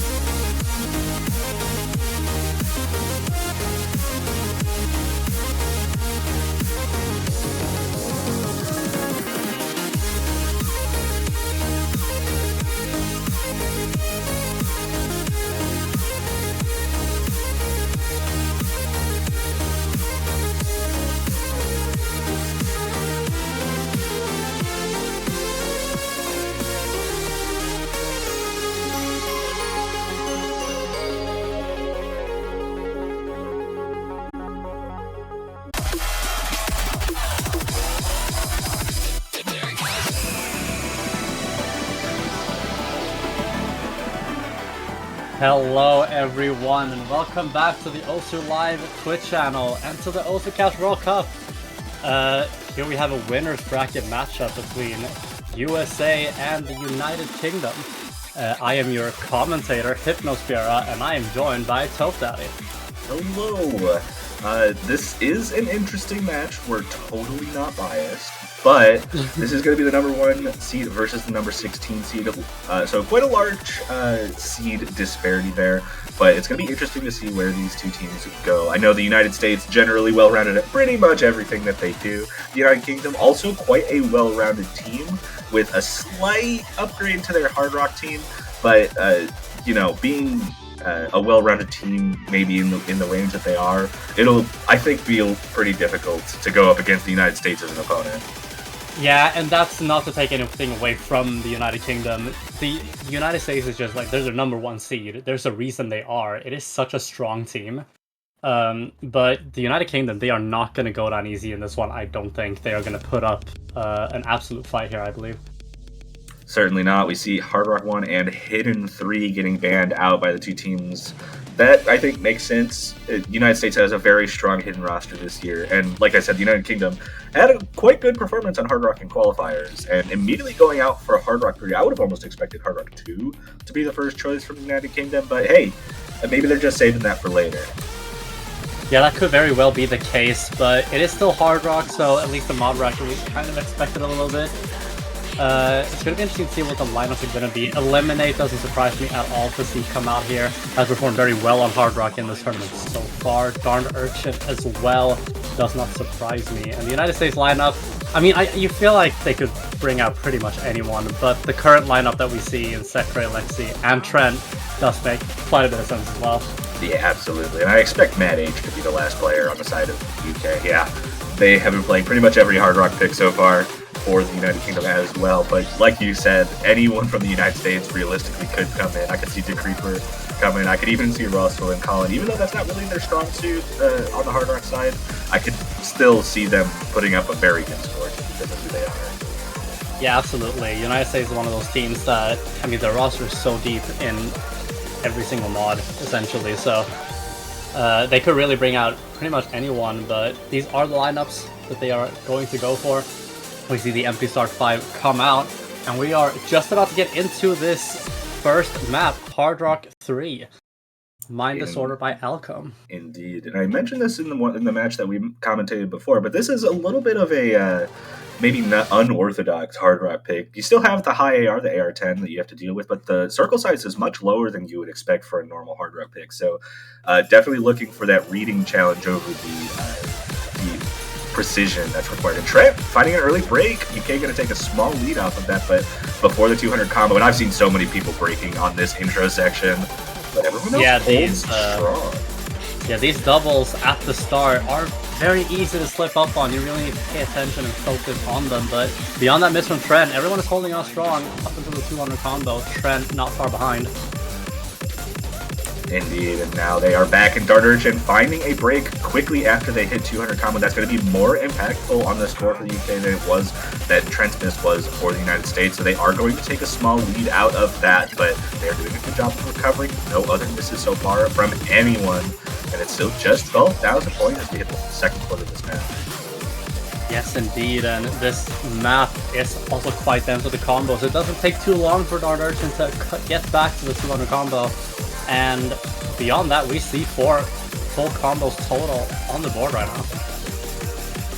Indeed, we're about to hit the break. Trent finds a break, trades the one back from Darned Urchin, and now the United Kingdom's going to have a little bit of a lead going into this chorus. This is where the density starts to pick up even further, though, and that's where I would expect a team like UK to maybe find some faults, but they did pick this first, so I can't necessarily say I expect a miss. But there's Mad H with a miss in the break section there, and that's going to give the lead right back to the United States as Trent hits that 200 combo and is max score in the United States. Yes, indeed, and that means Eliminate is the lone player from the UK, still in the full combo. Lexi and Sekre matching that, though, giving that advantage to the United States. Indeed, and everyone looking so comfortable on this, but Darned Urchin finds a break, and that's going to extend the lead to the United States. And Mad H follows that up with a break themselves. 2 combos gone for the United Kingdom, and it's looking closer and closer to over as we hit the final, and the combo breaks from Eliminate, and that might just be the nail in the coffin for this first pick. Yeah, that could very well be the dagger, as all the combos are lost on the side of the UK, where Sekre and Lexi holding on to the full combos, and Trent with a very respectable 670 combo. Yeah, and that's just kind of what you have to expect when you're up against the United States. 2 double S's coming from Sekre and Lexi. Not very good scores coming from the United Kingdom as well. Eliminate actually beating out Trent there, and Darned Urchin and Mad H not far behind. It was just not having the consistency there. And the United States immediately going for the hardest hit pick in the pool. Yes, indeed. The hit and one, Osmosis by Good Kid. And it does make a lot of sense for them to go into this. Like you said earlier, they have a very, very strong hidden roster, and they are ready to play this. They are ready to come at the United Kingdom with a pick like this. And yeah, we see the Creeper come in for Sekre, and Wither Lotus coming in for Darned Urchin. Wither Lotus, no surprise to see on this, I believe. Yeah, absolutely not. Not something that I'm confused with. Actually, something I am a little bit confused about it, Eliminate staying in. I don't know them as much of a hidden player.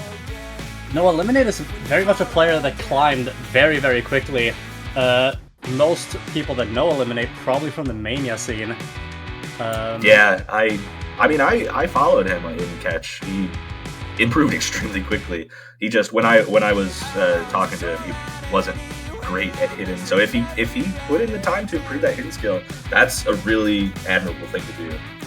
Absolutely, not something that a lot of people decide to focus on when they improve that quickly. At least in my experience. So seeing him actually maybe put in that effort is very nice to see. And we didn't mention the Creeper coming in for this, but very, very competent hidden player.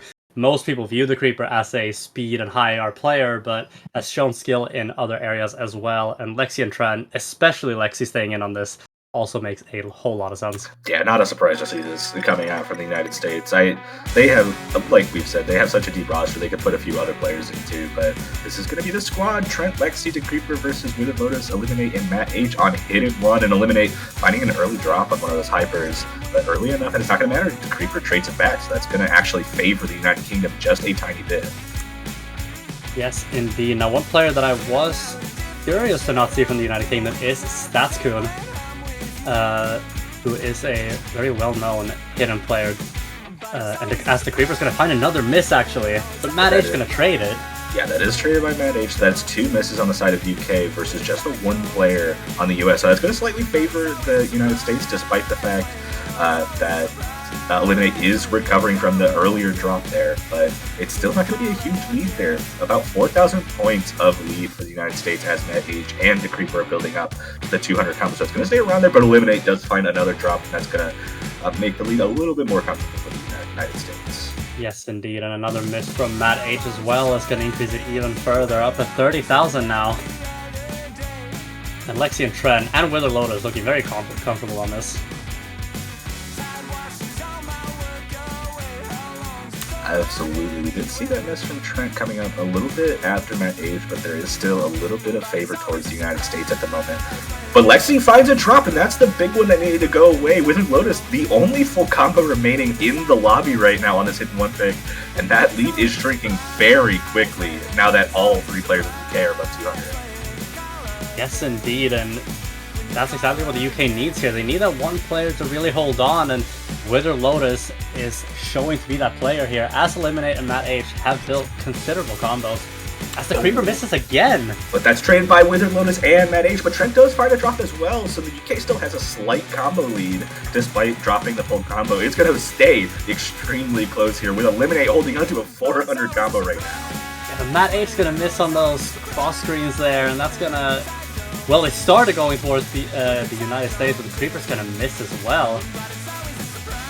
I can't believe how close this has been this whole time. For a first pick from the United States, I would have expected it to be this close. No, this is very, very close. But Eliminate with the big combo does find a drop, and that's going to extend the lead to about 16,000 now, and it's only increasing faster with the Creeper building up to that 200 and us getting closer and closer to the end.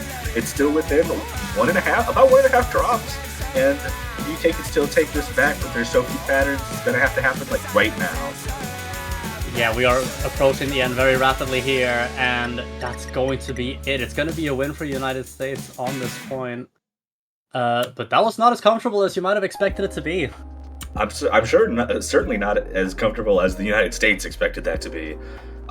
Any first pick coming out of number 1 seed, I would normally expect to see like 100, 200,000 score difference in this kind of scenario, but the UK putting up some incredible scores. Lexi barely actually beating out Withered Lotus for that MVP in the lobby. Yes, indeed, and we see Withered Lotus not wasting much time on this pick either, going into Mixed Mod 1. And I think this makes sense. This makes perfect sense coming from the United Kingdom. They've got a very strong hidden player in Withered Lotus. They've got multiple very strong hard rock players. And no mod, they could pretty much put anyone in. Yeah, this map on no mod should not be that much of a struggle for most of the players on the United Kingdom, as we see Statscoon, Matt H, and Darn Urchin. We might be seeing Statscoon on hidden instead of Withered Lotus here. Yeah, yes indeed, and I think it makes sense. Statscoon, as I mentioned earlier, very considerable hidden player, and I imagine then that Matt H is probably on the Hard Rock, and then Darn Urchin on no mod. That's what I'd expect. And then on the United States, Sekre is gonna obviously take Hard Rock, and then I think Lex. Actually, that's not necessarily a given. I can see Lexi taking Hard Rock here with Sekre on the no mod, but I would expect Lexi to be taking either hidden or no mod in this case. Yeah, I would agree, as we see... Actually, Matt H on the hidden and Darn Urchin on the Hard Rock, meaning Statscoon is on no mod. a bit of a surprise, but maybe with this map style, it makes sense for someone like Matt H to take the reins on the Hidden. It's not too difficult to, or too different to read on Hidden than it is on Nomad, even with a little bit of a low AR with that AR9 coming in, but it's still something that these players should be relatively comfortable with, especially with how smooth the patterning is throughout this map. Yeah, for sure. And on the side of the United States, we were correct in seeing Sekra on the Hard Rock, Trent on the Nomad, and Lexi on his comfortable Hidden.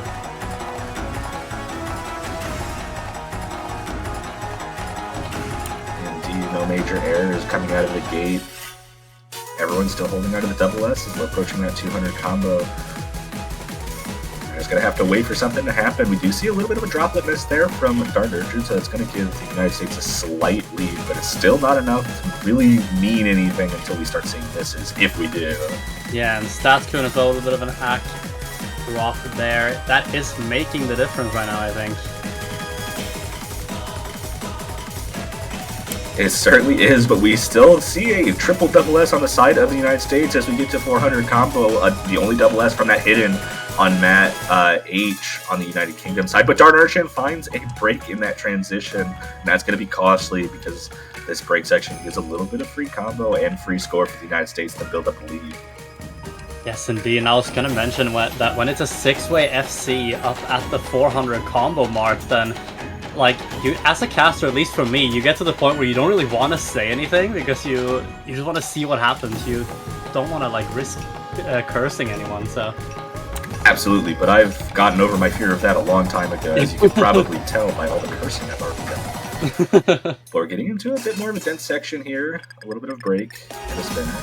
Gets to the chorus with the wiggles there. No one finding any issues. Dark Urchin did a great job of recovering that combo and is back at max combo for the scoring purposes, but it's still a 38,000 point lead, and it's less than 2 drops, but 2 drops that have not come up. But Sekra finds a drop on the Hard Rock, and that's going to squeeze that lead just a little bit. yes, Sekray's miss there is exactly what the United Kingdom is going to want to see, and they're going to have to hope for another miss, though, I believe. Although it is shrinking. It's getting very close, but this is about the lead we saw before. It's about 5,000 point spin battle. I think the United States is going to take this. Yeah, I think they are. A very slight victory there for the United States yet again. This is an extremely close match so far. 3-0, doesn't mean anything. 1 miss each, both on Hard Rock there. What a crazy performance. Yeah, and looking at the double S from Lexi there, 1 drop miss from Trent on the Nomad, and then Matt H as well with the full combo. And StatsKoon, of course, can't forget that. But Lexi's double S on Hidden, very, very impressive. Absolutely, but we got DT coming out, DT3, trying to get out of, maybe just trying to mix it up. I mean, the United States has a very, very strong DT team, so this makes perfect sense. And I think if you're in the United States shoes, we just had a Hidden pick extremely close, and then a mixed spot pick extremely close, so getting to the things that they think they're much better at the United Kingdom at is probably where their strategy needs to start moving if they want to feel more comfortable. Yeah, absolutely. But it has to be said though that United Kingdom, their performance on the Mixed Mod 1 was almost as good as it could be. It's just the team they're going up against. Absolutely right. I mean, 1 miss is... I would take 1 miss in a catch tournament, in a 3v3 catch tournament, every day of the week. It doesn't matter what pool we're talking about. And just being up against a juggernaut like this, it's so hard to keep the morale high when stuff like that happens. We're playing so well, but it's just not enough. Yeah, exactly, and here we see Wizard Lotus coming back in, and we see Colin replacing Trent. I think that makes sense. Colin, the local DT player for the United States. A little surprised to see Decreeper not coming in for this pick, but Lexi, a strong DT player in their own right, so not too big of a surprise. I agree. As we get into Double Time 3,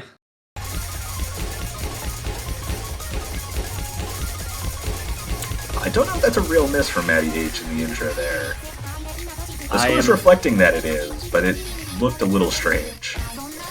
Yeah, I'm not entirely sure. but it's not resetting, so it does look like that was a real miss, but it was very, very early on, so best place to miss is right at the beginning.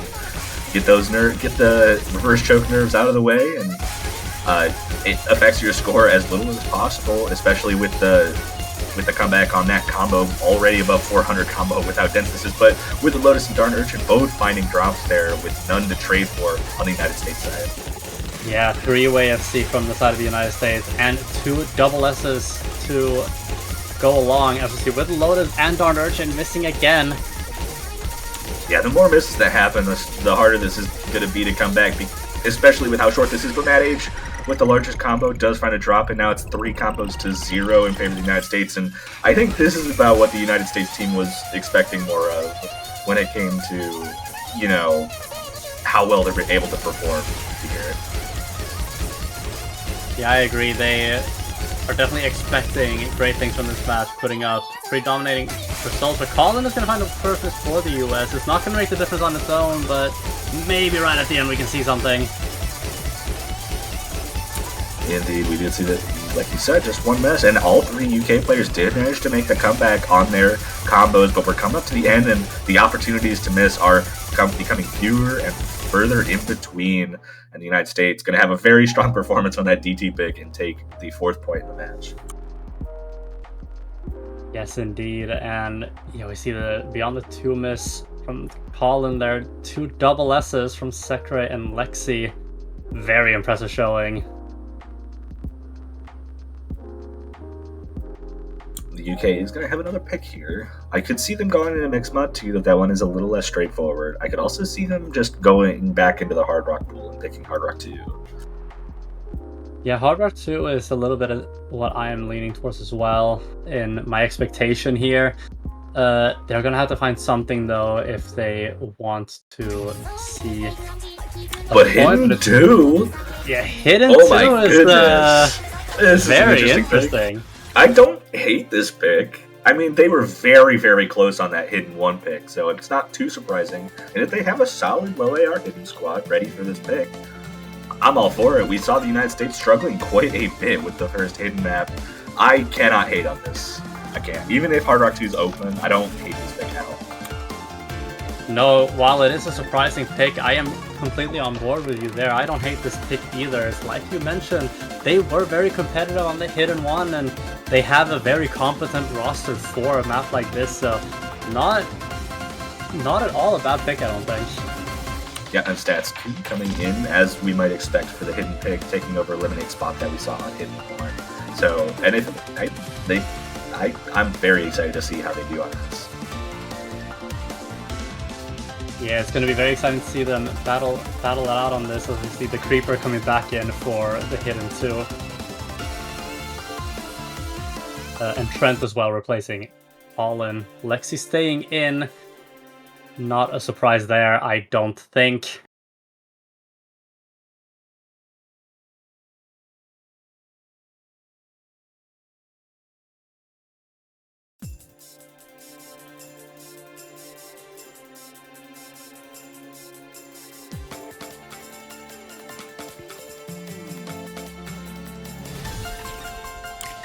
This intro, good start for all the players. Statskin not having the best time getting all the droplets, but not dropping combo, which on a map like this is definitely more important than getting good accuracy on those droplets. Absolutely, Especially and the Creeper matching the accuracy there actually, so it was dead even, but Matt H is going to be the first to break. Yeah, 3 full combo still holding strong for the United States, and I do consider this early section to be a little bit harder than the ending, though it is a lot denser, so it's more prone to breaks at the end. So we could definitely still see some mistakes coming around, but every player is still looking very strong right now. Matt H doing a good job building back up to 200 combo there as we are approaching that second half. Traded miss there. Lexi finding that miss. And that's going to be maybe a tiny bit more impactful than Matt H's miss. Matt H's was like 7 combo before 200. So they could have about a 200, 300 point lead here. Especially with that double S from Withered Lotus so far. Very impressive score with droplet catching. Yeah, for sure, but Matt H is going to find a miss there right at the end of that slider. that's going to swing it back into the United States' favor as Lexi gets back to the 200 combo.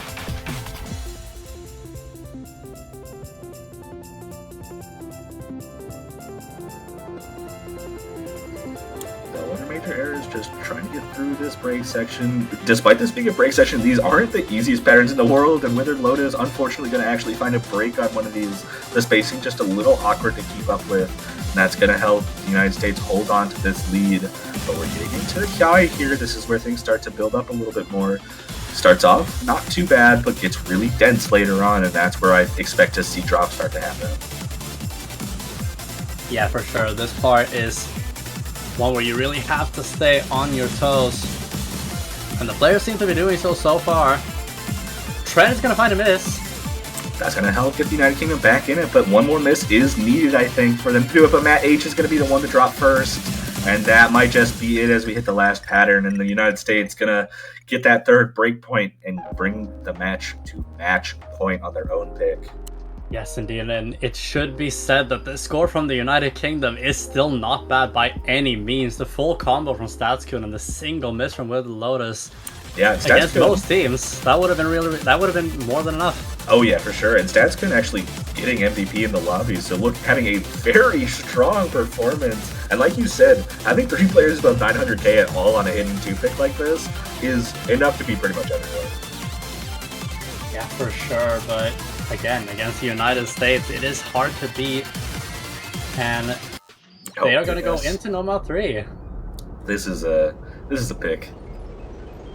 This one's so tough. I've seen so many teams have insane issues getting through this properly. The rhythms are not the easiest to keep track of on the low AR here. It's just something, and then you got the sliders. We talked about it yesterday as in-your-face patterns, and it still holds up. Yeah, no, I completely agree. The in-your-face patterns are very prominent in this map and have caused issues for even some of the best players in this tournament. So definitely going to be interesting to see how these two teams match up on this.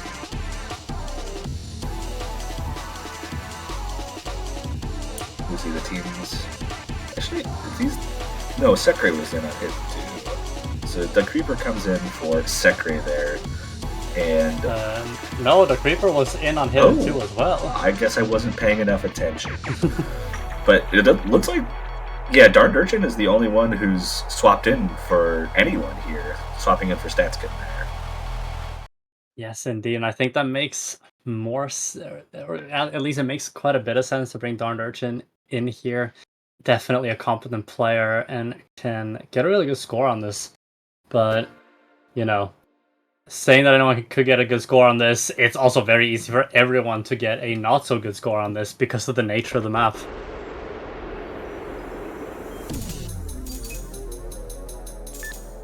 And there might be a little bit of a... Actually, I don't know why the score is at 800. Decreeper had 800k on the client there for a second. Early miss there from Darned Urchin. These patterns are not easy to be consistent on. It's very sudden wiggling, and at a low AR like this, that's not easy to be consistent on. Yeah, and that's why Lexi also found an early miss, but Withered Lotus as well going to miss with the UK. Going to give the US a bit of an advantage at the start here. They are. Darned Urchin hits the 200 combo. Decreeper actually finds quite a big drop there, dropping all the way below 99, but Darned Urchin is going to trade one of those misses back, help the United States keep holding on to the lead as they build back up. Yeah, we are about to get into those slider sections here. See how people hold on here.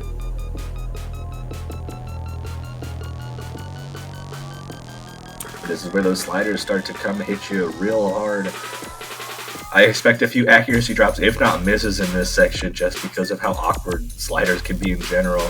But no finding any issues. Decreeper building up. Withered actually finding a miss in that section. Trading it back, though. Matt H finding one as well, though. So the United States holding on strong enough to keep this lead for the time being. And Darned Urchin finishing off the 3-man miss for the United Kingdom. And this is looking harder and harder to come back from them.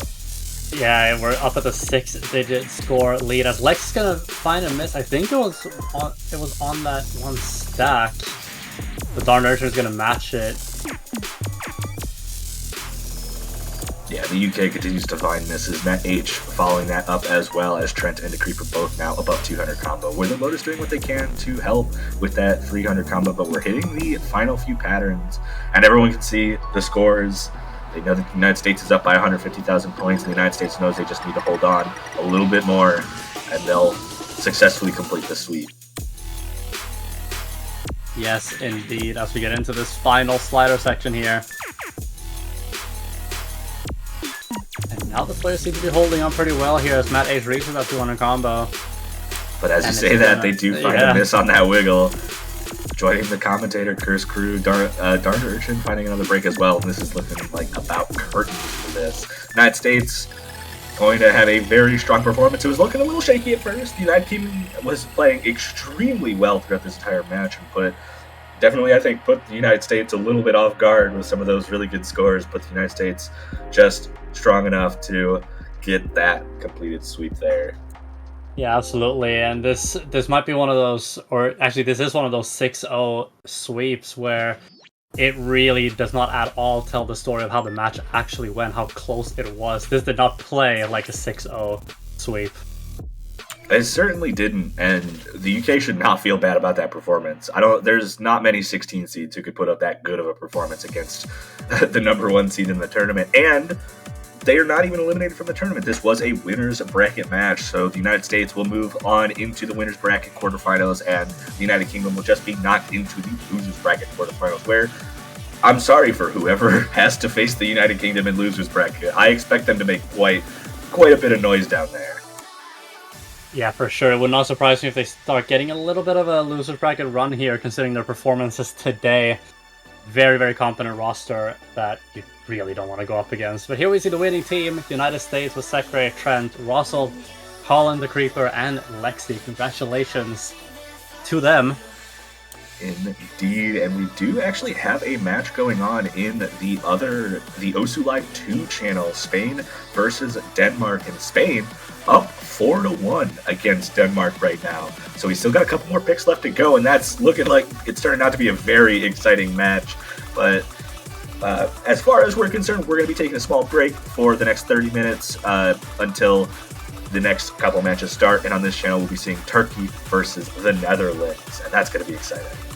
Going to be very, very exciting. So make sure you, while there is a match going, make sure you tune into the Denmark-Spain match, see how that one ends up, and you then have a choice coming back here for Turkey or Netherlands, or Argentina, Peru, which will continue on the B stream as well.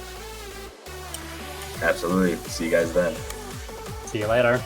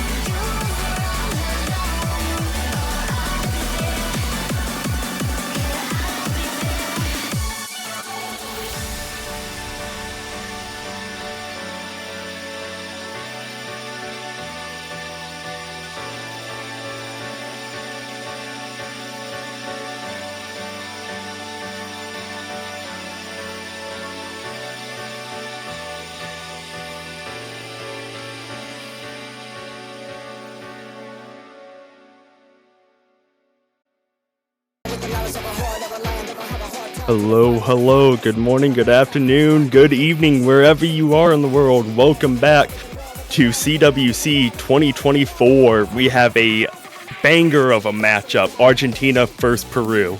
I'm Elux, and joined with me, still in the casting booth, is Real Moss. How's it going, my friend? Doing good. Again, this is one of the match I'm the most excited for this week. Argentina-Peru. It is a winner bracket match. All the winner bracket matches so far almost have been really cool.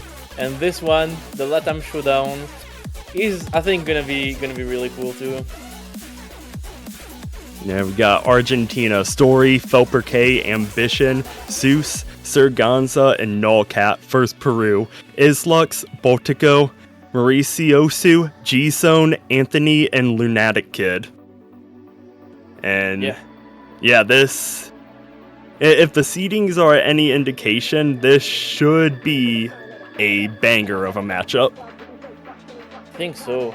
I mean, on paper, everyone was thinking that Argentina would be getting higher seed than this, probably, because they have a core 3 that looks amazing with Story, Velperk, and Sir Gonzax. Pretty much, you have 2 digits in that core, so 2 1-digit, I mean.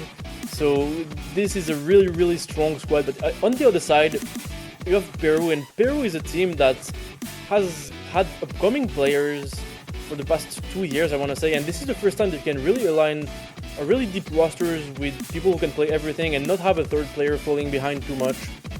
So really happy for them. This is their opportunity to really perform in CWC, and I'm really excited for it.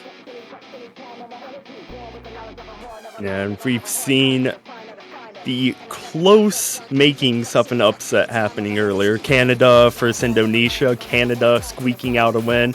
Norway versus Latvia, Norway squeaking out a win. But haven't quite made it to that tiebreaker yet, unfortunately. Yeah, we haven't. But this might be the case. I mean, opinion is overall that Argentina are the favorite, but there is a decent amount of people who think that Peru can take it. On the PKMs, it's 85-15 in favor of Argentina, but I know that some people who really know the Peruvian players believe in them, because it's players that you have to kind of know to be confident in them. But if you have been following these players, Lunatic Kid, Islux, all that, they are a really solid squad, and they are capable of a lot. Definitely, and even though it is on paper that Argentina are favorites, paper gets thrown away once tournament nerves start to play in and preparations. True. But we'll be seeing the bans. It is gonna be an HR1 ban for Peru, so the HR consistency, and DT3 from Argentina. We've seen Argentina kind of struggle on the DT a bit, especially because on their main roster, Story tends to not play the DT, and it makes the roster a bit weaker on DT, so this ban makes a lot of sense to me. And speaking of picks, Argentina, Nomad 3 Ultraviolet, the Nomad AR9 lower approach rate, techie, funny, micro movementy map. Seen a lot of players get caught out on several sections of this map, and we've seen several teams like Poland earlier today completely pop off on this map. Poland themselves getting a 3-way full combo. Yeah, Or are we going to see the possibility of that repeating here? It is possible. Although unlikely, I would say. Unlike improbable, but not impossible. Yeah, that is true. Even the US who played before I was checking the MP link did not get anywhere close to a 3-way FC. So this is a tough map, kind of gimmicky. It's essentially a very technical map on AR9, which is kind of unusual.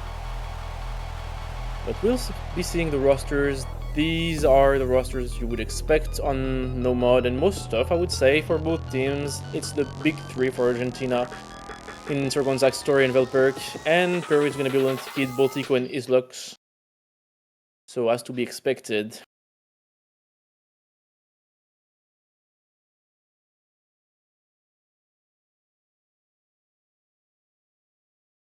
And always gotta have a dramatic pause as everyone loads in for emphasis. Yep. I think this match is gonna be full of tension, honestly. Either team has the capabilities to absolutely pop off on any map, so...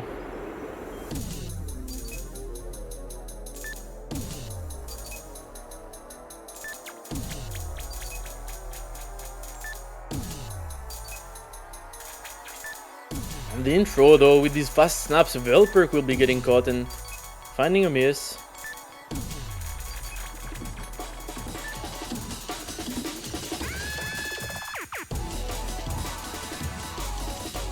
But recovering to 200, it seems.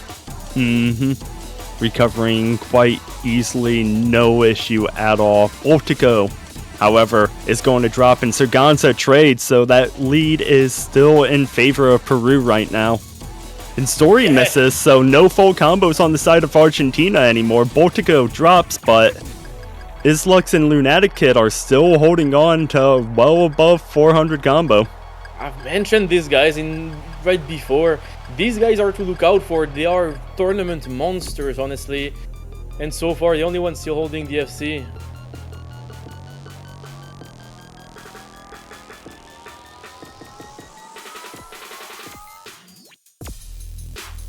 Surganza up to 200 combo in this slider section. Story working his way back on up. 180, 190. And there's the 200.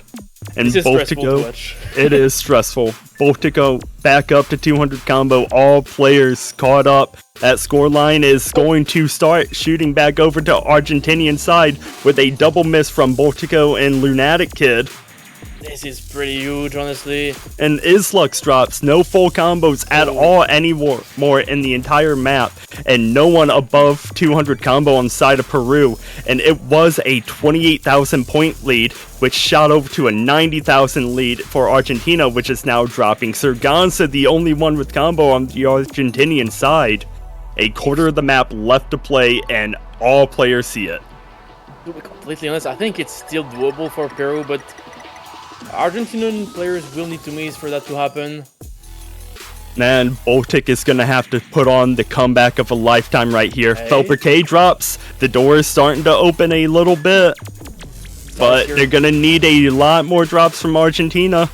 And they cannot afford to break any of them, really.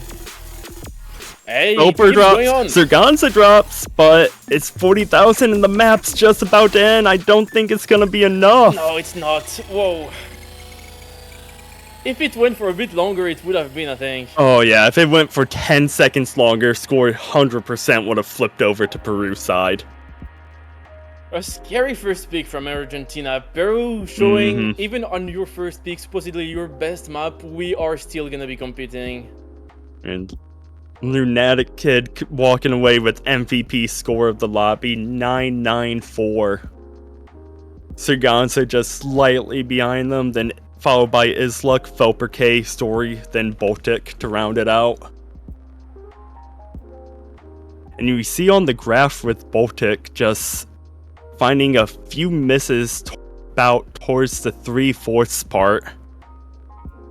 And it makes you wonder if those happen to be chain misses instead of just spaced out, how much the scoreline would be. That might just have been enough, really. It might have been. However, hindsight is 2020. Yeah. We move on to Hidden One, Osmosis, Peru's pick. Here we're going for the HD as a first pick is interesting.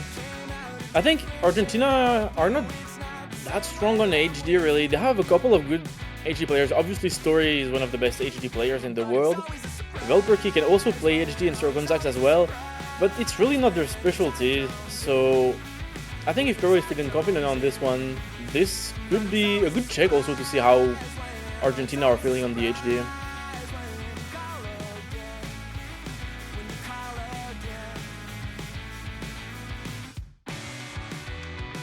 Let me tell you, Real Moss. The last match, this match, I've been having to bite my tongue because I am a huge Good Kid fan, and the temptation and intrusive thoughts to just sing along with this instead of casting the match is huge. I listen will not to- lie. Listen to Good Kid 4. I've listened to, I think, one song off It's Good Kid 4, but I have yet to listen to the entirety. You should. I really need to get around to it. But here, Good Kid is gonna be the artist of this HD1. Consistency HD on AR9, a lot of slider focus. And a lot of snappy jumps as well. Story dropping early on before the first 100 combo. It's not going to make too much of a difference as this map is almost 3 minutes in length. Surganza dropping, so that's going to give Peru the early advantage here. Yeah, it is. And this map is not very dense in terms of combo. The combos are growing but very slowly, so missing is quite punishing.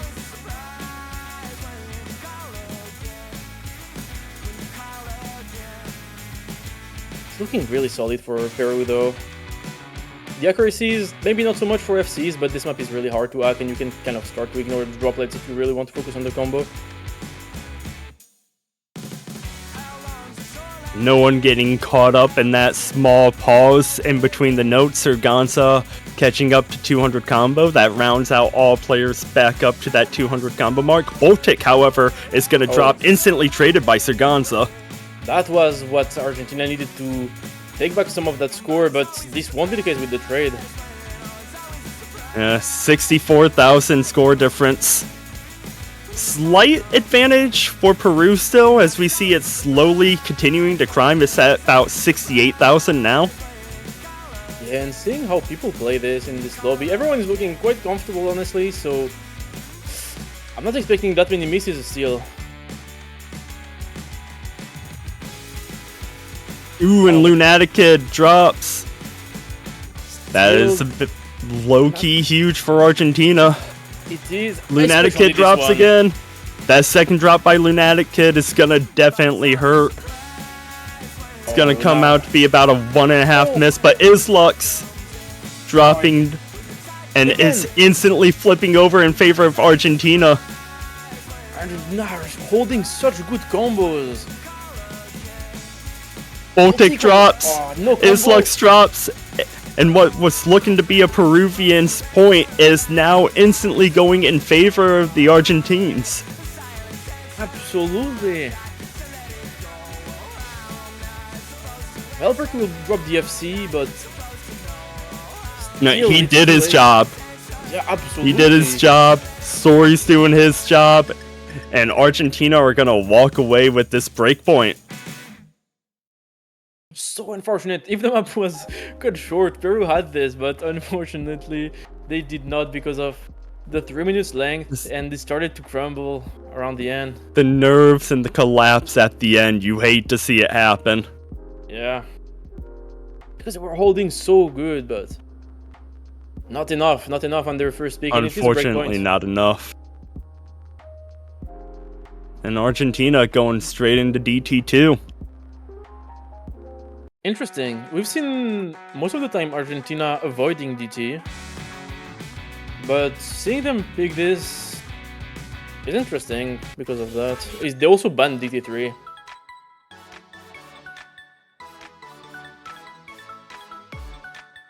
Obviously, the type of map is different. This is the Air 8 DT, kind of more on the control, some kind of tricky snaps and spacings, and not very straightforward as the other two.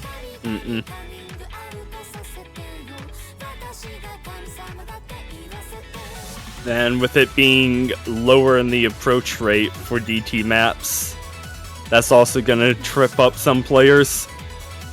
There are some players who play DT purely to push approach rate limits, and when it's in a lower approach rate DT, some players just aren't able to perform like they would if it was like an AR 8.5 or 9 DT map. That's very true.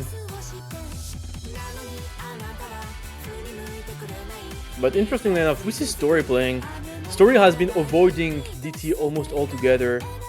in the tournament because Story does not like DT, but I think the team is saying, hey, you need this. Pyro is nothing to scoff at.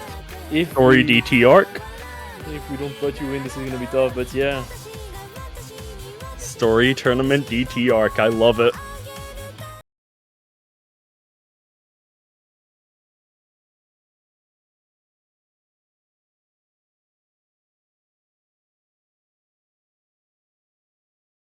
Still not that long of a pick, it's only 2 minutes with DT. Let's see.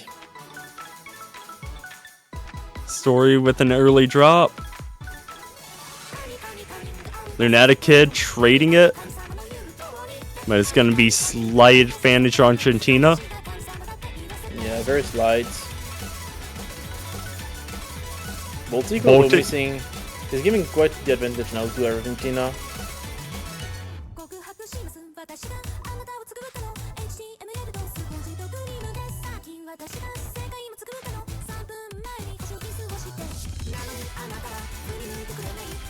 Islux. That's tough. No That's a tough drop right there. Baltic and Islux double missing there on the side of Peru, and 100,000 point difference in favor of Argentina right now. And Story dropping, but we can kind of see why Peru opted to ban DT3 now a bit.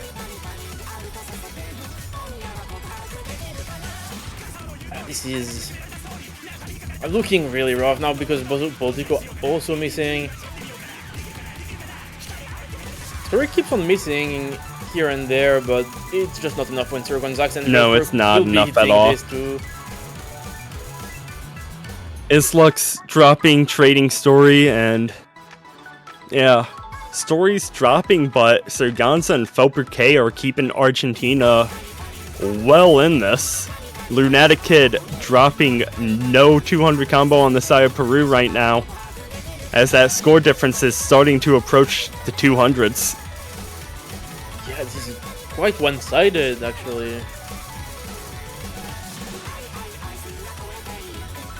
Lunatic Kid dropping.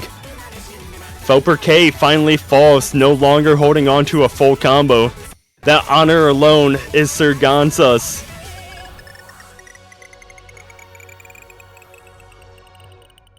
I think Sirgon missed at the beginning, no? What, did he miss at the very beginning? Oh no, he didn't. My bad. Impressive scores, regardless. Making me doubt what I see. Shame on you, Real Moss. Oh, yeah, no. And now with that, Argentina walking away with this third point of the match. Next pick is for Peru, and the first 2 points, Peru's been in it pretty well. It's only flipped really towards the more later half of the map, but DT was undeniably Argentina all day. Absolutely.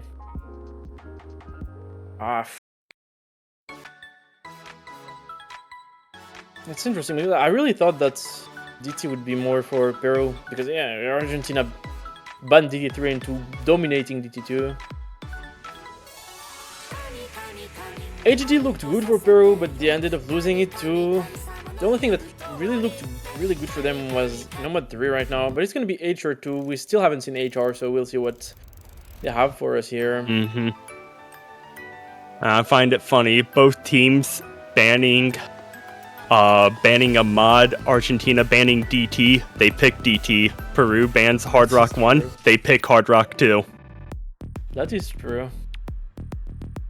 But this HR2 is also very, very different from HR1. HR1 is the consistency, pretty conventional HR map. This one is very different. It's an Hexagon map. If you know Hexagon maps, you know that this is nothing very usual. Hexagon always cooks. Absolutely. So happy to see Hexagon also mapping for this edition. But yeah, very low in combo density. It's quite short. I think it's only 600 combo because it's pretty slow. But a lot of unnatural movements and spacings that really make reading this quite difficult.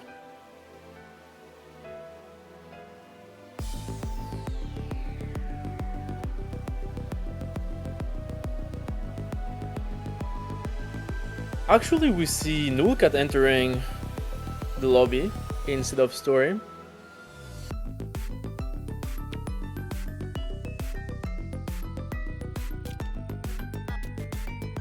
usually Nullcat comes in to play the DT. Hasn't been the case here, but looks like they might be coming in to play HR.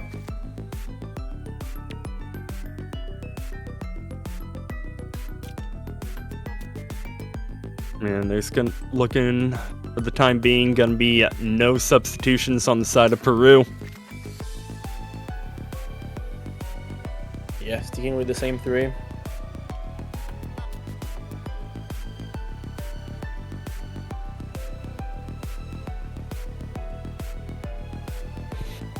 It's gonna be short. This map, as I said, is super punishing because of the low combo. Any miscounts.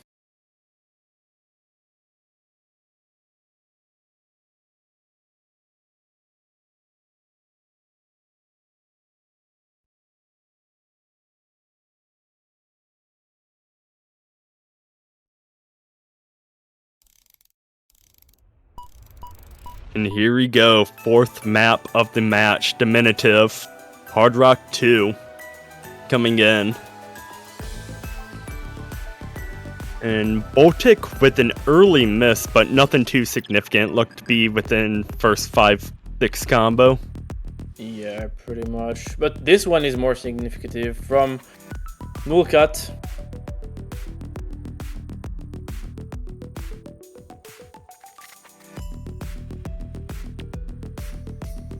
And this map is more of a blink and it's over.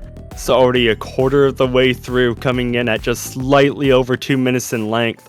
All players, other than Nullcat and Baltico, with those slight hiccups in the beginning, hold on to a full combo. Nullcat about to be back up to 200 combo.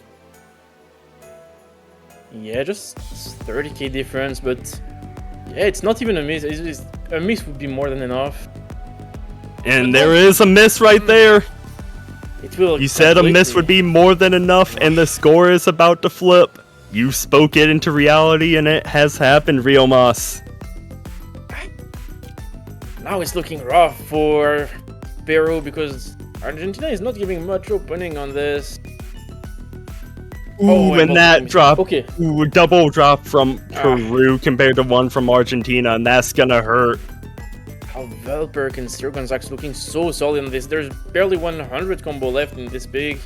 Yeah, and I don't see Gonzo or Felper dropping at all in this last quarter play. Baltic having a terrible time with those sliders.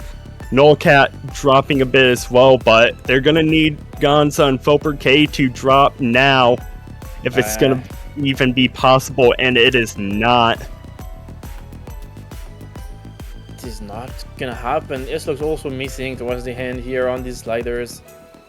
And this is another break point now for Argentina. So Gonzo, Felper K, and Lunatic Kid all with the full combo. However, Argentina is the one who walks away with the point. Very unfortunate. Very solid SS from Lunatic Kid, also an FC. 2 FCs, yeah, from Gonzax and Velperk. It's so tough because even then, I don't think Peru's team score is low, but Argentina is just looking very solid today. I mean, it is tough. 2 FCs, first one. If Islux was able to hold on and get the FC, then yeah, it would have flipped over to Peru, but that is still a tall order. Islux had a 2 miss, and that is by no means bad at all either. Against a lot of players this tournament, that would have been more than enough. No, for sure. But you're playing against one of the better teams here today in the winner bracket.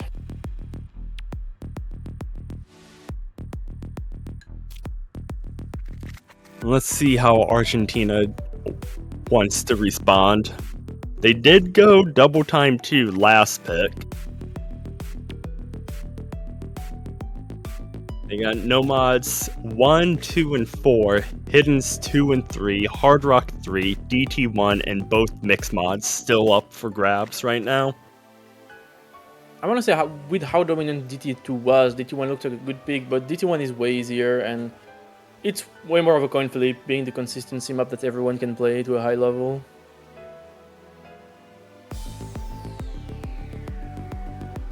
And it's going to be Nomad 4. The Nomad Comfort Mock Roger. Yep. We've seen players struggle on this, honestly. It's pretty difficult convert, really hard to get an FC. It's kind of light stream take. But a couple of spacings can really just get you pretty much at any moment, as in any convert. But Argentina picking this makes sense. Some of these players are really good at converts. Velperk is the OG convert king.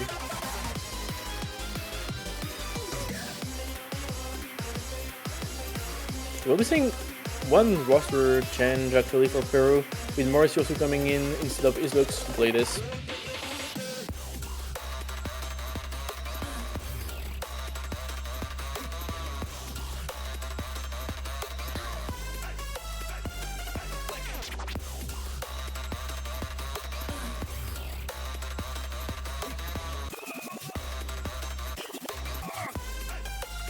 Okay, we'll be getting started.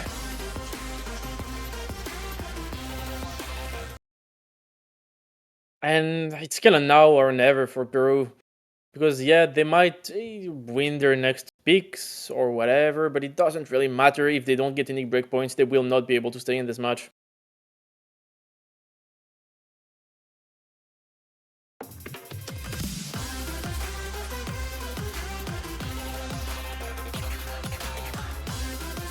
And Story and Felper get caught out early on in the beginning, just slightly after that first anti-flow triple.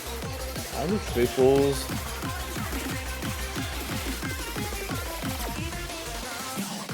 Giving the early lead to Peru, but the hard part is yet to come. In the story so far, all match has been early lead Peru, ending point Argentina. Are Peru able to flip the script and start finding a comeback? That is very true. So far it's looking good though, but it has also been looking good on the picks they lost. Parisi and Gonza trading. Yeah. I think this section might be the most difficult of the map. Ooh. Lunatic Kid and Marisi double missing. Felper K dropping there, so it's slight advantage Argentina. Story drops, slight advantage Peru. And Boltic is being the man of the hour right now with this convert pick that Peru needed. Holding on to a double S halfway through. But scores in favor of Argentina now, though. Yeah, let's see. It's finding two combo resets here. Really hurt the score. How long can Voltico hold this? Because if Voltico also starts to miss, it's gonna look really rough for Peru.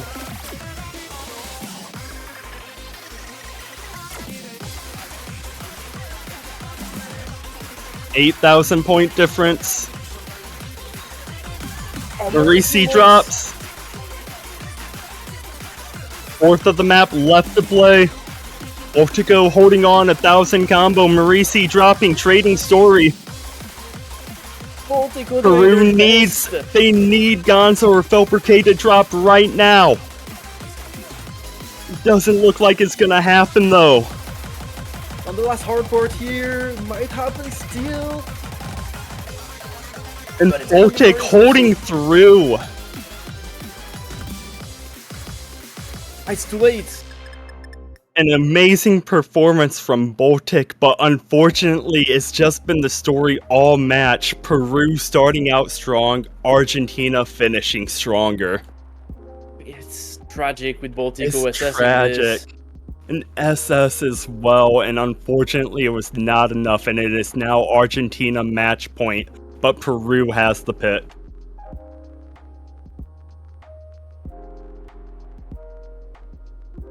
Yeah. Now, Argentina match point means that Peru cannot afford to lose a single point, or else they will be sent to the loser bracket.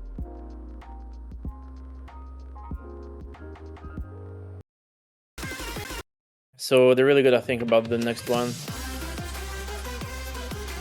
And honestly, looking at everything that has happened so far, yes, it is a 5-0, so nothing that they've picked has really worked for them. So it's gonna be hard to figure out what to do.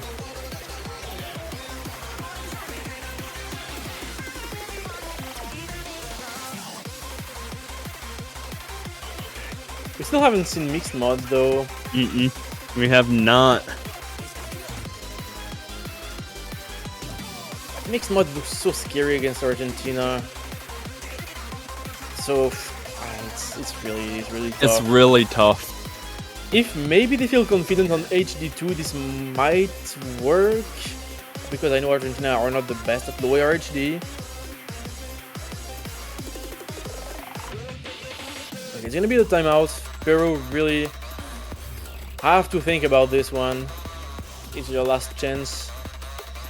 And maybe figure out a game plan if after this they keep on winning more maps.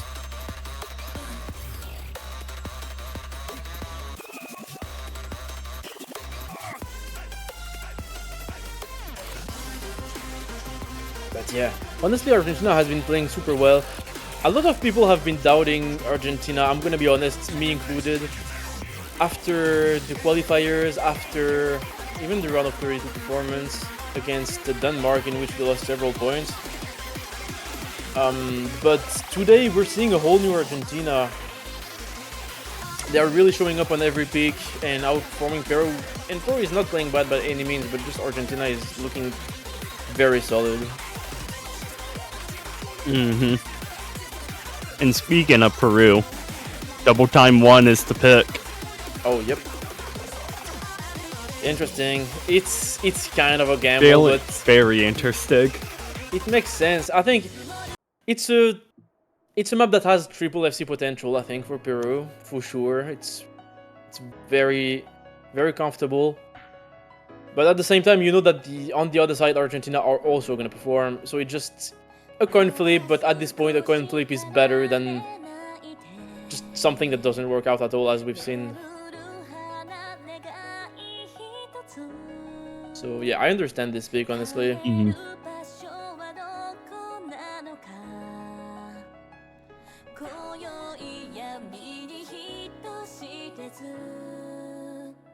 Also on the other channel, if you haven't been following, there is quite the close match actually between Netherlands and Turkey, going at 3-3 right now on the main channel. That is close. That is indeed close. That has a chance to be TB. Really has. So here, hopefully, Peru gets this. I don't want to see a sweep. These guys have been grinding the game a lot, grinding tournaments a lot. This is their best year by far, and beyond in CWC. Getting 10th seed is amazing. So taking a sweep in the winner's bracket, I don't really want to see that happen.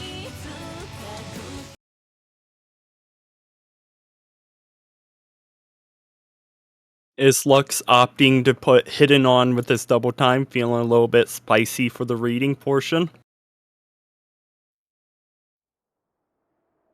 And here we go, 6th map of the match.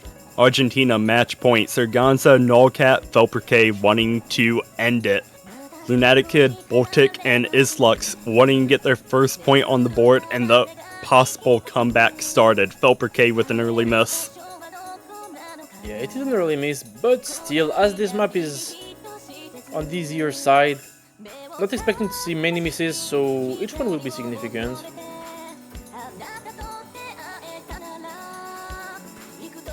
Nullcat also had an early miss within the first 10 combo, but he recovered instantly, as we can see. Oh yeah, I missed that, but that's just 20k on a map like this. It's just really one miss, and that's Islux, more than one miss. That was more than one miss by Islux. I can be about a miss and a quarter, miss and a half from Islux as he dropped a couple notes there in Chain Mist. Yeah, you're gonna wonder if maybe some of the nerves are getting to the Peruvian players after getting pushed that hard in this match. Score flips over to the Argentinian side.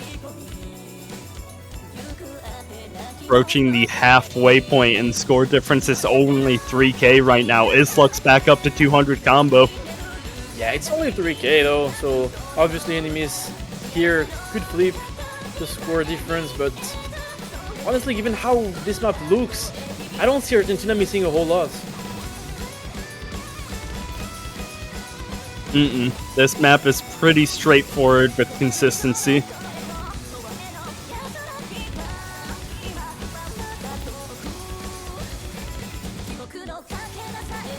And Velper K missing the drop on one of those slightly C-shaped sliders. And that is huge for Peru entering the final fourth of the map. Yeah, this is the opening they needed, but okay, No this cat one is drops. way bigger. The gates are open for Peru to come back. And again, Hellcat dropping again. 50,000 point lead in favor of Peru. Lunatic Kid, Voltic, 1100 combo. Serganza, 1100 combo. still now we have the Voltic time to drops. drop. Still, gotta be careful, there's still a bit of map left. There is still a bit of map left, but Nullcat isn't at 200 combo yet, so that eased the blow just a little bit, just now getting up to 200 combo at the end. 42,000 point difference, and as long as nothing tragic happens, Peru is going to walk away with their first point of the match and staying alive. This kid, I feel so good for Peru finally getting a pick to work.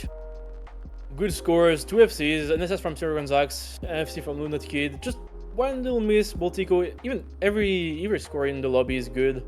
The lowest being 961k, so it really was a matter of a couple of misses on Nullcat's part.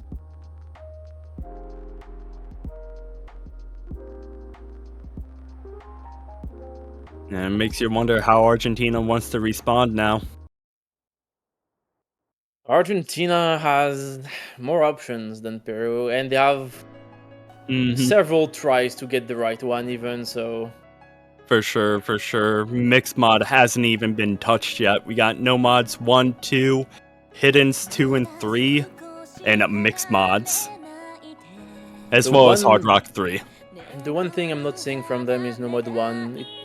They don't want to try that right now. It's probably going to be one of Peru's next picks. On the pure consistency that won them their only pick so far.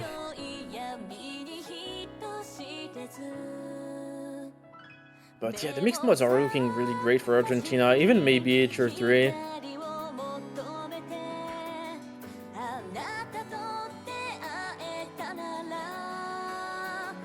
And Argentina's taken a little bit to figure this out. Probably busting out score sheets, checking out local scores, seeing what their best possible map could be. Yeah.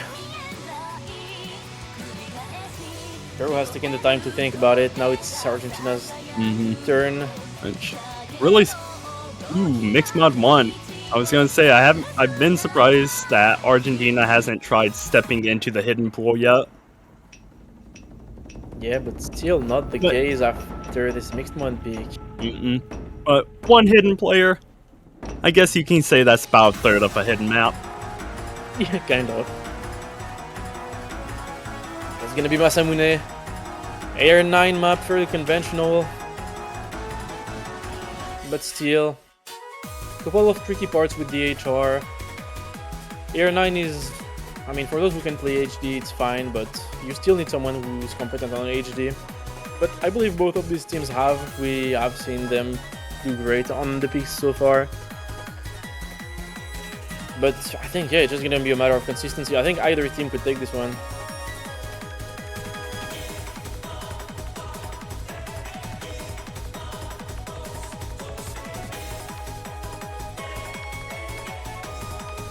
And for those of you who are not watching the other match currently, it is still tied 3-3 right now. Turkey versus Netherlands.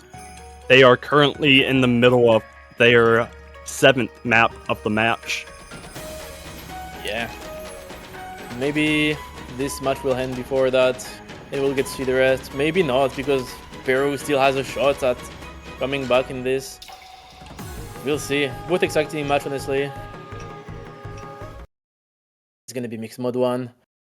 Lunatic HR, it looks HD, Baltico mod, and on the other side, Sir Gonzax HR, Story HD, Velper K, Nomad, so pretty expected, I would say. And as this map starts, one ends, Netherlands winning their Hard Rock pick. So score for Netherlands versus Turkey is now 4-3 with Turkey's pick. Crazy. As we get through with this slow beginning in Spinner. And now the fun begins.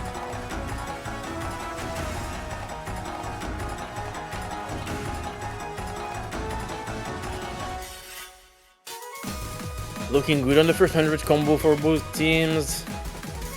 Score bar is flipping, but it's staying more Argentinian side, so 1, maybe 2 spinner difference.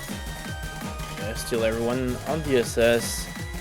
And we've seen amazing scores on this map, honestly. Would not surprise me to see several FCs.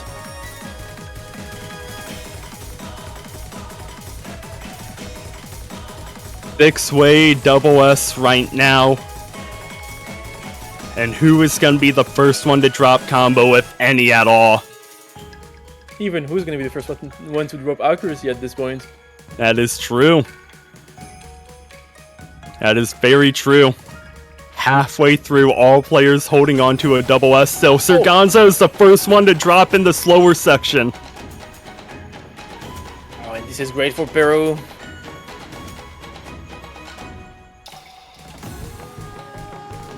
Getting back onto the build-up before another difficult section. It seems like an eternity has passed since Sirganza dropped and he's still not at 200 combo, but Islux drops right before the spinner! This will even out the score, I'm pretty sure.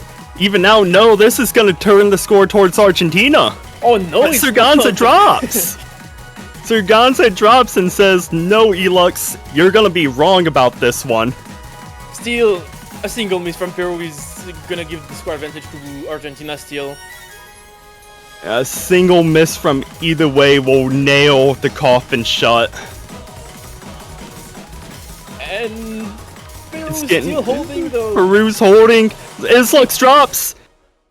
But I don't it think was it's not enough. It was enough.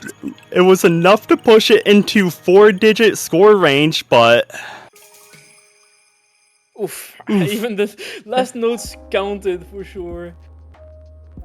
that would have been absolutely heartbreaking if it was enough at the end to flip with the last notes. But Peru, once again, living to see tomorrow. At least next map for tomorrow, should it say. As Argentina, still with match point, just trying to find an answer to close out this match against Peru. Though it is Peru's pick.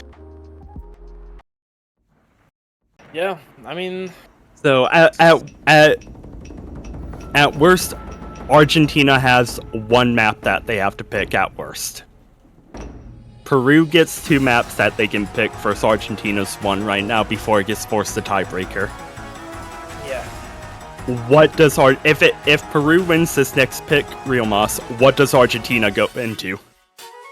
Honestly, it's tough. I would say something like Nomad 2, but at this point, all the maps left are kind of unsure, I would say. It's Mixed Mod 1, Argentina picked it going into it pretty confident, but that looked more of a coin flip than a confidence pick than anything I seen. Yeah. The only thing that I'm really not sure about are the 2 HD left that both teams are avoiding at this point. Mm-hmm. So, I think if either of these teams were confident in them, they would have picked them already. So that at least tells us that. Mm-hmm. As we still have Nomads 1, 2, Hiddens 2 and 3, Hard Rock 3, and Mixed Mod 2. And don't know if Islux meant to choose Hard Rock 3 or not Maybe- there. Yeah, that makes a little more sense.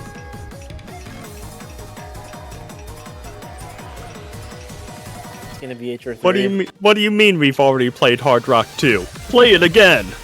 Imagine if you could repick maps. If only. DWC, but every map is Nomad 1. No one will go to play that. But now this is HR3 time.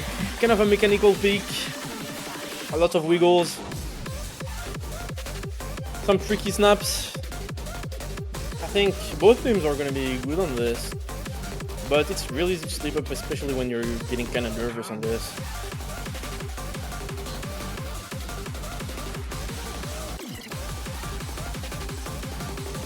So It's still possible. yeah, we actually We've seen it. We've seen it happen in the past with teams making improbable comebacks before, and anything is still open to be written right now. Yeah, And this would update- be a huge one though. An update on Netherlands versus Turkey. Netherlands have gotten another point with hidden 3. They now push it 5-3. Yeah, on match point.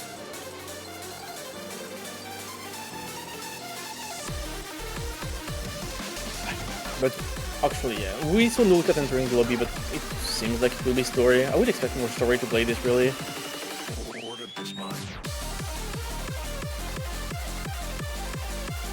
But hopefully the Peruvians can manage the stress. Mm-hmm. Because Argentina, even though they have been struggling to close this match, they still have several opportunities too.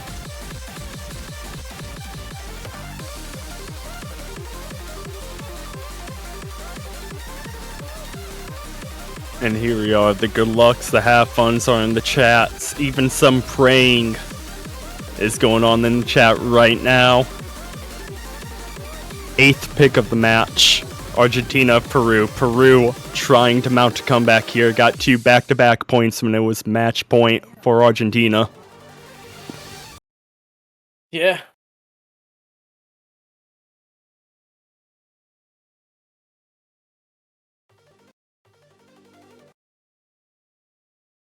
This might be the last one. This might be only one of the maps in the run of the comeback from Peru.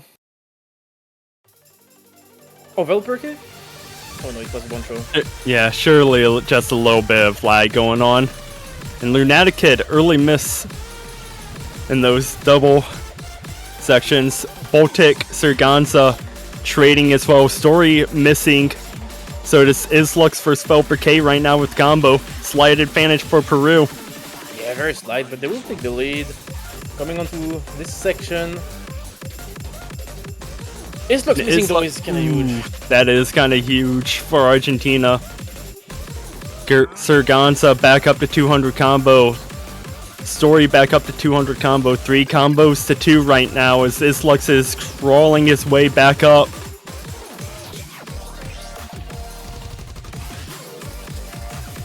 Still, it's very much one miss difference. Yeah, score is gonna flatten out at 17k difference as Islux got up to 200 combo. Halfway done. Oh yeah, this is really nothing. Hopefully no misses in the slow section.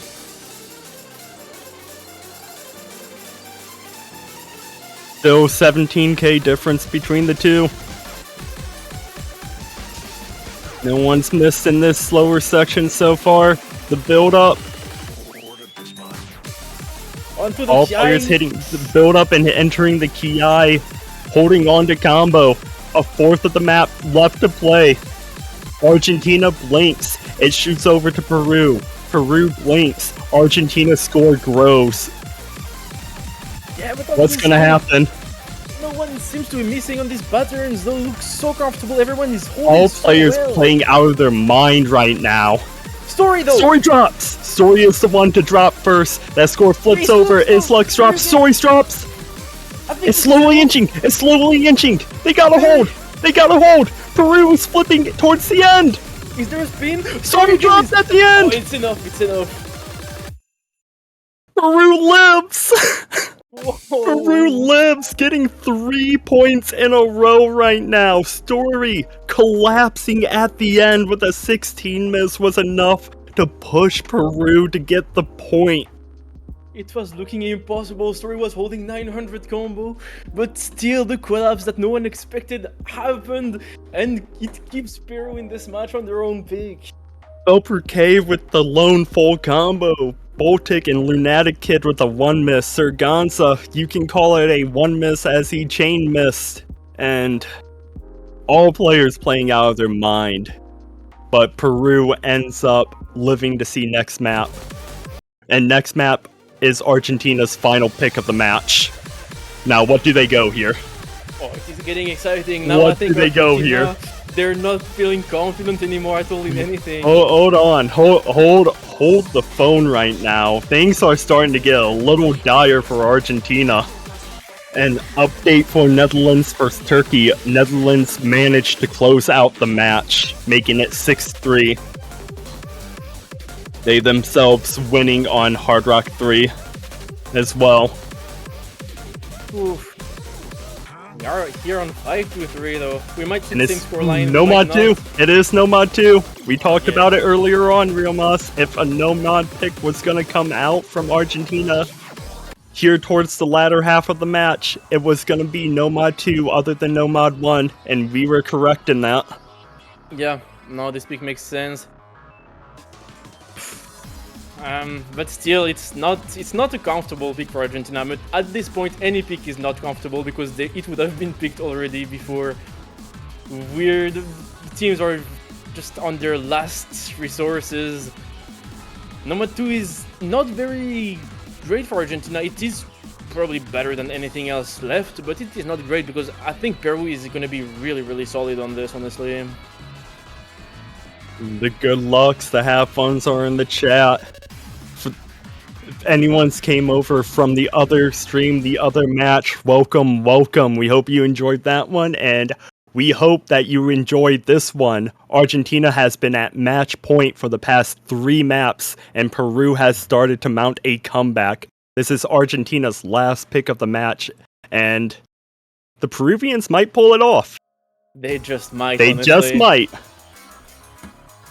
Especially with stress Sir- and So building with up. Serganza having a Oh, 1200 combo right off the bat, may help Argentina a bit. That's a funny one. I never saw that. That is a bit funny. Usually it gets instantly reset right away. But still, this tech peak requiring also a bit of speed.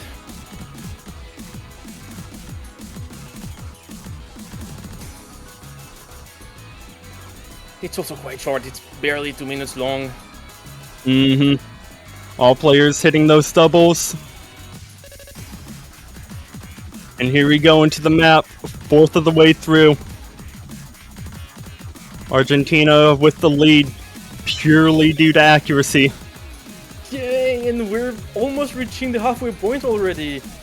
Indeed, we are about to reach the halfway point. And there's the halfway point. All players full comboing right now. Argentina with a slight accuracy lead. Link once, miss once, and it instantly shoots over in the opposing team's favor. Yeah, but no one seems to do that though. Lunatic Kid, he drops. Score flips over to Argentina. 25k, growing, about to hit 30k. Peru needs an Argentinian drop. Islux drops. 50k in favor of Argentina, growing. Argentina does not look like they want to give up this Nomad 2 pick. Serganza, Lunatic Kid drops, Baltic drops, and that is going to nail the coffin shut. Peru trying to mount a comeback, getting 3 points. However, get shut down on Nomad 2, the last Argentinian pick of the match. And Argentina lives to see winner's bracket another week. Peru, however, their run in CWC is not done. They drop down to losers, and yeah, what a match. That was close the entire time. For a majority of the maps, Peru had the lead, and Argentina would just steal it at the end. We believed in the comeback, but in the end, Argentina managed to finally get the pick right to close the match out on this Nomad 2. Still, congrats to them. Both teams played super well this match. We've seen amazing performances. Some of the highest team scores we'll see this week, I think.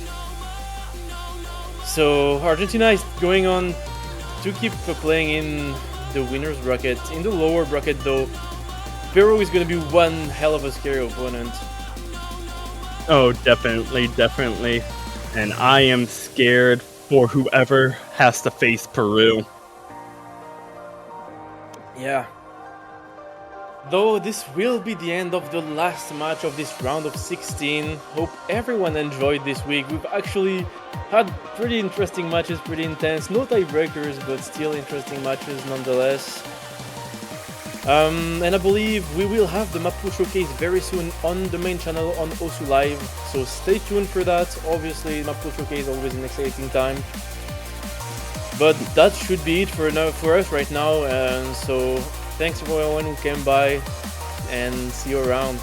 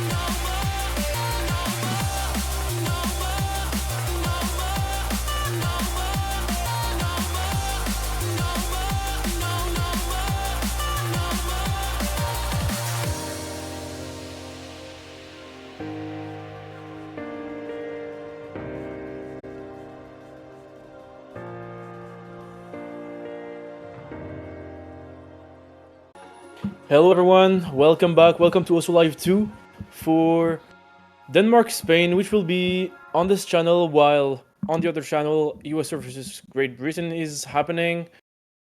It's gonna be two pretty close teams in terms of seedings. It is also a loser bracket match, meaning that the loser of this match is going to finish their CWC 2024 run here. I'll be Realmas and I'll be casting this. Elux should join me real soon.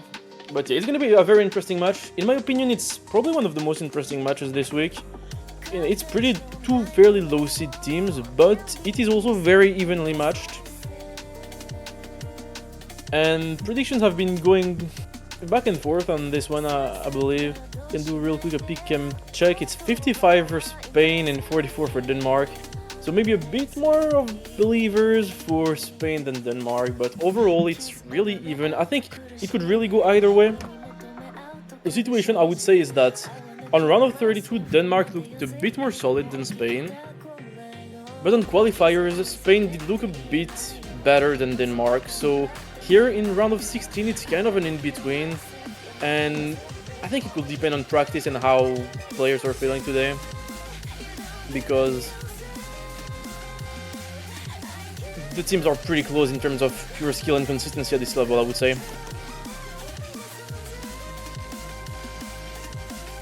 But we will be getting the first pick for Spain, and so Denmark will be banning first. It's an HD3 ban on Denmark's side.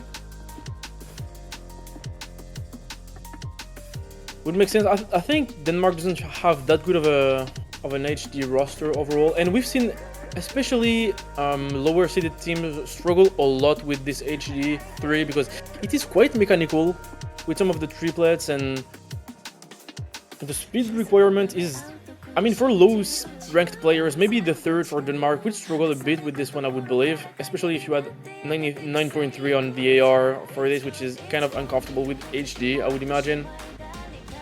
But it's gonna be a DT2 ban for Spain.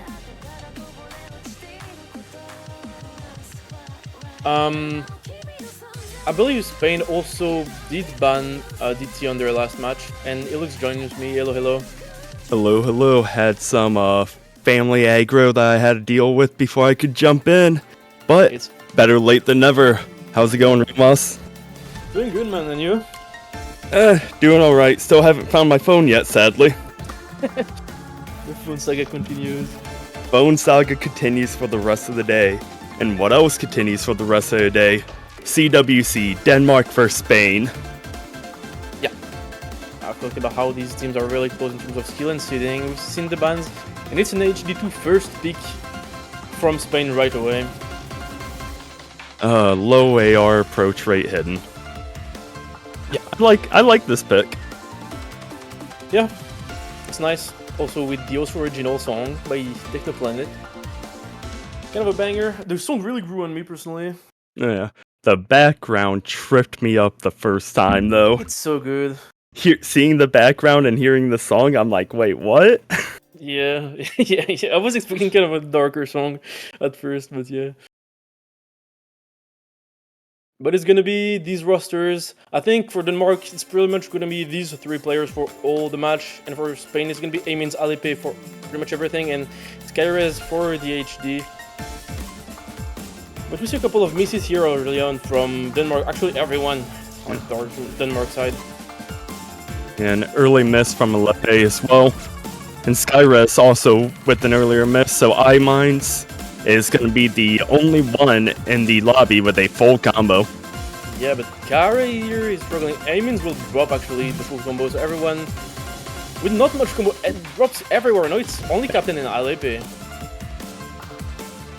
Combo first combo, both holding it down for their respective teams. Captain falls though, and Alepe holds as that score is going to start building for Team Spain. So we see Captain, Kare, and Skyrez dropping. Yeah, you can tell from the accuracies that overall Spain is definitely feeling more comfortable, especially the core of Amins plus Alepe, holding very high accuracy so far on this pick. Ooh, and no mark dropped before the spin, and that's going to hurt a bit more.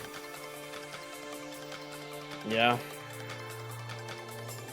The odds of coming back now for Denmark looking kind of rough. They've started recovering some combo on Captain and Kare, but Nomark is not really finding any big combo so far. Like, yeah, Nomark doesn't have a high combo, same with Skyrez, but there's 110k between the two teams, and Denmark needs as much players holding combo as possible. Skyrez dropped a little bit. Skyrez dropped again, so there is a little bit of room for Denmark to come back here. About a quarter of them left. He drops again. 70,000 is decreasing. Yeah, and now is the time for Denmark to really hold on to these combos. And no mark. He drops. Captain drops. And now it's... Yeah. Unless we see a collapse from Spain here, that is going to be a GG on this point. And Spain should be walking away. And Amins are looking on this. I'm not expecting... No, I'm not either. I saw how Alepe was doing. I'm like, yeah, he's not going to miss at all. I seen Amins, and I'm like, yeah, fully recovered. So, kind of close. Was wanting to flip-flop there towards the end, but unfortunately for Denmark, it was just not their point to get. Yeah, but I think this one perhaps could be. After all, it is their pick. For sure, it was Spain's first pick anyway. 2 great one misses from Alepe and Amins. And on paper, I think the low ARG was really the #1 thing that Spain was better at than Denmark. So this is out of the way. I said all that Spain would just go headfirst into Hidden 2. Yeah, absolutely. What were the bans, by the way, Real Moss? The bans were... Oh, let me remember. It was HD3 for Denmark, I think you can see them. HD3 for Denmark and DT2 for Spain, yeah. Okay, so that leaves both mixed mods open. Yeah. Especially that mixed mod 2. Yeah, that's true. So as far as lower approach rate maps go, speaking of lower approach rate maps, No Mod 3 Ultraviolet, approach rate 9, CS 4.5. But yeah, they still have a few lower approach rate maps that they can still utilize that amazing hidden prowess for. So they could squeeze out a couple more points with the mix mods, but yeah, like I said, not blame Spain at all for wanting to capitalize on that strong low AR skill set. Yeah, especially right at the beginning of the match. You don't get confused with going in a low AR pick in the middle of a match after playing DT and HR. That's done. All is good. And I mean, look at the bright side. If anything, Denmark is just slowly increasing the approach rate, going from a low 8 to a That's flat true. 9. Yeah. So if anything, these teams should be fine with one of the lower approach rate double times next, right? Yeah, I would imagine so. But You see here music you go. drops entering to replace Skyres, but other than that, the main rosters are going to be staying. And I would imagine for most of the match, it's going to be the same. Banger and a half song right here, though. Yeah. The map is scary though. Right from the yeah. beginning. Lot of tricky sections, lot of micro movement-y sections that are gonna really throw people off if they're not paying attention. For sure. And these beginnings, as we saw music drops dropping there, same with iMines, those snappy, quick triplets right there going into the slider. Yeah, very early misses, but this intro is not easy to hold. Denmark does it though. Corey, iMines. Amines, iMines? I mean, I'm not sure honestly. Yeah, I think it could be pronounced either way. But music drops and iMines are both finding lots of misses. It's No gonna be more kind drops. of a match, but Captain is holding way stronger. I mean, it's much Captain by and Lepe, though. Lepe. Yeah, Captain and Lepe are the two players to watch out for. Yeah. So Denmark has a pretty commanding lead right now, 150,000 after the first spin. I mean, yeah, iMines and music drops have been lagging behind a lot in terms of score. Not really getting any combo at all.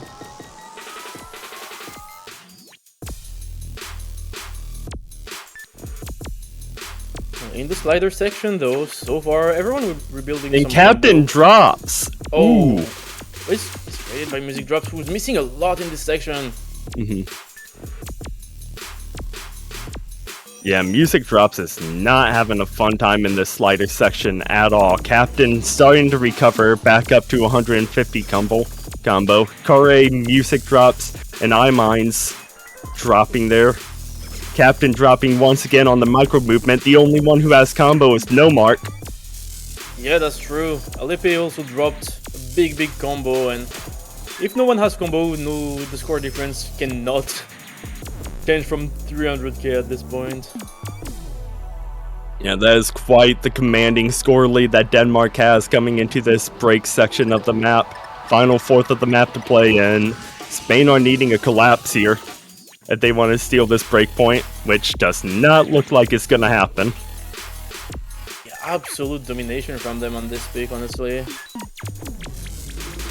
Very solid first pick.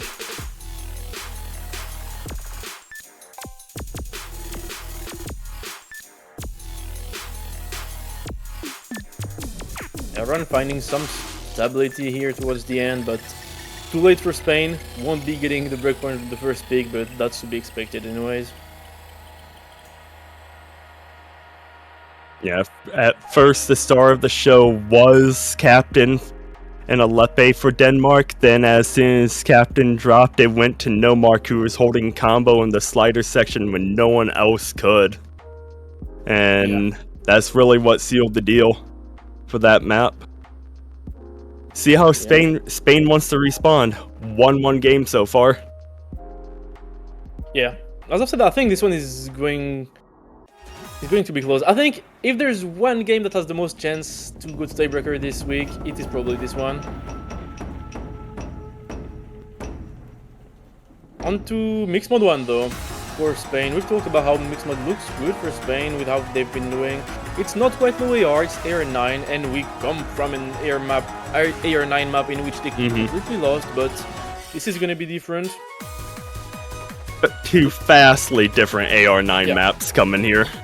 Absolutely. One is a micro movement tech hell, and the other is Masamune by Dave. Yeah. Hard Rock is gonna be here. I think me personally, I think it's really gonna rely on the Hard Rock players on who's gonna be the victor of this map. You know, honestly, I don't know. I don't think I agree because I feel like the best players for this team are quite solid and can handle HR on this, but it's kind of gonna be on the third player to step up and not fall behind like we've seen maybe on the last pick. Yeah, fair. I'm assuming that it's gonna be the HR players that are gonna be the difference makers here, because I mean, I assume Alepe is gonna be going hidden for Spain as they've been popping off, and with music drops, it's a vastly easier map than Nomad 3 was. Nomad 3 is just Yeah, that's techy true. and slightly lower CS as well. It's not a 4.5, it's a 3.8, so reading is going to be a bit more comfortable as well. That is true.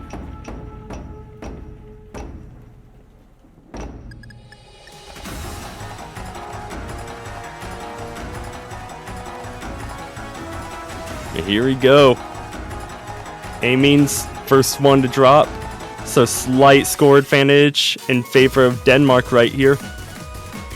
Yeah, just one miss difference so far. Shouldn't be that bad, especially since the miss was quite early, but with this miss from music drops actually, it's gonna grow to a pretty significant lead now. And music drops just wiggling a little bit early there from that triple. All other players up to 200 combo as Imings gets up there. And music drops shortly, not too far behind, 180 combo, and there is the 200 combo. Everyone is caught up. It is about a 61,000 point lead for Denmark, which is going to instantly shrink as Captain finds a double miss there. Yep. Yeah, that's two misses. Coming on to the slow section. Careful on the HR on the slow section. We've seen misses here.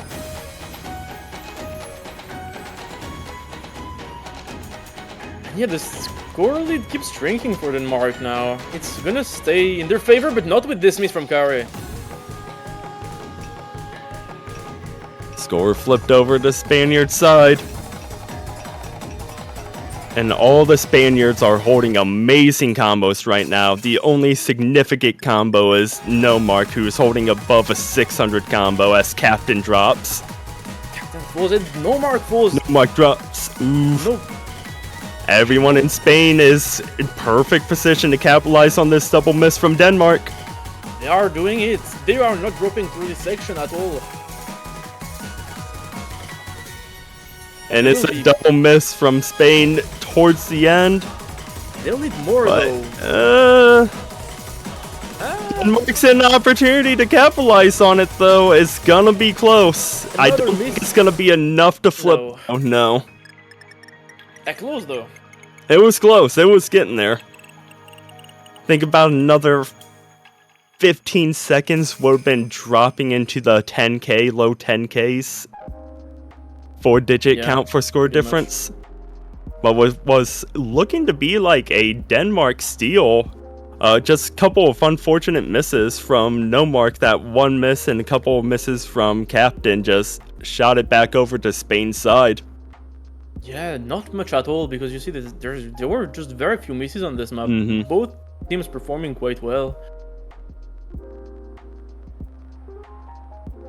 Yeah, Denmark's one misses from Kare and Nomark, unfortunately coming in just slightly earlier than Alepe and Imings.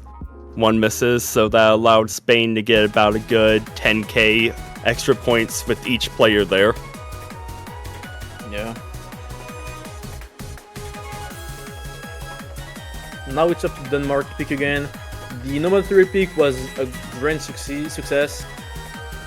But there's nothing quite like it in the pool though. I don't see them going really into Nomad 1 or Nomad 2 much the rest of this. Nomad 2, they might, but I don't really see them wanting to go with that coin flip Nomad 1 pick later on in the match. Yeah. That would make sense. I can kind of see both teams wanting to shy away from it until they need like a coin flip pick. But what does make some more sense is a Nomad 4. Yeah. Staying in the Nomad, but quite not in the mode 1 or 2. It's gonna be the convert.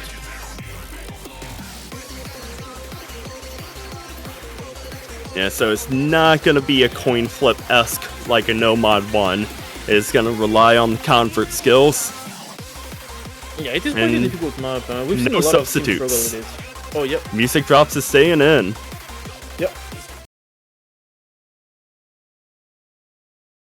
Yeah, this map is way less conflippy because we've seen even the best teams. I don't even know if we've seen an FC on this yet, actually. So quite a difficult one.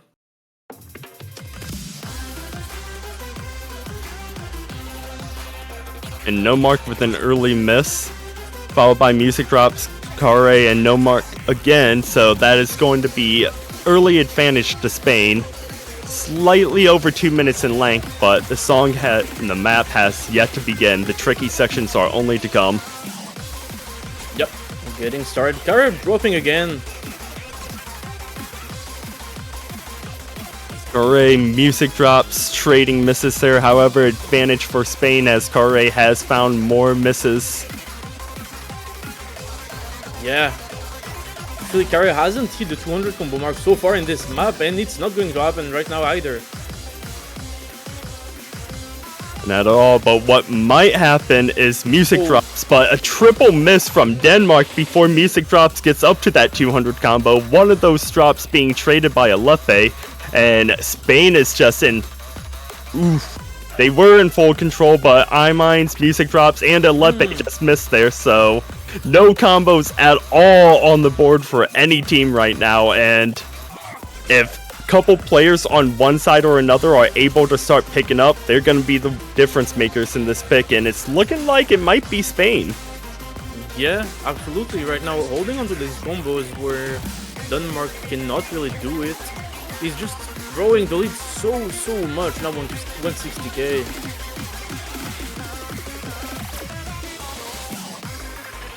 And No Mark dropping on that stack, just moving ever so slightly early. And that is a brutal drop to find here in CWC.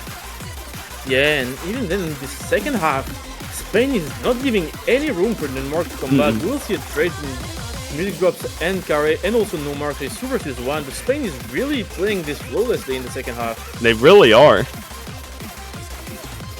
Now, I was liking the convert pick from Denmark. I saw them picking. I'm like, okay, Denmark practice this a lot. You know, they're gonna pull up show, but no, Spain is just stealing their thunder and walking away with a break point.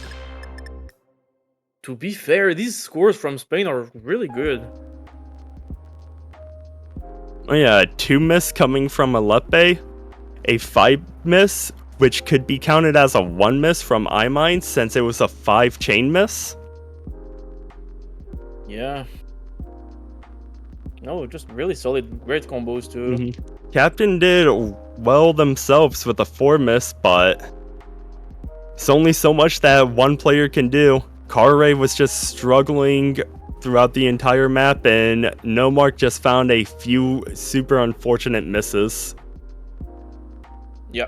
Especially in those more stack movement sections. That was really unfortunate. But it's gonna leave them with a break point now. So Spain is taking the lead in this match overall. Now are we gonna see the Mixed Mod 2 come in from Spain? I mean, they did go HD2 then Mixed Mod 1. Surely we get our other low AR. We might. Honestly, that's what I would expect right now, but You would expect it considering how big of a win they got on HD2 and how comfortable they felt on Mixed Mod 1. Overall, all 3 players for the Spaniard side just seemed extremely comfortable in their specific mod brackets. Yeah. And it's going to be HD1. Also a pick that makes sense, honestly. Yeah, it does. Another banger song as well. We love our good kid indie rock music. True. But yeah, it's gonna be the tricky AR9. It's kind of weird. I have trouble calling this a consistency map, even though it kind of is too. It's very slider focused. Mm-hmm. And AR9 is not that comfortable at this AR, honestly. At this difficulty, honestly. So we'll see. I don't think we've seen that many great scores on it, I think. I mean, so far the highest approach rate map that we've played was Nomad 4 coming in at 9.3. All other true. maps have been AR9 or lower. That is true.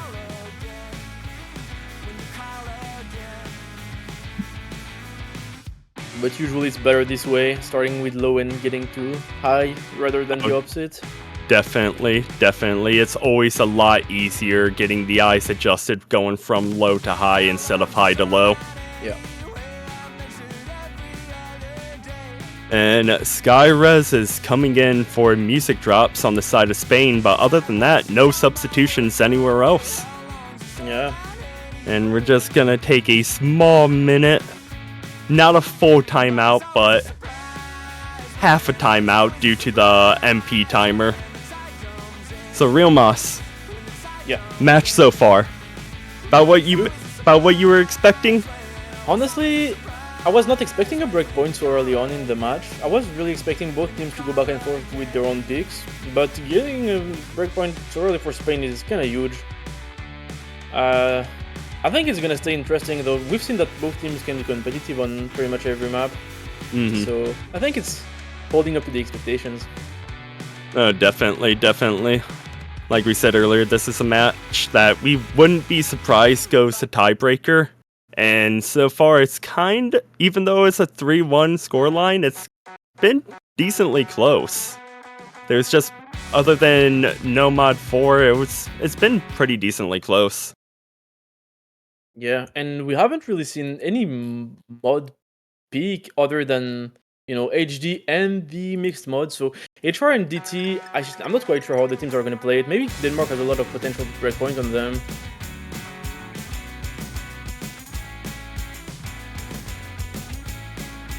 And Alepe is going to be the first one to find a miss here, followed by iMines. Not looking good on the Spanish pick. Nomark will find a miss too, though. No mark with another drop, traded by Alepe and Skyra, so that's going to keep Denmark having advantage. 2 combos to 1. Not much, though, really. But Skyrus is having some difficulties finding a solid footing in this pick, just getting up to 10 and 20 combo, dropping. You see he's down at 95% accuracy. Yeah, struggling a lot, but on the other side, to be fair, the combos are not really holding either other than Kare, so... Yeah, we saw Captain dropped earlier, so Kare is going to be the only one in the lobby with a full combo. Yeah, it's Kara versus Amins, and then the supporting players trying their best to hold on to any combo they can. And Kare is going to drop no more full combos at all in the lobby. Highest combo is now Amins with a 400 combo. Just one miss early on. Captain, Kare, Skyrez, Denmark dropping. No combos on the side of Denmark. Spain is in not perfect, but in a huge position to capitalize off all these misses. 2 combos to none right now. Yeah, it's going slowly, but Skyrez missing is kind of preventing them from taking the lead again. Really having trouble on this pick. Skyrez, he hasn't been able to get above that 95 accuracy. That's really been the huge detriment, but we see the score flipping over there. Kare not able to catch back up. Captain, no mark, dropping. Alepe drops. iMines, the only one with combo still, 700 combo, keeping their team in it on this pick, single-handedly. Yeah, Denmark's combos are kind of falling apart. They're not really holding anything anymore. But Amins is looking so solid though on the other side, and it's just giving them what they need.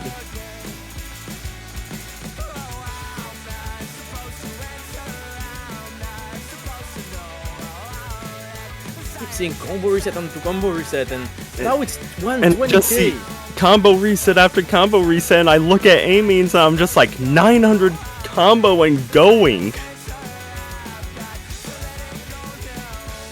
really smurfing this map from Amy's amazing performance. This one is honestly, this is a big Kari performance. It's absolutely winning, a map winning performance. And when Spain needed them most, A-Means reverse choked an FC. Even themselves being surprised, it seems.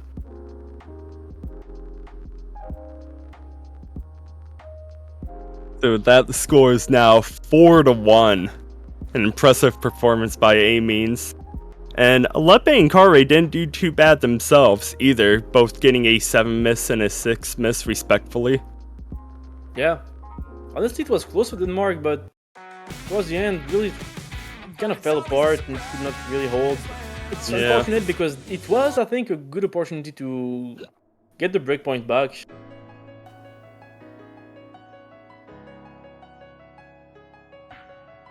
They will be, though, going to pick DT1, the consistency DT, very comfortable. AR 8.5 DT should be fine for everyone. But it's really about that consistency. I think it's probably the easiest map in the pool. We've seen great scores on this. Everyone, I don't know if everyone here has the potential to FC, but most players in the lobby, I would say. The big thing coming in, though, is that all these players have mainly been playing AR9 and lower. Now they're moving on to a double time for the first time this match. Albeit longer double time, coming in at 4 minutes without double time calculations included, so that will indeed give all players the opportunity to get their eyes readjusted to the faster approach rate. Yeah, and to be fair, it is the smoothest way to get back into high art because this map is very conventional, very straightforward, very comfortable to play. It doesn't feel really fast either. It's not like going to DT3 straight away. This feels very comfortable.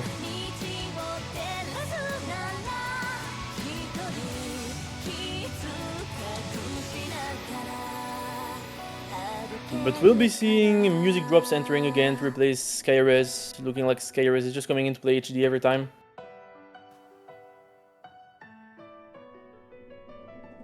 Oh, and yeah, the match on the other channel between USA and UK just finished. It was a sweep. I mean, it was kind of expected that the US would sweep. They're the clear favorite for this CWC. So everyone, welcome. Good, I don't get to yell at the boys today. Nope, you don't.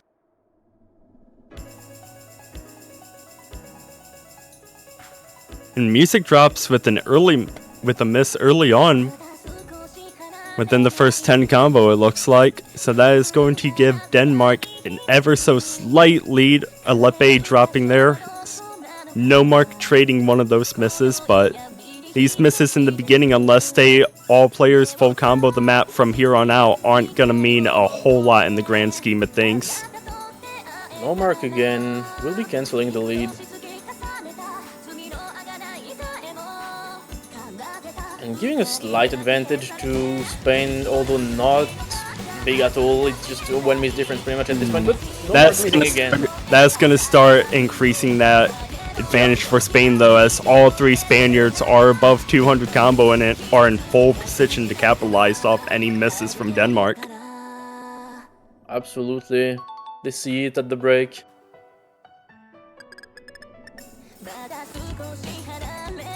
Still 2/3 of the map to go through. Music drops dropping. That's good for Denmark. Score quickly retreating back towards the middle as Nomark gets back up to 200 combo. Yeah, it's not gonna be enough to take back the lead though. But that. But this. No more trades. Captain drops. Score's gonna instantly shoot back over in favor of Spain now. iMines drops. Alepe and Kare, the only 2 with a full combo in this map. Captain dropping. Yeah, bunch of misses. The score difference is still not that big, to be honest. Especially with Alepe missing, Denmark are still in this. Especially with that miss from Alepe. Captain dropping. That's gonna hurt a little bit. Quarter of the map left to play. little under 40,000, just hitting 40,000 point difference between the two teams. Carre doing their absolute best to keep Denmark in it. 1,000 combo and growing. Captain up to 200 combo. Yeah, everyone is at this point. Music drops drop. It's a trade between Omar and music drops. It won't be enough for Denmark to come back in this.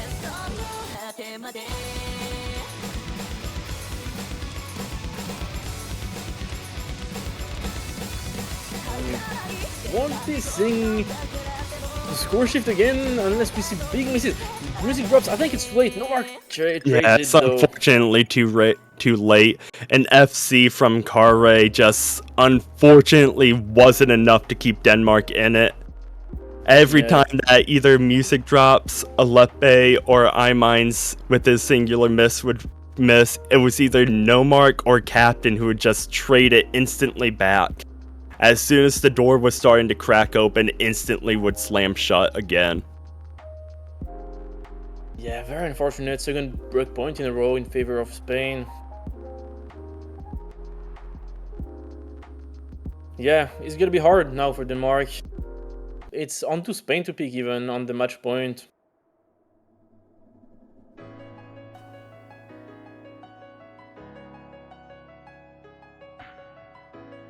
And no more hidden maps. All of Hard Rock still open. Double Time 3, No Mods 1, 2, and Mix Mod 2. All open for Spain here to pick. As we said, I think Mix Mod 2 looks like a great pick for Spain. I think this could be something that they could pick. Not quite sure about the HR, we haven't seen any of it so far. And it's going to be DT3. Yeah, actually that makes sense after winning DT1.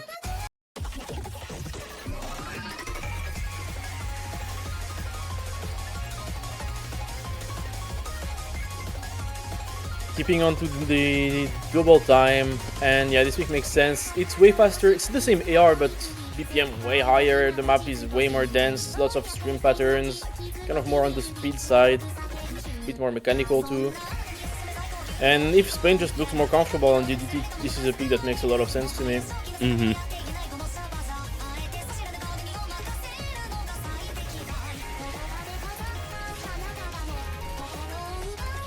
And we actually see Jukas entering to play this. I think I was seeing everyone in the chat cheer up for them to enter the lobby and play. Looks like this will be the case. Let's go. Bullied into playing. Not really bullied into playing, more like encouraged into playing, but still. Carre, Jukas, and Captain on side Denmark wanting to make a comeback. iMinds, Alepe, and Music Drops. Spain, match point, wanting to close it out with this double time 3 pick Mesmerizer. Yep. It's gonna be a short one. Way below 2 minutes. Very intense. And early misses from Alepe and Music Drops, Captain and Jukas. Yeah, we'll be trading. I think it's in favor of Spain slightly, but not good dismiss from Music Drops.